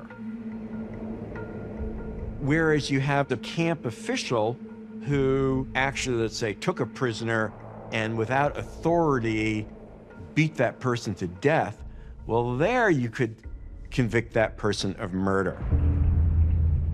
The judges sentenced 6 of the defendants to life imprisonment for murder, including Wilhelm Borger. 10 were convicted of the less severe charge of aiding and abetting murder. Their sentences ranged up to 14 years. This also meant that those 10 would be eligible for early parole under West German law, and a number of them would not serve their full sentences. So what emerged from that was kind of a completely distorted conception of the nature of criminality at a place like Auschwitz. And it kind of almost fed this picture that the Eichmann trial powerfully resisted, which was Nazi atrocities were committed really by these kind of pathological figures. And that was really the hope of Fritz Bauer in organizing this trial. Bauer lamented the trials as a failure, later complaining that it was a wishful fantasy, that there were only a few people with responsibility, and the rest were merely terrorized, violated hangers-on, compelled to do things completely contrary to their true nature. Nonetheless, the trial and media attention did shine a light on the horrors in the camps. The Auschwitz trial is going to play a very important role in German society in terms of awareness of what has happened, the possibility to speak about it. I think it's not exaggerated to say that it was an eye-opener for very many people, because they were not aware of how widespread these crimes were and what Auschwitz really meant. It was for the first time that the German public was really confronted with evidence of what was going on in Auschwitz. After the end of the trial, I would say the German public was different than before. Although the vast majority of Nazis who committed atrocities at Auschwitz-Birkenau were never brought to justice, the Auschwitz trials at Frankfurt were a milestone moment. The trial echoed the growing desire, especially among young Germans, for truth, accountability, and a break from the silence of the past. And in 1968, this desire would explode onto the streets of not only Germany, but the world, as young people demanded change.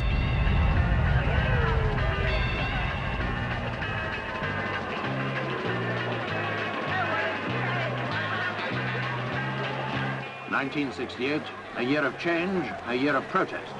Protest through vocal but orderly demonstration, and protest through murderous lunacy. 1968 was a year of fire and fury, as calls for revolution rocked the Western world. From Paris's barricades to Prague's crushed spring, voices rose against authority, inequality, and war. Students, workers, and dreamers filled the streets, demanding change, risking everything for a future unshackled from the past. And in West Germany, it was no different.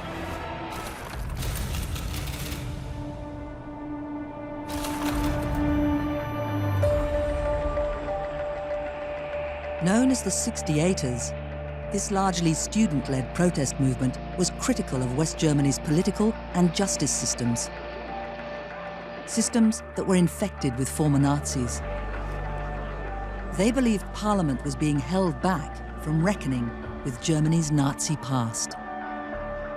What is interesting to see when you look at the German history, that the dealing with the past, and in Germany this is called Vergangenheitsbewältigung. The dealing with the past comes in waves. All of a sudden something happens, a new thing comes up. Germany has to deal again with its past. The Eichmann trial, the Frankfurt Auschwitz trials, and the 68ers movement were a series of waves that have helped shape German society in the decades since.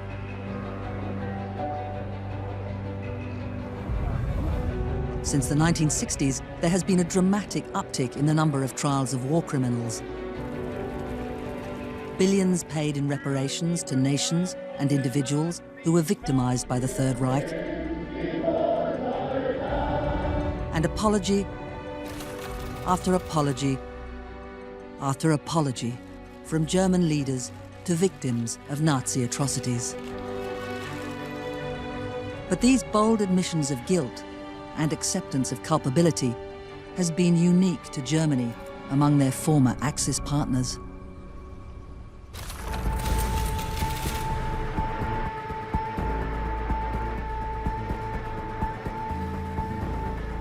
Compared to Germany, no Japanese court has prosecuted war criminals in the decades following the war. Official apologies for the actions of the Imperial Japanese military have been like islands in a sea of denial. And demands for reparations from victims of Japanese colonial rule and military aggression have routinely been ignored by Japanese courts. The main problem, the fact that the Japanese government did not recognize legal responsibility to compensate the victims of war crimes. Many of these unresolved claims stem from Japan's use of forced labor during the war.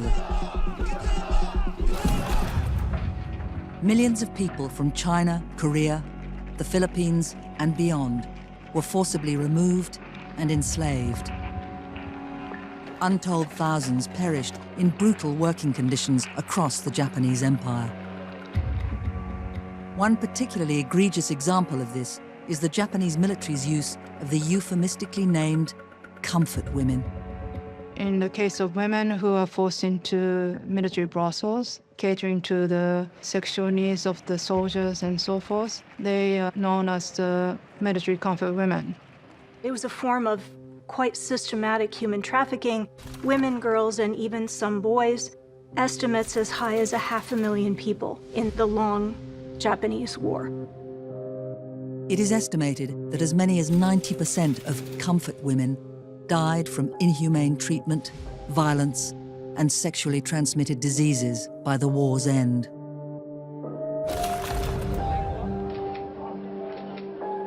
For decades, the Japanese government denied the existence of the Comfort Women program,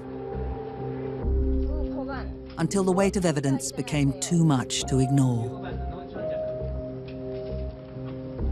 The systemic sexual slavery was only publicly admitted by Japan in 1993. And in 2000, the Women's International Tribunal on Japanese military sexual slavery was formed. The government of Japan was served with notice of these proceedings and was invited to attend and participate. It has not responded to this invitation. There was a women's tribunal in Tokyo brought about by grassroots activists, non-governmental organizations that reheard evidence. It was done as an effort to galvanize attention and perhaps force the agenda of getting genuine reconciliation. And it really kind of was the moment where people started understanding not enough yet has been done to bring justice to the victims of that crime. This tribunal felt it necessary to pick up the baton dropped by the Tokyo Tribunal because those tribunals did not charge or adjudicate the responsibility of the accused herein for war crimes or crimes against humanity with regards to comfort women. There is one aspect that I understand will be quite new, and that is the accusation of Emperor Hirohito. Hirohito was, controversially, provided immunity from prosecution despite the Nuremberg Charter's claims of no impunity for anyone under international law. He lived out his days as Emperor of Japan. There's no positive evidence showing that he ordered or authorized the use of women. There is a case to be made that he knew or should have known, given how widespread this practice was and how long this system lasted. Under the doctrine of superior responsibility, he could be established as having individual criminal responsibility. And that is what the tribunal ruled, that Hirohito, as Emperor of Japan, was guilty of responsibility for crimes against humanity. Despite this, there were no long-term consequences for those found guilty at the tribunal. All the defendants were dead. But beyond that, despite closely resembling an international court, replete with experienced international judges and prosecutors, it was not legally binding. The judgment rendered was not a judgment as we know it, because this wasn't a trial. It was meant to offer a place for the survivors of the comfort women system to be recognized of their sufferings and trauma and their courage to speak out. Many that suffered at the hands of the Japanese imperial forces never got an opportunity to heal due to Japan's approach to atonement. To this day, there is not a sense from the victim group that Japan has apologized sufficiently. The Chinese government and the South Koreans have felt that Japan didn't always fully come to terms with the atrocities committed in those two states. Ironically, Japan's stance on comfort women is at odds with their actions in other realms of international law. It is the third largest financial contributor to the United Nations, behind only the US and China.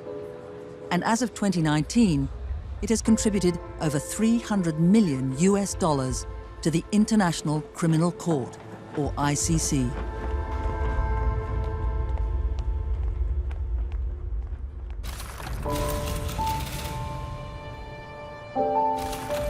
Located in The Hague, the Netherlands, the ICC is the beating heart of international law today. Established in July 2002, it is the first permanent international criminal court in the world. It is here that international crimes, including those first articulated at Nuremberg, war crimes, crimes against humanity, and crimes of aggression, are prosecuted. In terms of Nuremberg, there were international prosecutors, international judges, and they rendered their verdicts. So that set in motion this idea of having international criminal courts, and that international humanitarian law would be recognised in a way that would act as a deterrent for people committing atrocities. But the ICC was not formed until 56 years after Nuremberg had finished.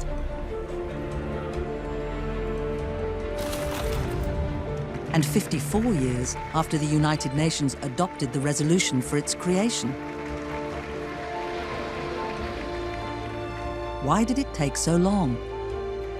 The International Criminal Court was a goal of the United Nations from its first days. It was only the intervention of the Cold War that prevented it from coming to fruition in the 1950s. In New York, at this historic meeting, the United Nations Security Council deals with aggression in Korea. The American standpoint is put by Mr. Warren Austin. I am happy and proud to report that the United States is prepared, as a loyal member of the United Nations, to furnish assistance to the Republic of Korea. The Soviet delegate tries to make propaganda from the truce talks. The American government obviously does not want to put an end to the war in Korea. It has been dragging out and stalling. The Cold War saw the world divided into two blocs, led by the United States and Soviet Union. During this time, the United Nations was often paralyzed as each side jockeyed for power. In this climate, the formation of a permanent international criminal court floundered, all while international crimes flourished. There just isn't enough agreement between the Soviets and the Americans to establish a permanent international criminal court. For example, it would be awfully difficult in that period for either the Soviets or the Americans to accept a court applying something like the crime of aggression, given that the Soviets and the United States committed acts of aggression in their various spheres of influence. The dream of an enduring international legal body had arisen from Nuremberg, but the Cold War had frozen any progress. This began to change when the collapse of the Soviet Union ended the Cold War, clearing the way for political cooperation at the United Nations. And a series of bloody, genocidal wars erupted in its wake. A lot of events of World War II really, in some ways, were a precursor, and most importantly, a memory background to the violence of the 1990s.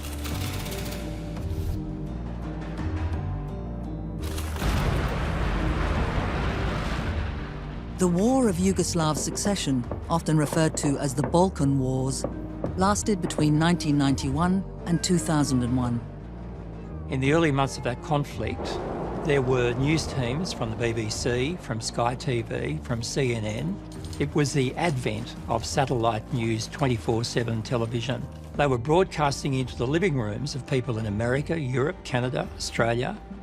Nightly, scenes of civilian devastation in Sarajevo, civilians being shot and shelled.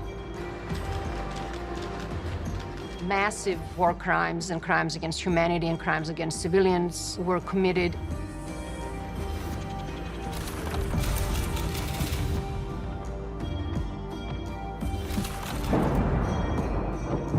Then, in 1994, chilling violence and bloodshed swept over Rwanda.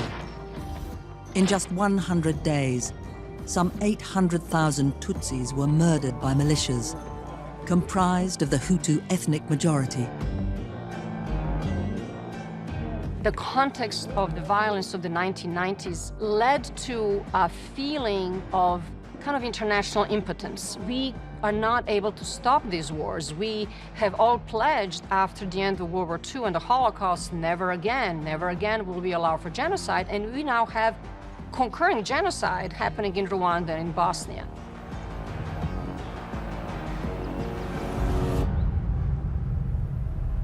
The United Nations sprung into action, organizing the first international tribunals to prosecute crimes committed in war since Nuremberg and Tokyo. The formation in the early 1990s of the Yugoslavia Tribunal and the Rwanda Tribunal is really quite surprising. The reason for that is that there had been several decades when nothing like this had happened. Indeed, when many people felt that the project of international criminal trials was just a dead letter. In 1993, the UN Security Council established the ICTY, the International Criminal Tribunal for the former Yugoslavia. Are you ready to enter a plea to the indictment? Not guilty. I never took part in any of the crimes with which I'm charged. The following year, it went on to establish a similar tribunal for Rwanda, known as the ICTR. Since Nuremberg and the subsequent trials in the late 40s, no international body had attempted to prosecute international law, and no national leaders had been brought to justice for the actions of their militaries. I wish to state that That was until Serbian President Slobodan Milosevic, the first European head of state to be prosecuted for genocide and war crimes, was brought before the tribunal. It was incredibly important to see a head of state. Milosevic, when he was arrested, was a sitting head of state. It was very important to demonstrate that even very powerful people can be brought to justice. Within 10 days of the issuing of that indictment, President Milosevic accepted proposed terms of settlement from the international community. So it's likely that the commencement of criminal proceedings against President Milosevic in fact contributed to a resolution of that conflict.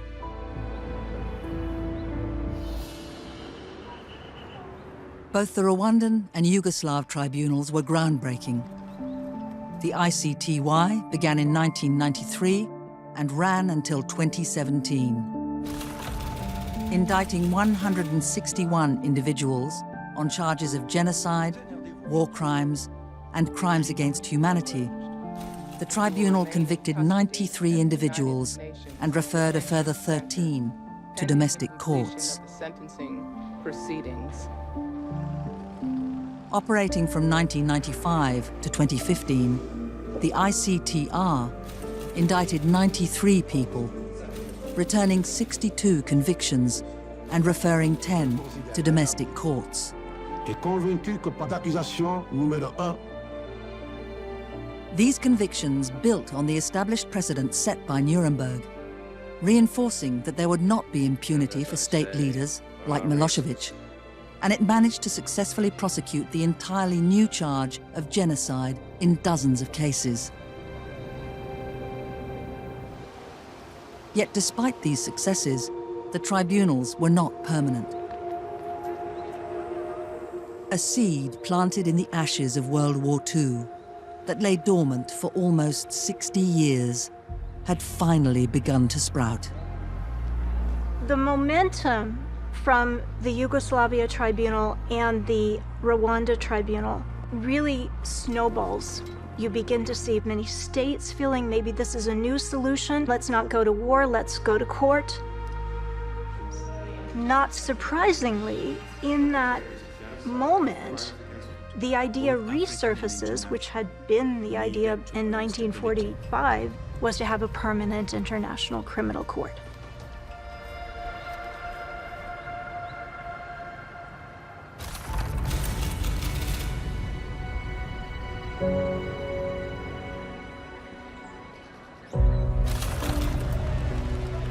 "1998, Rome. diplomats from all over the world descend on the city to discuss the establishment of a permanent international criminal court. We shall have a permanent court to judge the most serious of crimes of concern to the international community as a whole. But many feared that the same political divisions that prevented the establishment of the court decades earlier would still be too great to overcome. Criminal court. May it serve mankind well in generations to come. Somewhat to everyone's surprise, they finish the statute. They solve all the disagreements they had about sentencing and what crimes and how many judges and what does the prosecutor do, and they adopt the treaty. And then 4 years later, in 2002, the court begins operations, and it's still in existence today.